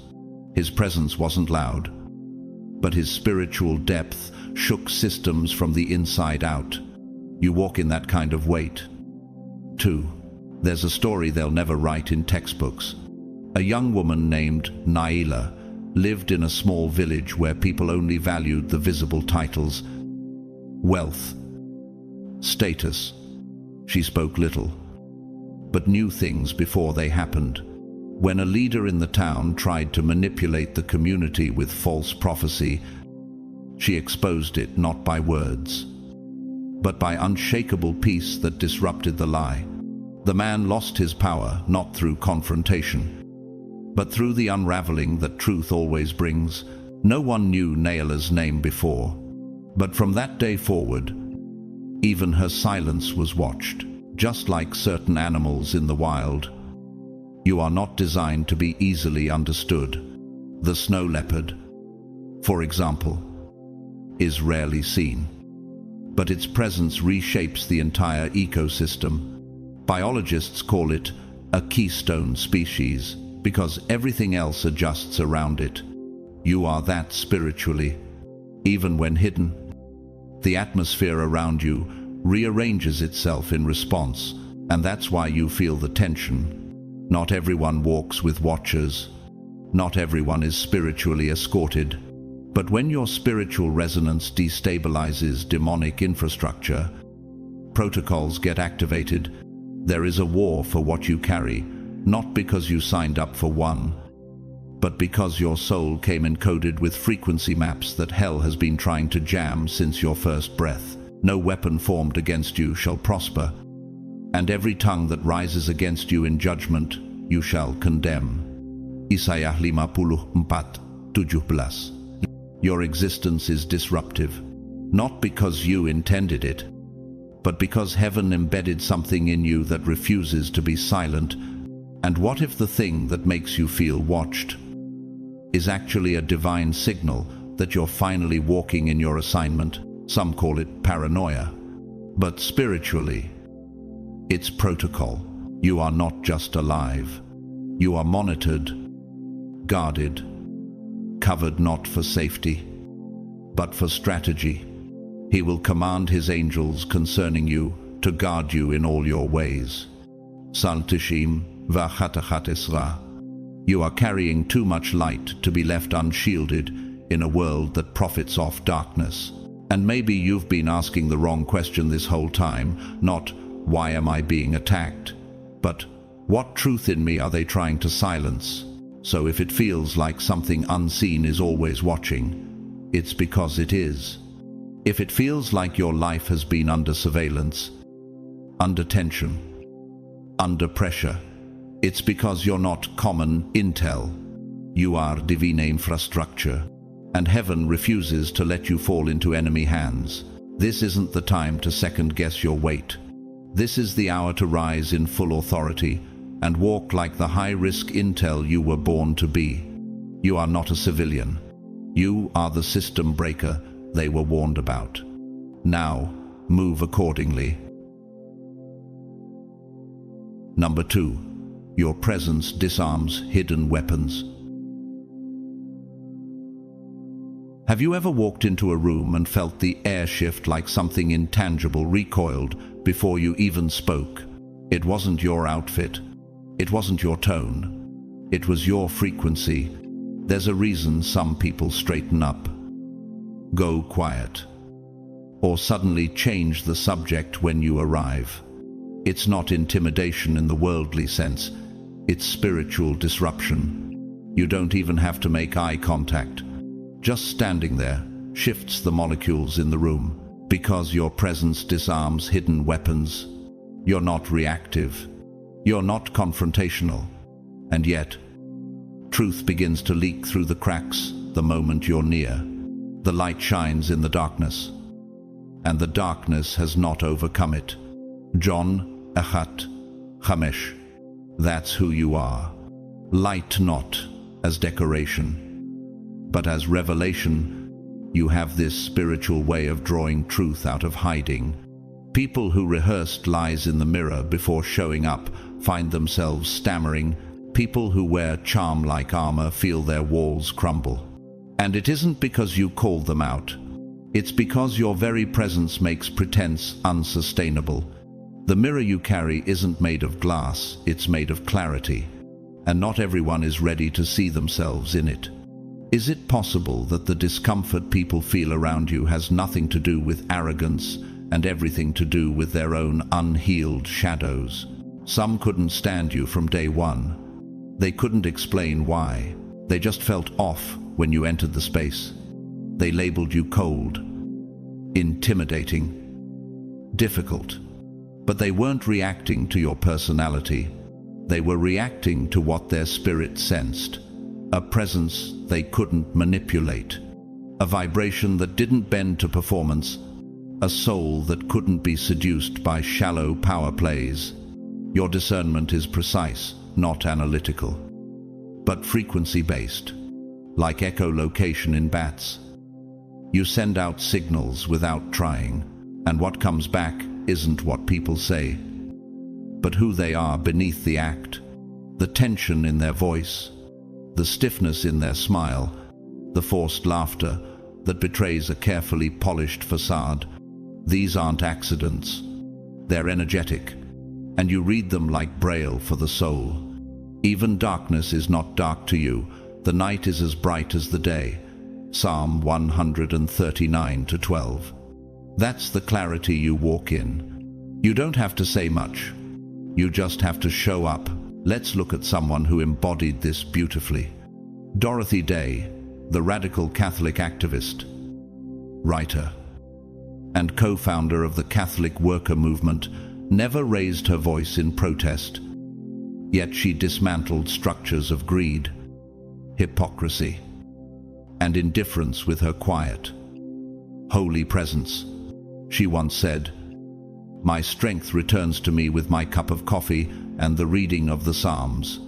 Her disarming presence wasn't about rebellion, it was about conviction, a holy refusal to accept systems built on exploitation. And then, there's the other side. Elizabeth Holmes, founder of Theranos, built her empire on an illusion. She walked in with charm and ambition, but behind it all was manipulation, false claims, and a hunger for power. When people with real discernment began entering her orbit, investigators, whistleblowers, quiet truth-bearers, the facade unraveled. The empire built on lies collapsed under the weight of presence it couldn't deceive. That's what your spirit does. It collapses illusions, not through argument, but through atmosphere. There's a boy named Josiah, no more than 10, who once stepped into a schoolroom full of toxic energy. His teacher had a history of humiliating students under the guise of discipline. That day, she called Josiah to the front, expecting to rattle him, but instead of fear, the boy simply looked her in the eye, silent, unflinching. She froze. Something ancient in his presence triggered accountability. From that day forward, she never raised her voice again. Not because he fought her, but because something in him refused to bow to spiritual abuse. Can you imagine how many conflicts you've diffused simply by not participating in the dysfunction? Take the mimic octopus, a creature that doesn't confront its predators, but confuses them by reflecting their worst fears. It doesn't fight. It doesn't chase. It just shifts its energy to neutralize the threat. Your spirit functions the same way, causing manipulation to short-circuit simply because you see it. For nothing is hidden that will not be made manifest, nor is anything secret that will not be known and come to light. Luke 8:17. You are the light that can't help but reveal what's been concealed. And that's why retaliation shows up, not because you're aggressive, but because the mirror you carry forces people to see what they've worked hard to bury. You didn't choose to be a revealer. You were built for it. And heaven knew the weight of that role. That's why you've been spiritually covered from places you never saw, protected in battles you never fought, escorted by angelic forces in rooms where your only weapon was presence. You're not too much. Your energy just refuses to participate in collective delusion. That's why gossip never sticks. That's why smear campaigns collapse. Because at the end of the day, your spirit walks with authority, not noise. Arise, shine, for your light has come, and the glory of the Lord rises upon you. Isaiah 61. That glory doesn't need to shout. It just shows up, and everything false begins to shake. And maybe that's the real reason some people walk away, not because you failed them, but because your clarity wouldn't let them lie to themselves anymore. So let them flinch. Let them avoid eye contact. Let them whisper. Your job was never to please egos. Your presence was designed to confront what others pretend not to see. Your aura is not decoration. It's divine disruption. Your silence is not passivity. It's surveillance. Your energy is not sensitive. It's a weapon forged in fire, too precise for chaos, too holy for illusion, and too sharp for manipulation to survive around it. You are not here to blend in. You are here to shake what needs to fall. And because of that, you are protected, covered, walked with, backed by heaven. Now walk in like you know who you are, and let the shadows tremble. Number 3, they tried to study you, but you were already under surveillance by a higher command. What happens when those who think they're watching you don't realize they're the ones being watched? They thought they had you figured out. Like a passive specimen under a microscope, you were dissected in conversations, gossiped about in private DMs, and monitored through digital traces and emotional traps. But what they missed, what they never calculated for, was that while they were taking mental notes, heaven was already compiling files. The eyes of the Lord are in every place, keeping watch on the evil and the good. Proverbs 15:3. They studied you like a case, but they failed to understand that you were never their subject. You were a guarded vessel with sacred clearance. Every attempt to mimic your resilience, hijack your influence, manipulate your empathy, or distort your truth was seen, logged, and addressed by something far beyond their comprehension. They thought your quiet was ignorance, but your stillness was strategy. You weren't operating under panic, you were operating under protocol. And here's the uncomfortable truth for them. What if their obsession with you was the very thing that exposed them? Every fake smile, every friendly gesture laced with an agenda, every seemingly kind message meant to extract information. They weren't just emotionally loud, they were spiritually traceable. In biblical terms, you're not the observer, you are watched by heaven. For his eyes are in the ways of man, and he sees all his steps. Job 34:21. God wasn't just protecting you by shielding you. He was protecting you by documenting who moved against you, how they moved, and what they hoped to gain. Take the case of Pope John Paul II, not just a spiritual leader, but a survivor of assassination attempts, political scrutiny, and spiritual warfare. He once said, "Darkness can only be scattered by light, and hatred can only be conquered by love." His presence threatened entire regimes. But what protected him was not just security, it was prophetic covering. Even when monitored by enemies, he was being watched more closely by God.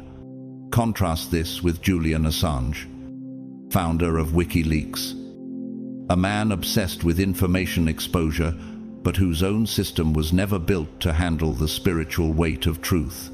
He tried to weaponize surveillance, but became trapped in a net of global consequences. In the end, the hunter became the hunted. That's what happens when one forgets that knowledge, without alignment, is a weapon with no aim, and in a quiet town, a teenage girl named Lorena experienced something similar. People befriended her because of her kindness and sharp intuition. They copied her words, her style, her thoughts, and yet always tried to downplay her presence. One day, when she finally confronted them in love, things spiraled. The more they tried to control her narrative, the more their own cracks surfaced. The town saw it. Heaven logged it.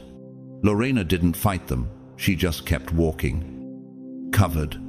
Years later, every single person who tried to exploit her either apologized, disappeared, or faced sudden, unexplainable setbacks. And isn't that what you felt?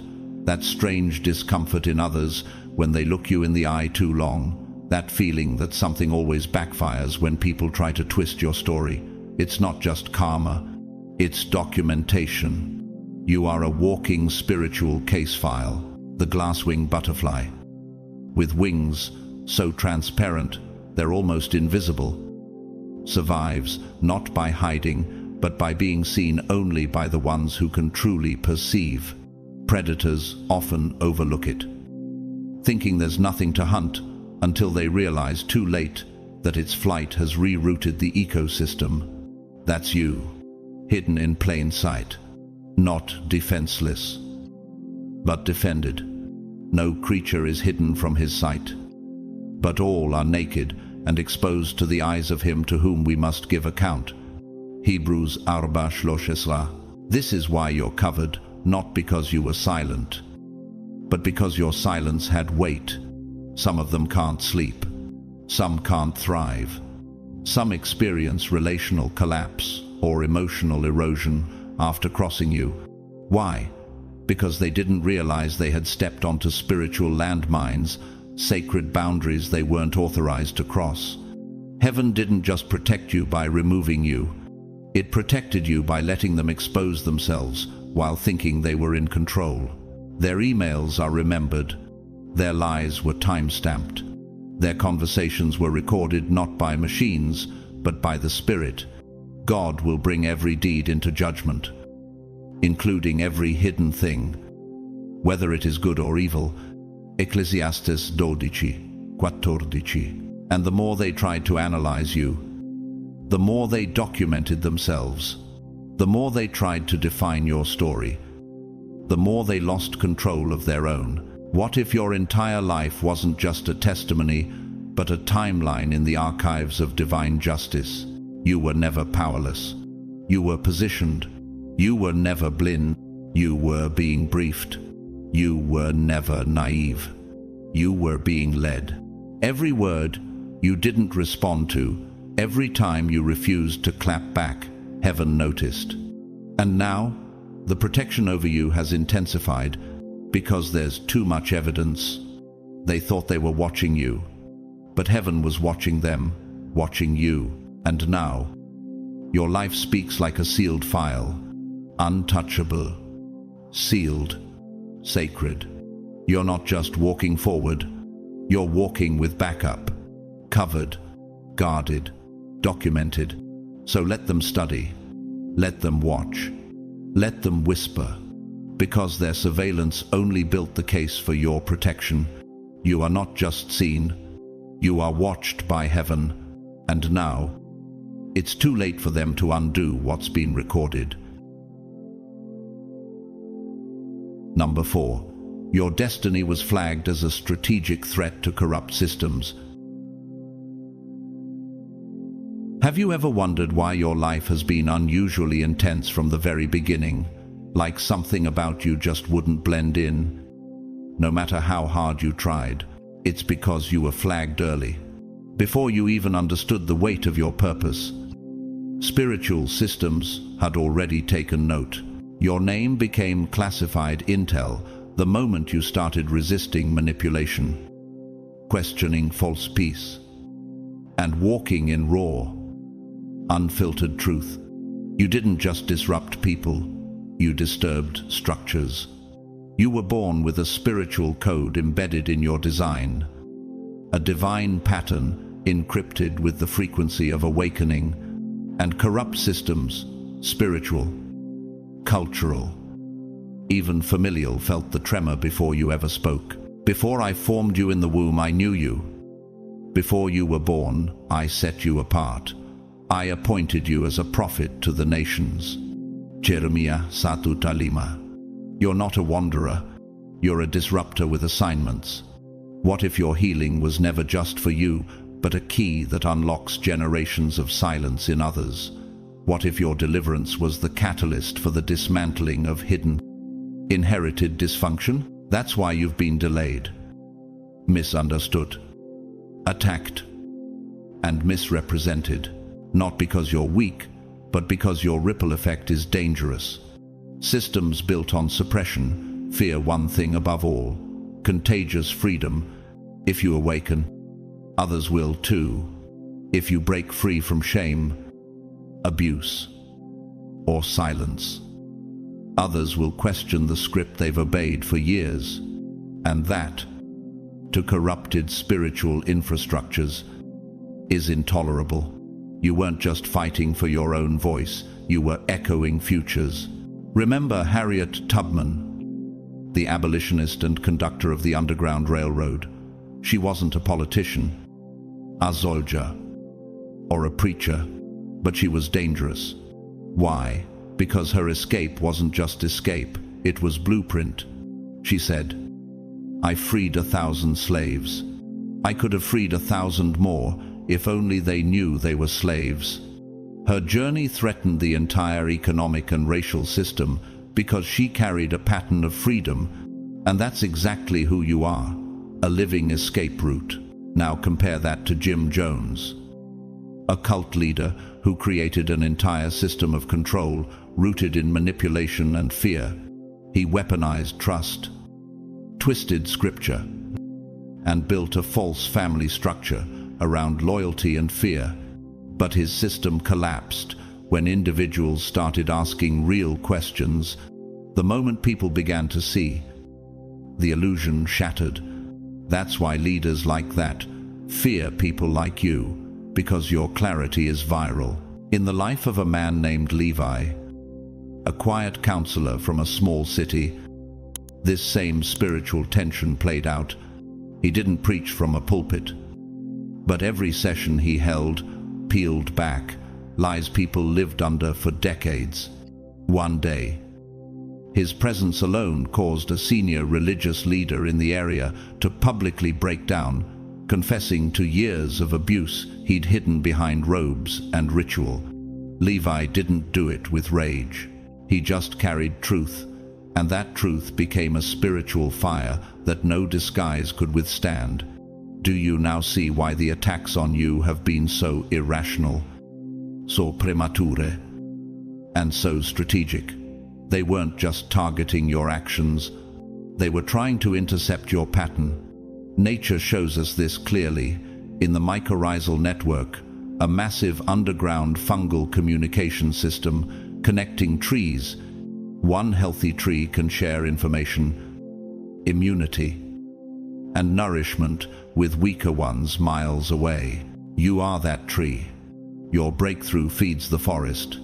That's why certain forces tried to isolate you, cut your roots, or silence your testimony. It was never about just you. It was about your ability to awaken others. The Spirit of the Sovereign Lord is on me, to proclaim freedom for the captives and release from darkness for the prisoners. Isaiah 61:1. That Spirit doesn't come to comfort structures, it comes to dismantle strongholds. You weren't rejected because you were difficult. You were rejected because your presence made performance impossible. You didn't lose relationships because of failure. You lost them because you stopped co-signing dysfunction. And they knew if you broke free, the script would collapse. So they tried to gaslight you, stall your growth, and confuse your identity. But heaven covered you, not for status, not for ego, but because your collapse would echo too loudly What if the warfare over your life was never personal but structural? What if your preservation wasn't just about survival but legacy? That's why special assignments were sent. Not every blueprint gets preserved. Only the ones that threaten architecture not built by God. Unless the Lord builds the house, the builders labor in vain. Psalm Ma'asalim Vashebachat. And you, chosen one, were born to interrupt construction sites not authorized by heaven. So when they whispered, excluded, sabotaged, or tried to drain you, it was a reaction to their spiritual instinct. They knew something was encoded in you. They didn't have the words for it, but their spirits panicked around it. You're not carrying ambition. You're carrying architecture. You're not just called, you are strategic infrastructure. And that's why protection has followed you, often without explanation, because heaven doesn't just protect people, it protects patterns that were meant to shake the earth. If you fall, systems continue. If you rise, blueprints activate. And now you're beginning to rise. The silence is ending. The codes are igniting. The tremors are returning. You didn't just survive for yourself. You were preserved for many. And now it's time to step fully into the blueprint they couldn't destroy. Number 5. Some people were warned to stay away from you, and they ignored it.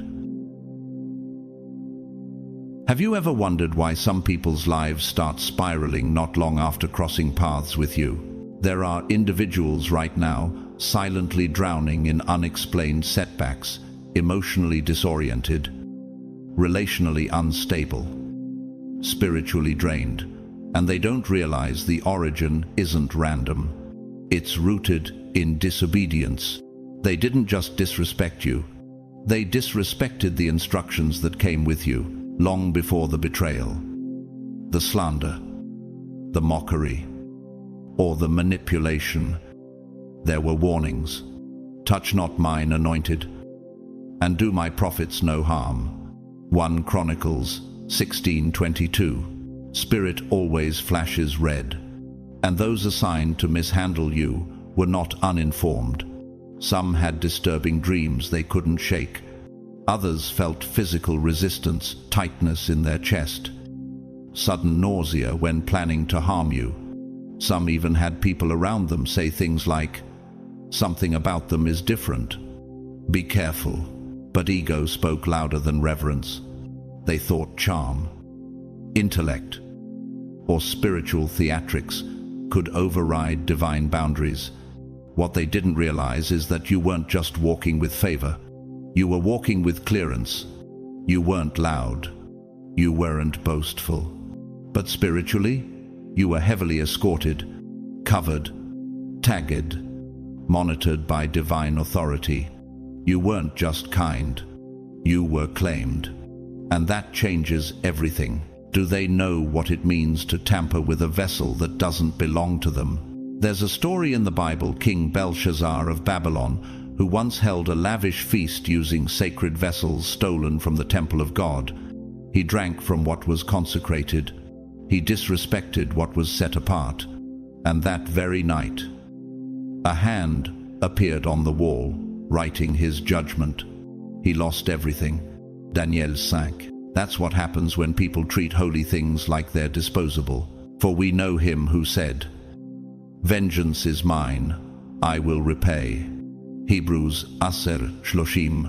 This isn't about holding grudges. You probably still pray for some of the people who tried to sabotage you. You wanted restoration, not revenge. But spiritual law isn't emotional. It's structural. Once someone crosses a divine boundary, protocol initiates. Not out of vengeance, but protection. Remember Steve Jobs' biological father? Abdul Fattah Jandali abandoned jobs as a baby and spent decades working in the restaurant industry, never knowing he once served his own son, now one of the most influential innovators in the world. It's not punishment. It's a spiritual irony. What you dismiss in ignorance may return in revelation, but not on your terms. In contrast, Desmond Tutu, South African bishop and activist, treated even his enemies with dignity. His name is remembered with reverence not because he avoided conflict, but because he handled sacred tension with spiritual maturity. His reward, global honor. His fruit remains. Amara, a gifted music therapist in Lagos. She was quiet, soft-spoken, and filled with grace. Her co-workers saw her calm as weakness. One manager, driven by control, undermined her, sabotaged her client records, and mocked her faith behind closed doors. Within months, he fell into public scandal. Nothing Amara did. She stayed silent. But her peace provoked backlash he wasn't ready for. Why do some people crumble after betraying someone who never retaliated? It's not karma. It's a consequence. When someone is assigned divine protection, it's not decorative. It's functional. When they crossed you, they crossed a line heaven had clearly drawn. Nature shows us this too. The poison dart frog, vibrantly colored, tiny, beautiful looks, harmless, but when mishandled, its skin can paralyze or even kill. Its appearance is not an invitation, it's a warning. Some people think gentleness means access, but God hides power in the meek, and those who violate softness often learn the hard way. It was never softness, it was sacred restraint. Whoever digs a pit will fall into it. If someone rolls a stone, it will roll back on them. Proverbs 26:20, 27:20. They didn't realize they were building their own downfall when they plotted against you. What's happening to them now? Their tricks no longer charm. Their relationships feel shallow. Their influence fades quickly. Spiritually, they feel lost. Why? Because when they ignored the instruction, they invited the consequence. Not your revenge, not your pettiness, but divine accountability. You didn't have to retaliate. Your peace is the clap back. Your joy is the judgment. Your silence is the sword. No weapon formed against you shall prosper. And every tongue that rises against you in judgment, you shall condemn. Isaiah 54:17. That's the protocol you live under. And when people violate spiritual protocols, especially around marked vessels like you, the fallout is inevitable. What they dismissed as superstition, they now experience as delay. What they mocked in private, they now battle in the open. Not because you cursed them, but because heaven corrected them. You are not vengeful, but you are covered. You are not arrogant, but you are marked. You don't respond like they expect, because heaven already did. Your rise is the verdict. Your peace is the punishment. Your protection is the proof. The warning wasn't just a gentle suggestion, it was a spiritual announcement. And when divine announcements are ignored, judgment writes its own timeline. Number 6. Your spirit holds evidence of realms most don't survive, encountering. Have you ever looked around and quietly wondered why you feel so old inside, as if your soul has walked through chambers others haven't even imagined? That's because you have. Spiritually, you've stepped into dimensions most people aren't even permitted to visit, let alone survive. Not in theory, not in church language, but in visceral, unspeakable, supernatural reality. You've fought things without names. You've felt storms break over your mind with no natural cause. And yet, somehow, you're still here. You are not functioning off theology alone. You are operating from exposure. You hold evidence in your spirit residue from unseen war zones that would leave most people mentally shattered and spiritually paralyzed. Even though I walk through the valley of the shadow of death, I will fear no evil, for you are with me. Psalm 23. You've survived things. Not everyone comes back from long nights of spiritual terror. Daytime encounters that turned sacred spaces into battlegrounds. Dreams that weren't metaphorical but dimensional. You didn't just imagine the fight, you bled in it. And the scars? They don't show on your skin. They echo from your frequency. You are the veteran that wears no uniform. But heaven knows your rank. Have you noticed how your silence makes certain people restless? Not because you said anything, but because your presence convicts what they've tried to conceal. You've walked through betrayals not just engineered by humans, but orchestrated by spiritual entities designed to shake your identity. And yet, your discernment grew sharper, your prayers grew heavier, your sight is more precise. You've learned how to pick up frequencies others ignore. You've walked into rooms and felt atmospheric tension shift before a word was spoken. Your nervous system may have registered it as anxiety, but your spirit knew something unclean was near. In Mark 5, when Jesus approached the man possessed by legion, the spirits reacted before he even spoke. That's what happens when someone who carries kingdom authority steps into occupied territory, and that's why you make certain people twitch. It's not intimidation, it's spiritual recognition. The light shines in the darkness, and the darkness has not overcome it. John 1:5. That's why you were isolated, not because you were abandoned, but because heaven needed a secure location to embed classified insight into your soul. Isolation wasn't exile. It was an initiation. You weren't just tested, you were stamped. Have you ever wondered why you feel grief after certain conversations, like something in the room died and no one else noticed? That's because you're functioning at a spiritual frequency above the norm. You don't just carry information. You carry revelation birthed from encounter. That makes you both precious and dangerous. The deep-sea anglerfish survives in lightless realms with crushing pressure. How?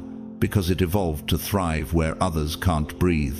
That's your spiritual reality. You weren't meant to shine on stages. You were built to glow in realms of pressure and death, surviving what others don't even detect. And because of that, spiritual surveillance surrounds you. You're not protected because you're soft. You're protected because you're a carrier of dangerous revelation truths that could unravel decades of deception in a single sentence. When you speak, systems shake. When you discern, spirits panic, for it is not you who speak, but the Spirit of your Father speaking through you. Matthew 8:8. You are proof, not just a believer, a witness. And that makes you a liability to anything built on illusion. In history, Corrie ten Boom, a Dutch Christian who hid Jews from the Nazis, survived Ravensbrück concentration camp and lived to tell of miracles amidst death. Her story wasn't built from theology, it was shaped by encounter. She once said, "There is no pit so deep that God's love is not deeper still." You carry that same depth. In contrast, Aleister Crowley, the occultist who dabbled in rituals and astral travel, sought access to spiritual realms without surrender. His journey ended in torment. The deeper he went, the darker it got, because revelation without submission corrupts. You were chosen to see the dark but never become it. Then there's Elias, a quantum physicist who survived a lab accident during an experiment with resonance frequencies. After waking from a coma, he could hear people's emotional states as literal notes and static. He began to avoid crowds, not out of fear, but because the noise of human pain was deafening. His gift was both a blessing and a burden like yours. Why do people think you're too intense or too deep. Because surface people can't understand souls built from storms. Because your tone carries echoes from realms they've never entered. I have told you these things, so that in me you may have peace. In this world you will have trouble. But take heart, I have overcome the world. John 6:33. You're not mystical. You're marked. You're not dramatic. You're delivered. And now, the evidence within you is sacred property. That's why divine protection isn't optional. It's protocol. You're not just a child of God. You're an archive, and archives must be preserved, not for nostalgia, but for future battles. What you survived wasn't random. It was credentialing. And now, your existence challenges every lie that says God doesn't intervene. So when systems tremble at your peace, or people flinch at your gaze, or whole atmospheres shift, when you enter a room, it's not arrogance. It's proof, and proof must be protected. Number 7. You have the kind of calling that can't be touched without consequences. Why do some people's lives unravel shortly after they mishandle someone they claim to love? They don't always connect the dots. One moment, their influence dries up. Next, they're drowning in emotional chaos. Their peace evaporates. Doors slam. Opportunities stall. Relationships dissolve without clear reason. But spiritually, there is a cause. Because when they crossed you with unclean motives, they didn't just touch a person, they trespassed sacred ground. Who may ascend the mountain of the Lord? Who may stand in his holy place? The one who has clean hands and a pure heart. Psalm 24:3-4. You're not just someone with potential. You're someone sealed by divine assignment. The kind of seal that carries invisible alarms. There are protocols in your life, pre-installed spiritual parameters that activate consequences the moment someone tries to tamper with your soul under false pretenses. Some came into your life pretending to be supportive. They smiled. They complimented. They studied you, hoping to extract insight or imitate your energy. But their intent was tainted, and intent is everything in the spirit realm. Because heaven doesn't respond to faces, it responds to motives. That's why, when they overstepped, their life started to buckle. Not because you retaliated, but because divine enforcement doesn't need your permission. Do not be deceived. God cannot be mocked. A man reaps what he sows. Galatians 6:0. There was a man once named Darius, a corporate strategist in Berlin. He befriended a woman of deep discernment just to learn how she led with integrity.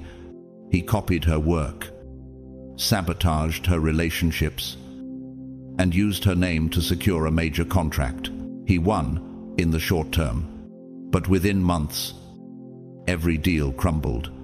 Client dropped him. His peace vanished. He began having nightmares. What he thought was strategy was actually spiritual theft, and he touched a covenant he was never cleared to access. Have you ever noticed how people who betray you often seem to suffer quietly from things they can't explain? It's not karma. It's spiritual backlash from violating sacred agreements. Because you, chosen one, are not random.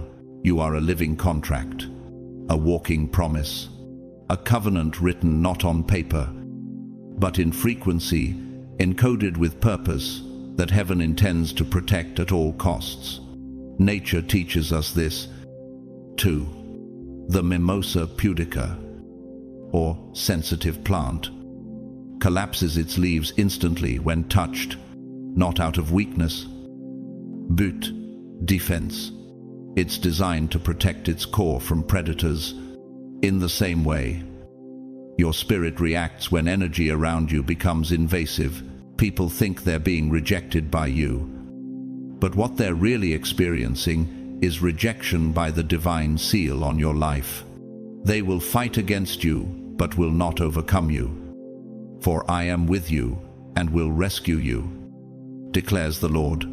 Jeremiah 1:19. That's why you don't crumble like they expected. You are spiritually booby-trapped, not in vengeance, but preservation. When someone approaches you with ego, deceit, or control, they're not just stepping into your life, they're stepping into an active covenant guarded by divine order, and when a covenant is violated, it triggers a legal response in the unseen realm. You don't have to say a word. The judgment was already written. Even in architecture, load-bearing beams are marked. You don't touch or remove them without causing collapse. That's who you are in the spiritual design. You're not decoration. You're structural. And touching you recklessly isn't just dishonor, it's destabilizing to the entire building. That's why some people fall apart after crossing you. You held up more than they realized. And let's talk about reality. Pope John Paul II once warned that the greatest danger to our future is spiritual indifference. Those who approached you with manipulation disguised as love, gossip disguised as concern, or sabotage disguised as advice were not just indifferent, they were rebellious. And spiritual rebellion has consequences. No human control can delay. In contrast, Malala Yousafzai, the Nobel laureate who survived an assassination attempt by extremists, continued her calling, even as her enemies tried to erase her. Why? Because her purpose was more than survival. It was sacred resistance. Your journey mirrors this same resilience. You rise, not in spite of attacks, but because your rising is divine retaliation. Why do some people seem allergic to your presence after they cross you? Because their soul knows it touched something eternal. Because spiritual disobedience echoes far louder than spoken apologies. No one lights a lamp and puts it in a hidden place. Instead, it is set on a stand, so that those who enter may see the light. Luke 11:33. That's you. A lamp that cannot be dimmed by manipulation. A flame that exposes the intentions of the room. You don't carry a casual destiny. You carry a charged assignment. You weren't sent here to be nice. You were sent here to be necessary. Necessary for generations. Necessary for cycles to be broken. Necessary for spiritual orders to be reset. So yes, when people mishandle you, there are costs. And no, they don't always trace it back to you. But that's not your concern. You were never meant to prove your worth through suffering. You were meant to demonstrate heaven's commitment through preservation. You're not rising by accident. You're rising because you were designed to trigger awakening. And when people treat a divine trigger like a toy, they learn the hard way. The consequences weren't from you. They were from the agreement protecting you. Number 8. You're a living portal. And that makes you a threat to controlled reality. Have you ever noticed how people try to categorize you, but nothing ever fits? That's because you weren't made to fit. You're not just a person. You're a portal. A divine access point between realms.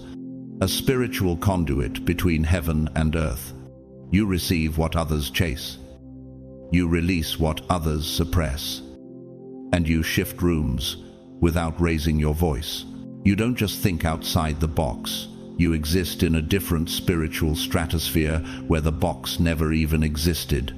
And that alone makes you dangerous to structures built on rigidity, performance, and false order.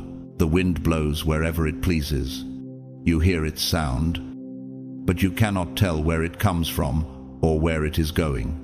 So it is with everyone born of the Spirit. John Shlosh Shemona. You don't brainstorm, you download. You don't advise, you transmit frequency. You've said things at just the right moment that felt too sharp, too timely, too specific to be coincidence. That's because it wasn't coincidence. It was convergence. Heaven spoke through you because you're calibrated to divine bandwidth, like Elijah calling down fire in 1 Kings 18. You speak, and it echoes. You pray, and realities bend. You're a walking breach in the matrix of controlled existence. Have you ever felt like you're being tracked by both favor and resistance at the same time? It's because portals draw attention. Both angels and opposition notice when divine openings move through time, space, and flesh. Controlled systems depend on predictability. They want people to comply quietly, follow blindly, and doubt anything unseen. But you bend time. You disrupt expectations. You break patterns simply by showing up and refusing to play small. You'll think of someone, and they'll text you. You'll speak something, and it manifests.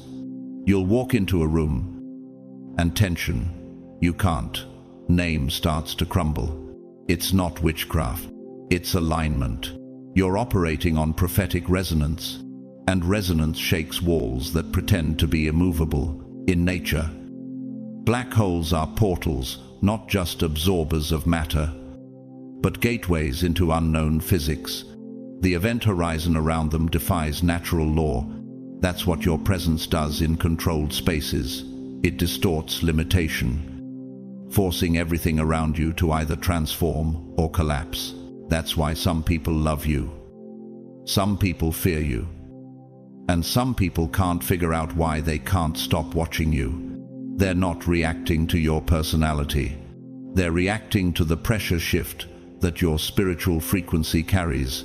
Call to me, and I will answer you, and tell you great and unsearchable things you do not know.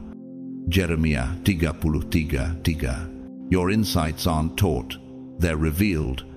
And that's why no earthly credential can fully explain you. Take Frank Lloyd Wright, the revolutionary American architect.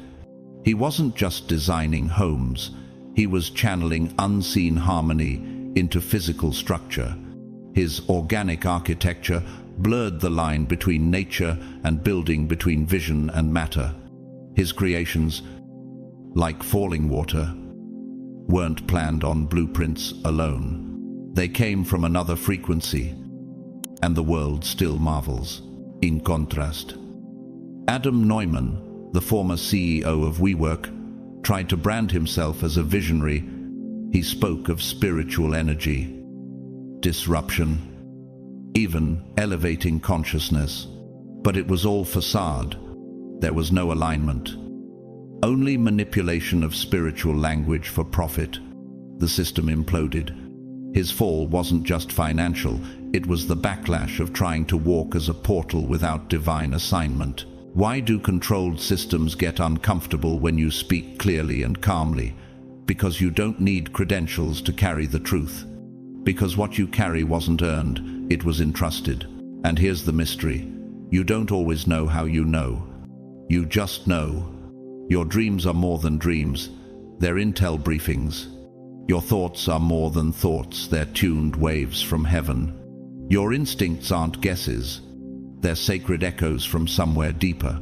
In architecture, oculi, circular openings in domes, like the one in Rome's Pantheon, were designed to let light in from above. They weren't just decorative. They aligned with celestial movement. You are heaven's oculus, strategically placed in rooms, families, and timelines to let divine light break through spiritual ceilings. You are not here to blend in. You were sent to crack the system open from the inside. This is why you're not just protected, you're preserved. Not just shielded from harm, but hidden from dilution. Any energy, person, or atmosphere that tries to cloud your access gets spiritually filtered. Your clarity is too important to be compromised. Like the prophet Daniel in Daniel 10, whose prayers activated angelic warfare in unseen realms.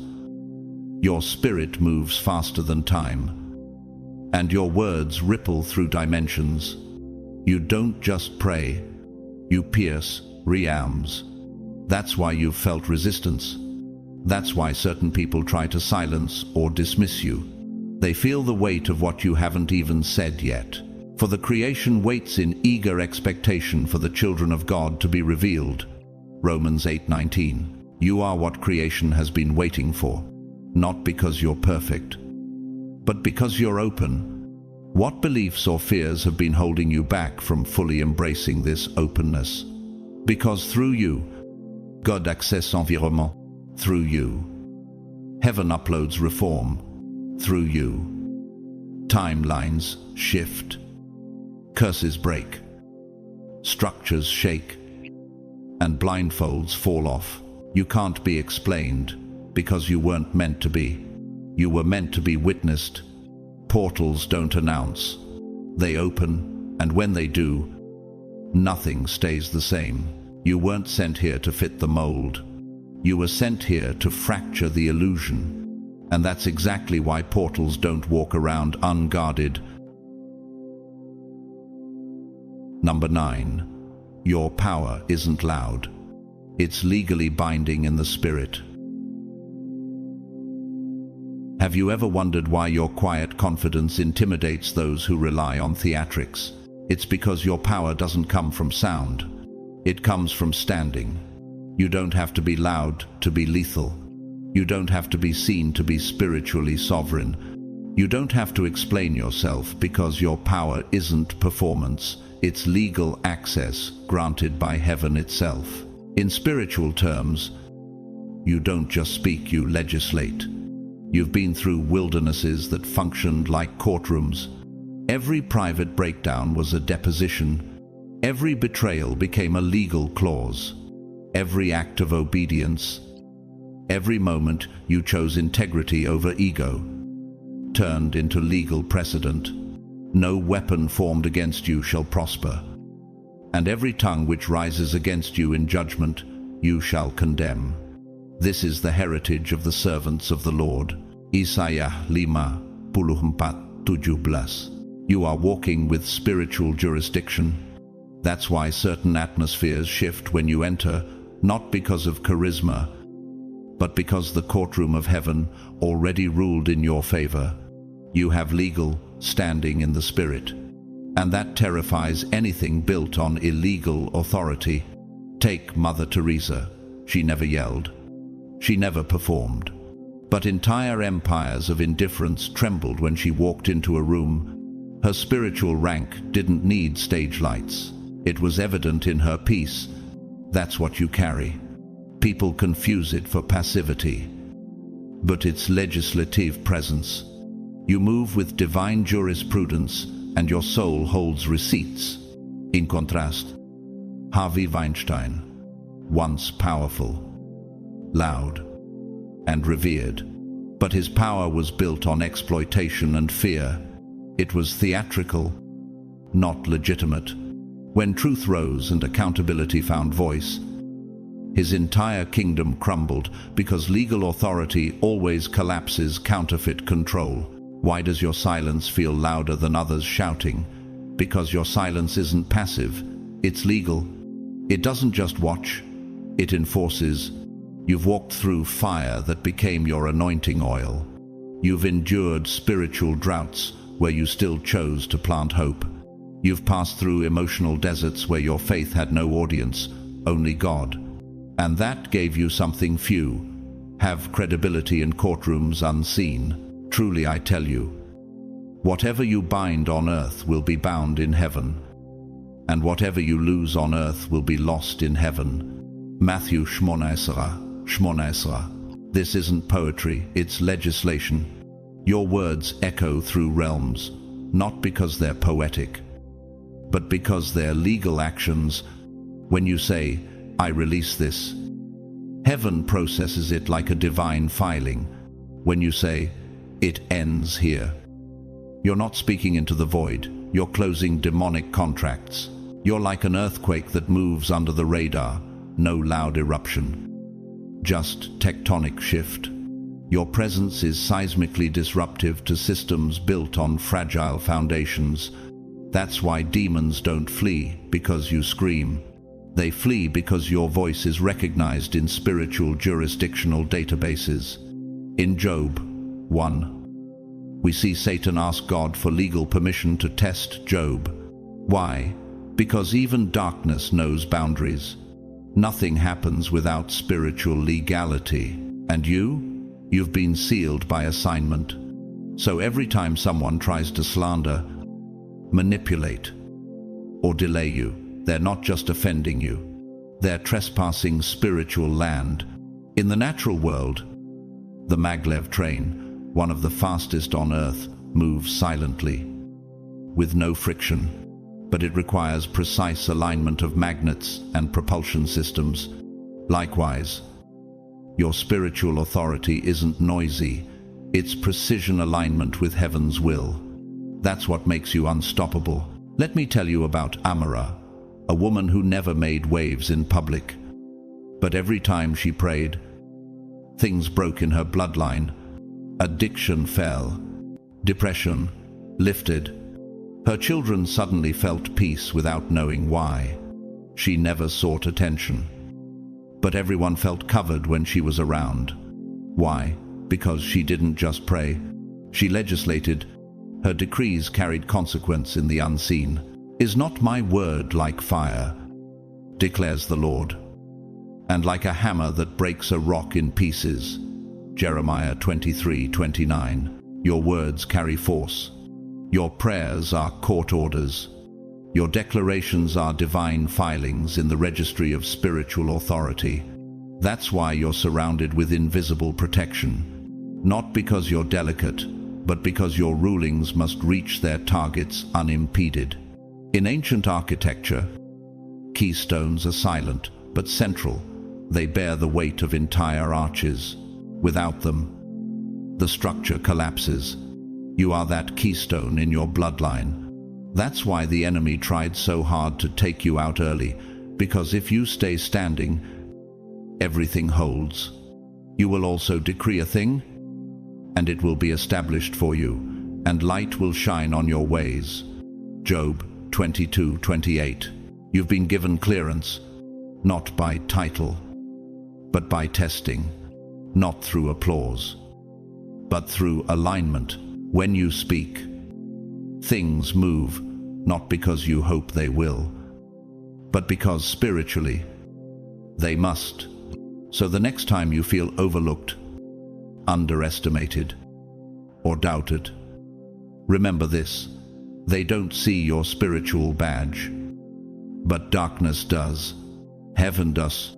Creation does. Why do some people get uncomfortable when you speak calmly about things others scream over? Because your calm isn't casual. It's legally enforced dominion. You didn't earn your power through performance. You earned it through persistence, purity, and private obedience. Now you carry authority that can't be revoked. So declare it, break it, bind it, release it. Your voice is recognized in the places that matter most. And that kind of power, it cannot walk around unguarded. Number 10. Someone important tried to take you out and failed both publicly and privately. Have you ever wondered why certain influential people suddenly went silent about you? Why the very ones who tried to bury your voice can't explain their own collapse? Someone once moved against you strategically, intentionally, and spiritually. Not just an ordinary person, but someone with reach, someone with connections, access, and arrogance. And it wasn't just petty gossip or childish envy. It was a calculated, behind-the-scenes effort to sabotage your assignment. They studied your weaknesses, monitored your rise, and when they sensed momentum building around your purpose, they struck. But they forgot one thing: you are spiritually embargoed. Heaven has sanctions in place over your life. You're not just protected, your restricted airspace. Anyone attempting to breach that holy perimeter without clearance is dealt with in the invisible, and they were. The moment their motives darkened, divine surveillance kicked in. Touch not my anointed ones, and do my prophets no harm. 1 Chronicles 6:22. There was a fall, a spiritual collapse that never made headlines. It wasn't broadcast, but it echoed through the spirit realm. Some contracts suddenly fell through. Their name lost influence. Favor began to leak from their lives like water from cracked vessels. Their private health faltered. Their relationships shifted. And no, it wasn't karma. It was a consequence. For the Lord watches over the way of the righteous, but the way of the wicked will perish. Salmachat, Shesh. They touched what heaven had sealed. They crossed into sacred jurisdiction, uninvited, and the courts of heaven responded with precision. No public spectacle. No retaliation from your end. Just an unexplainable unraveling of everything they built on deception. Pope Francis once said, "The truth is like a lion. You don't have to defend it. Let it loose. It will defend itself." That's exactly what happened with you. You didn't fight back with vengeance. You stayed still. You let the truth handle it. And it did. Your stillness wasn't passivity. It was divine cooperation. Sam Bankman-Fried, a former crypto billionaire and founder of FTX, once praised as a financial prodigy, behind the facade of altruism, he manipulated systems and misled millions. When the truth came to light, his empire crumbled, his wealth evaporated, and now he faces years in prison. That's what happens when someone builds their throne on lies. They eventually fall on the very foundation they thought was secure. What if the delay you once cursed was the very detour that saved your soul? What if the opportunity that slipped through your hands was actually a trap heaven snatched you from? There's a reason your path was blocked in places. Divine intelligence had to neutralize access points before an ambush could land. Conversations were disrupted mid-sentence. Emails never sent. Phone calls mysteriously dropped. That wasn't a coincidence. That was a divine firewall. Certain trees like the sequoia have bark so thick and insulated that they can withstand raging forest fires. The fire scorches everything else, but the sequoia stands tall. That's you. Fire surrounded you, but it couldn't penetrate what God designed to endure. Micah, a young producer in the music industry, humble, but gifted. He signed a deal with a company that promised mentorship, but subtly tried to exploit his sound. Contracts were sabotaged. His reputation was almost destroyed. But when he prayed one night, something shifted. The next morning, the company's senior executive was exposed for fraud in an unrelated investigation. Micah lost nothing. His gift, now flourishing in peace. No lawsuit, no revenge, just divine reversal. When the enemy comes in like a flood, the Spirit of the Lord will lift up a standard against him. Isaiah 59:19. The spiritual fallout on your behalf wasn't revenge. It was heaven's standard being raised. It wasn't about getting even. It was about maintaining protocol. What they tried to do wasn't just against you. It was against a divine pattern coded into your life. And patterns like that cannot be dismantled by ego or envy. Your journey hasn't just been protected, it's been surveilled. Every hidden snare has been seen. Every dagger aimed at your back was intercepted before it landed. That's why you still wake up with peace. Why do you still rise when they swore you wouldn't? You've been elevated in the spirit because you survived attacks meant to abort your future. They will fight against you, but they shall not prevail against you. For I am with you, declares the Lord, to deliver you. Jeremiah 1:19. So now, you're not just covered, you've been upgraded. The warfare forced heaven to elevate your clearance. You're walking with protocols most people don't even know exist. That's why certain doors remain closed, because your presence demands inspection before any room can contain you. Why are you still rising, while others have faded into irrelevance? Because God made your vindication visible. Even when your battle was private. This wasn't luck. This wasn't a coincidence. This was covenant enforcement, and what they meant for evil, it became the very platform that proved your legitimacy. So, walk boldly. Speak freely. You survived what should have destroyed you, and now you carry the evidence. The fall wasn't yours. The exposure wasn't yours. But the favor, it is. Number 11. You were hidden in plain sight, while forces created decoys to distract the enemy. Why do you think people who barely understood your calling tried so hard to copy it?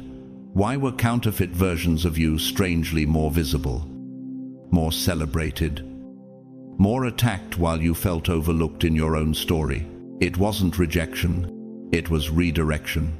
You, God's chosen one, were never meant to be exposed prematurely. Your visibility was divinely rationed because the level of spiritual artillery formed against your destiny required a different kind of protection. So heaven wrote an unusual defense strategy: camouflage through distraction. You are my hiding place. You will protect me from trouble and surround me with songs of deliverance. Psalm 32, Sheba. The warfare wasn't aimed at you, it was thrown at decoys made to look like you, while you were being fortified in private. Spiritual counterfeits, soaked up attacks, meant for your future. And yes, it was frustrating. Watching your voice echoed by people who didn't bleed for the truth, seeing others bask in attention, only to crumble under pressure. You've silently survived for years. But this wasn't theft, it was tactical noise. The true target had been concealed. You ever wondered why certain names rose quickly, flared brightly, then disappeared into silence? It's because they were never meant to last. In nature, the monarch butterfly has a toxic twin viceroy. Butterflies mimic their appearance to ward off predators. That mimicry keeps both species alive. In the same way, false versions of you created a spiritual smokescreen. The enemy thought they found the real threat, but you weren't even in range. While others were chasing optics, you were being coded in revelation, rebuilt by divine architecture, like a blueprint sealed in a vault until the foundation is ready. You were not in hiding, you were under spiritual encryption, a frequency so protected that only heaven could decode it. He will hide me in the shelter of his sacred tent and set me high upon a rock. Psalm 27:5. This is why you felt unseen in rooms where your impact should have shaken walls. It's why doors closed right when it felt like breakthrough was due. And why people mistook your silence for irrelevance. But heaven was writing a story that couldn't be tampered with. And now the unveiling has begun. Let's talk about Frida Kahlo, the iconic Mexican painter. In a world dominated by masculine surrealism, she painted her pain with unapologetic rawness. For years, she was overshadowed by her husband, Diego Rivera. Critics mocked her. Galleries rejected her. But the truth couldn't stay buried. Today, Frida is revered globally. While Diego's legacy has faded into the background, she wasn't hidden because she lacked power. She was hidden because the world wasn't ready for the weight of her truth. And not all imitators are innocent. Jordan Belfort, once known as the Wolf of Wall Street, rose quickly by selling charisma as truth. He built his empire off illusion, but truth caught up. The collapse wasn't just financial, it was spiritual. The system, protected by shadows, can't survive when light enters the room. What if your delay was heaven keeping you out of range of a spiritual sniper? What if being ignored was the only way to be preserved long enough to evolve? There's a woman named Estelle, a school teacher in rural South Africa. Quiet, gentle, unnoticed for most of her life. Her students loved her. But the world barely knew she existed. She wrote poems on her lunch breaks, tucked them in a drawer, never published them. One day, a visiting volunteer found them. Within a year, her words had reached Parliament, used in campaigns for justice, and translated into 6 languages. She wasn't overlooked. She was revealed on time. The Lord will fight for you. You need only to be still. Exodus pais presece. While others ran ahead chasing applause, you were being insulated in divine stillness. Your name was never meant to be echo, it was meant to be thunder. You're not here to trend, you're here to transform, and now the decoys are collapsing. The false voices are losing volume because the real you, the dangerous you, is surfacing, for there is nothing hidden that will not be disclosed, and nothing concealed that will not be brought to light. Luke 8:17. You've outlasted the noise, and now comes the revealing. But it's not just about being seen, it's about being sent. You were hidden not for your protection alone, but for the preservation of a heavenly frequency that could not afford to be intercepted. Isn't it wild how the most powerful people are often the most overlooked until their moment arrives? Could it be that you were never late, only guarded for an appointed time, like an eclipse that darkens the sky, only to reveal a glory no one can deny? You are about to emerge from shadows carrying weight that no imitation could counterfeit. And now the enemy isn't just distracted, they're disarmed. This isn't about vindication, it's about revelation. You weren't passed over, you were positioned, and now it's time to walk out of hiding. Number 12. There's a legal seal on your life's mission, and it can't be interrupted without divine approval. Have you ever wondered why certain things just wouldn't move no matter how hard you prayed, fasted, or fought for them? Have you noticed how the doors you begged to open slammed shut, while the ones you never knocked on swung wide at the last minute?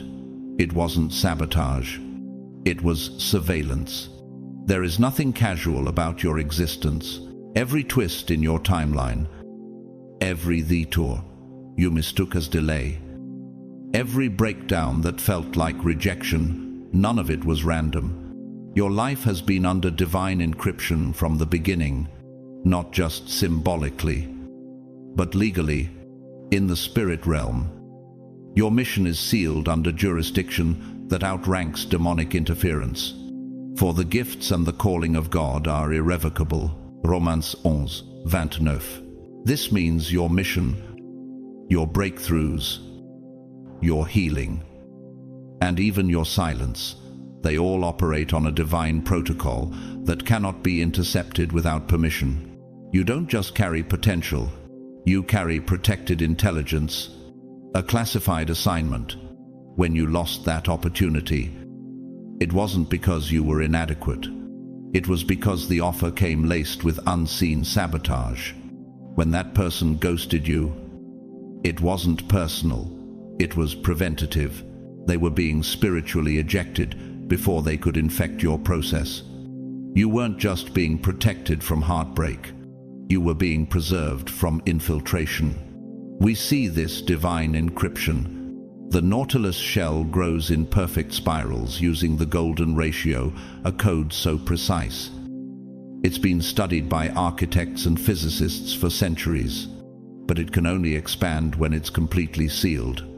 Likewise, your life has been coded for sacred expansion, not reckless exposure.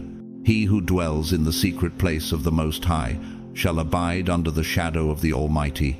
Psalm 91:1. Let's not ignore the frustration. Your enemies have tried everything. They studied your habits, mirrored your energy, tried to track your rhythms. Some even attached themselves to your circle under the illusion of loyalty, only to quietly collect intel. But none of it worked. Why? Because your life isn't running on predictability. It's unfolding by revelation. Your blueprint isn't accessible to human logic. You don't move based on opportunity. You move based on clearance. Even when you think you're choosing, you're being positioned. What they call hesitation is actually divine rerouting. What they interpret as naivety is spiritual masking. Do you know how many times the enemy celebrated too early? How many times did they think you were vulnerable, only to fall into the very traps they set for you? Dietrich Bonhoeffer, a German pastor and theologian who stood against the Nazi regime. He was imprisoned, silenced, and ultimately executed, but even his enemies couldn't stop the ripple effect of his mission. His writings, smuggled from prison, would later shape generations of theology. Bonhoeffer's voice was sealed, not silenced. On the flip side, Bernie Madoff, a financier once celebrated on Wall Street, built his empire on lies. He projected charm and success, attracting the trust of global elites. But his influence was hollow, a Ponzi scheme that crumbled catastrophically. His fall was not just public, it was prophetic. He violated the unseen laws of truth, and his collapse echoed beyond finance. That's what happens when false structures challenge sealed assignments. They implode. No weapon that is formed against you shall prosper, and every tongue which rises against you in judgment you shall condemn. Isaiah 54:17. The truth is, you don't just walk with favor. You walk with frequency authorization. You're encrypted with a vibration that activates divine protocols. You were built like a quantum lock, a structure in science that only opens when every frequency aligns with its unique signature. That's why nothing forced works around you. It bounces, it breaks, or it simply falls apart. So those moments you called failure, they were actually instructions encoded in disguise. The steps of a good man are ordered by the Lord, and he delights in his way. Psalm 37:20. That relationship that didn't work, it was intercepted. That delay in your career, it was divinely staged to reroute you into authority. The season of stillness that made you question your identity, it was encryption mode. You were being hidden, recoded, and recalibrated. Are you starting to see it now? That nothing about your story has been random? What if the very places you grieved were the exact spots God redrew your map? Have you ever considered that your setbacks weren't setbacks but security protocols activating in real time? Let me tell you a story. Lion, a humanitarian strategist in Central Asia, was poised to receive a government grant that would have funded his outreach for 5 years. A month before the announcement, a rival organization slandered his name, costing him the deal. He wept. For months, he spiraled. But in that same year, he was invited by a global ambassador to co-lead an underground rescue mission, one that impacted lives across 3 nations. Had he accepted the earlier grant, he would have been legally bound to stay local and miss his true assignment. What he thought was a loss was actually divine redirection. The Lord frustrates the plans of the nations and thwarts all their schemes. Psalm 33:8. You are not just alive, you are legally authorized to shift atmospheres. That's why demonic forces can't touch your mission without consequence. And that's why people who tried to exploit you quietly began to fall apart after they crossed a line they didn't even know was sealed. So here's the truth. You are not just guided. You are encrypted. Your future is not fragile. It is firewalled. Your assignment is not passive. It is protected by legal seals in realms most people don't even believe exist. You are not untouchable because you're clever. Number 13. The darkness knows you can't be bought. That's why you're monitored closely. Why is it that no matter how quietly you move, eyes always seem to follow you? Why is it that even when you walk away from the spotlight, some unseen force tries to pull you back into spiritual confrontation? Could it be because your integrity is more terrifying than any weapon they've ever created? You are one of the rare few in this generation who cannot be bought. That statement alone separates you from 99% of people. In a world where compromise is currency, where playing the game is applauded, and where convenience is prioritized over conviction, your refusal to bend has not gone unnoticed. It has been flagged by heaven and by hell. The eyes of the Lord search the whole earth in order to strengthen those whose hearts are fully committed to Him. 2 Chronicles 16-9. You're not just someone with potential, you're someone with an incorruptible spirit. And that makes you a disruption to systems built on bribes, bargains, and backdoor deals. They thought they could offer you a position. They thought they could dangle opportunities. They thought validation would weaken your voice. But your soul doesn't do business with darkness. You don't trade sacred purpose for temporary applause.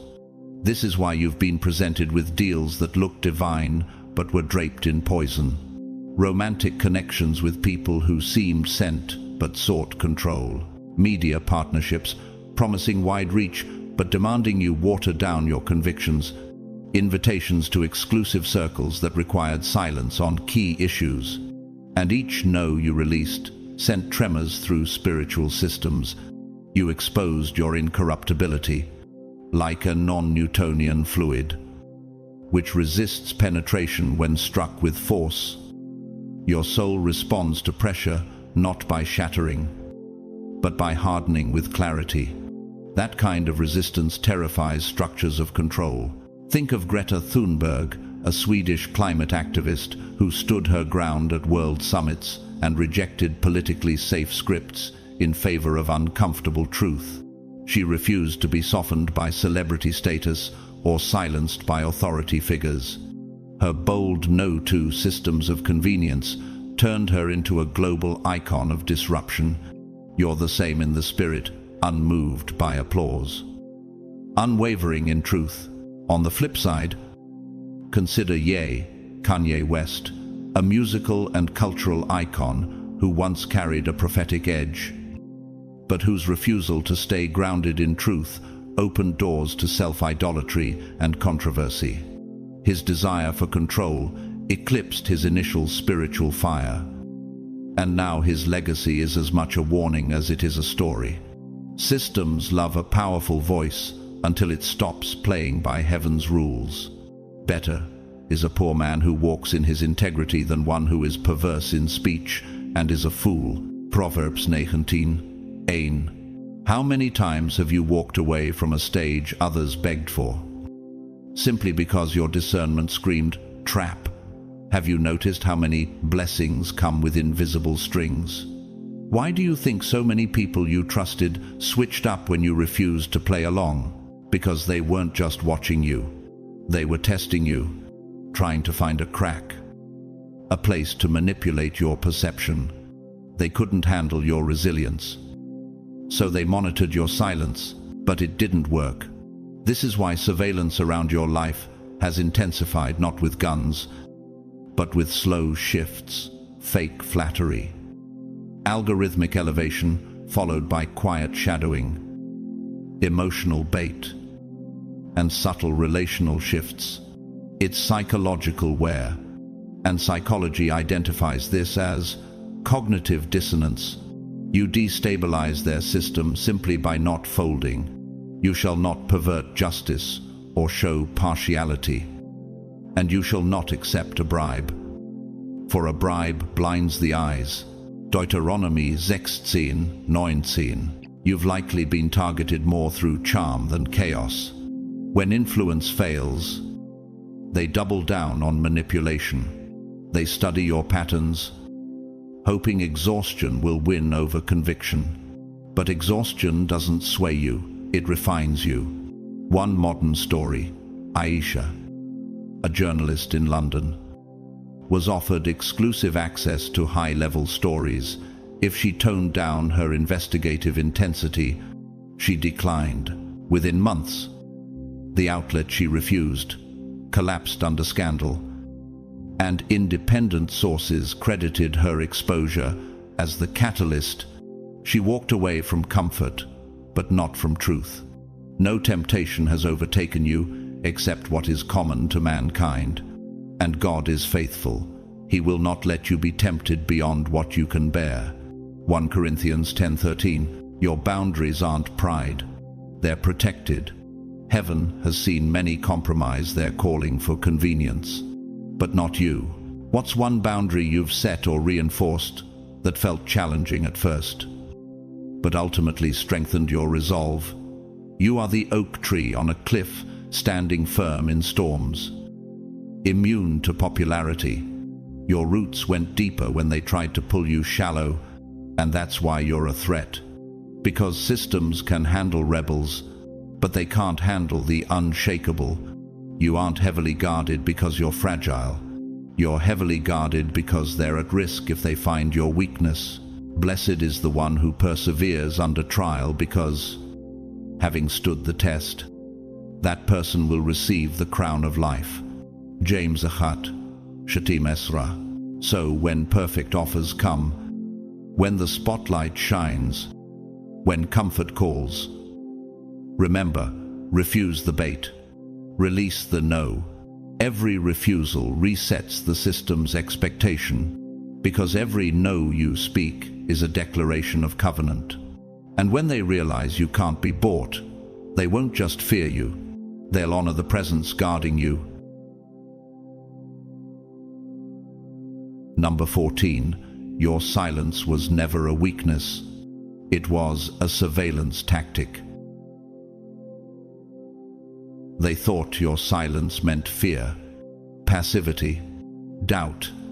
But what they failed to realize is that your silence was the highest form of spiritual intelligence. It wasn't a retreat. It was reconnaissance. You weren't quiet because you lacked the words. You were quiet because heaven was collecting evidence. Every time you held back, every moment you chose to observe instead of react, divine surveillance was at work. The Lord will fight for you. You need only to be still. Exodus 8:4. Your angels weren't just watching for your safety. They were gathering intel, recording patterns, tracking betrayal, identifying cycles, and most importantly, separating the real from the fake. While they were running their mouths, testing your limits, and plotting behind smiles, your silence was setting the stage for divine justice. You weren't playing dumb. You were letting people reveal themselves. That's what wisdom does. It waits, it watches, it listens for what isn't said. Whoever remains silent is considered wise. Whoever closes his lips is deemed intelligent. Proverbs 17:28. You didn't need to confront them immediately because you already knew everything hidden would eventually surface. So you let it. Your silence was the trap they walked straight into. They underestimated you because you didn't bark back, argue, or expose them on sight. But you were never operating on their level. You were moving on divine timing. And now that heaven has gathered enough evidence, the response won't be emotional. It'll be executed by the spiritual forces assigned to you. Can you recall a time when your quiet observation and patience prove to be your greatest strength in a difficult situation. You're not in survival mode anymore. You're not trying to prove anything, defend yourself, or make people see your worth, because now your moves are informed by data collected during the silence. Strategy has replaced sensitivity. Discernment has replaced desperation. You're making decisions based on truth, not trauma, alignment, not anxiety. The people who thought you were weak are now nervous, and they should be, because the quiet one they tried to manipulate has emerged with clarity, precision, and divine backing. In the world of nature, the snow leopard moves in absolute silence. It glides along impossible terrain without ever being noticed until the precise moment of impact. You've been the same. Quitter, calculated, spiritually camouflaged, and terrifyingly effective. Now look at someone like Shakira, a global superstar who remained silent for years while quietly enduring betrayal and public pressure. She didn't retaliate with noise. She came back with lyrical precision that cut deeper than any press release. Her silence was never defeated. It was data collection. And when the time came, the truth spoke louder than any drama ever could. In contrast, think of Anna Sorokin, the infamous con artist who posed as a billionaire heiress to exploit wealthy social circles. She made a lot of noise, staged an entire identity, but it collapsed the moment scrutiny arrived. Her silence in court wasn't power, it was exposure. False narratives always fall apart when divine timing steps in, for nothing is hidden that will not be made manifest, nor is anything secret that will not be known and come to light. Luke 8:17. There's a reason people tensed up in your silence, a reason their hearts raced when you said nothing at all. Your stillness carried frequency, your lack of response made them confront themselves, and your energy interrupted rehearsed manipulation. When you chose not to speak, they revealed everything. The prudent keep their knowledge to themselves, but a fool's heart blurts out folly. Proverbs 12:23. You've walked through rooms that were rehearsed like plays, and your presence disrupted the script. You became the glitch in their matrix, the mirror to their illusion, because while they were busy performing, you were gathering intelligence that could not be bought or taught. You're now emerging from the silence like someone who knows exactly who's who and exactly what to do next. Every step you took, every moment of stillness, every unseen battle wasn't just survival. It was strategic warfare on a higher frequency. You weren't overlooked or abandoned. You were encrypted. How has this period of encryption prepared you for the clarity and action you feel now? The protection over your life wasn't optional. It was essential. The silence wasn't absent. It was archiving. The delays weren't denials.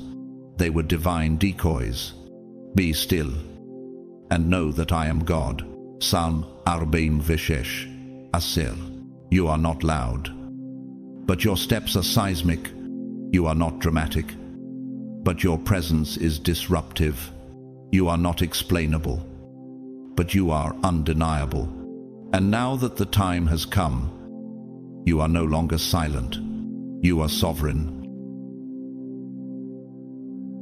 And now you understand.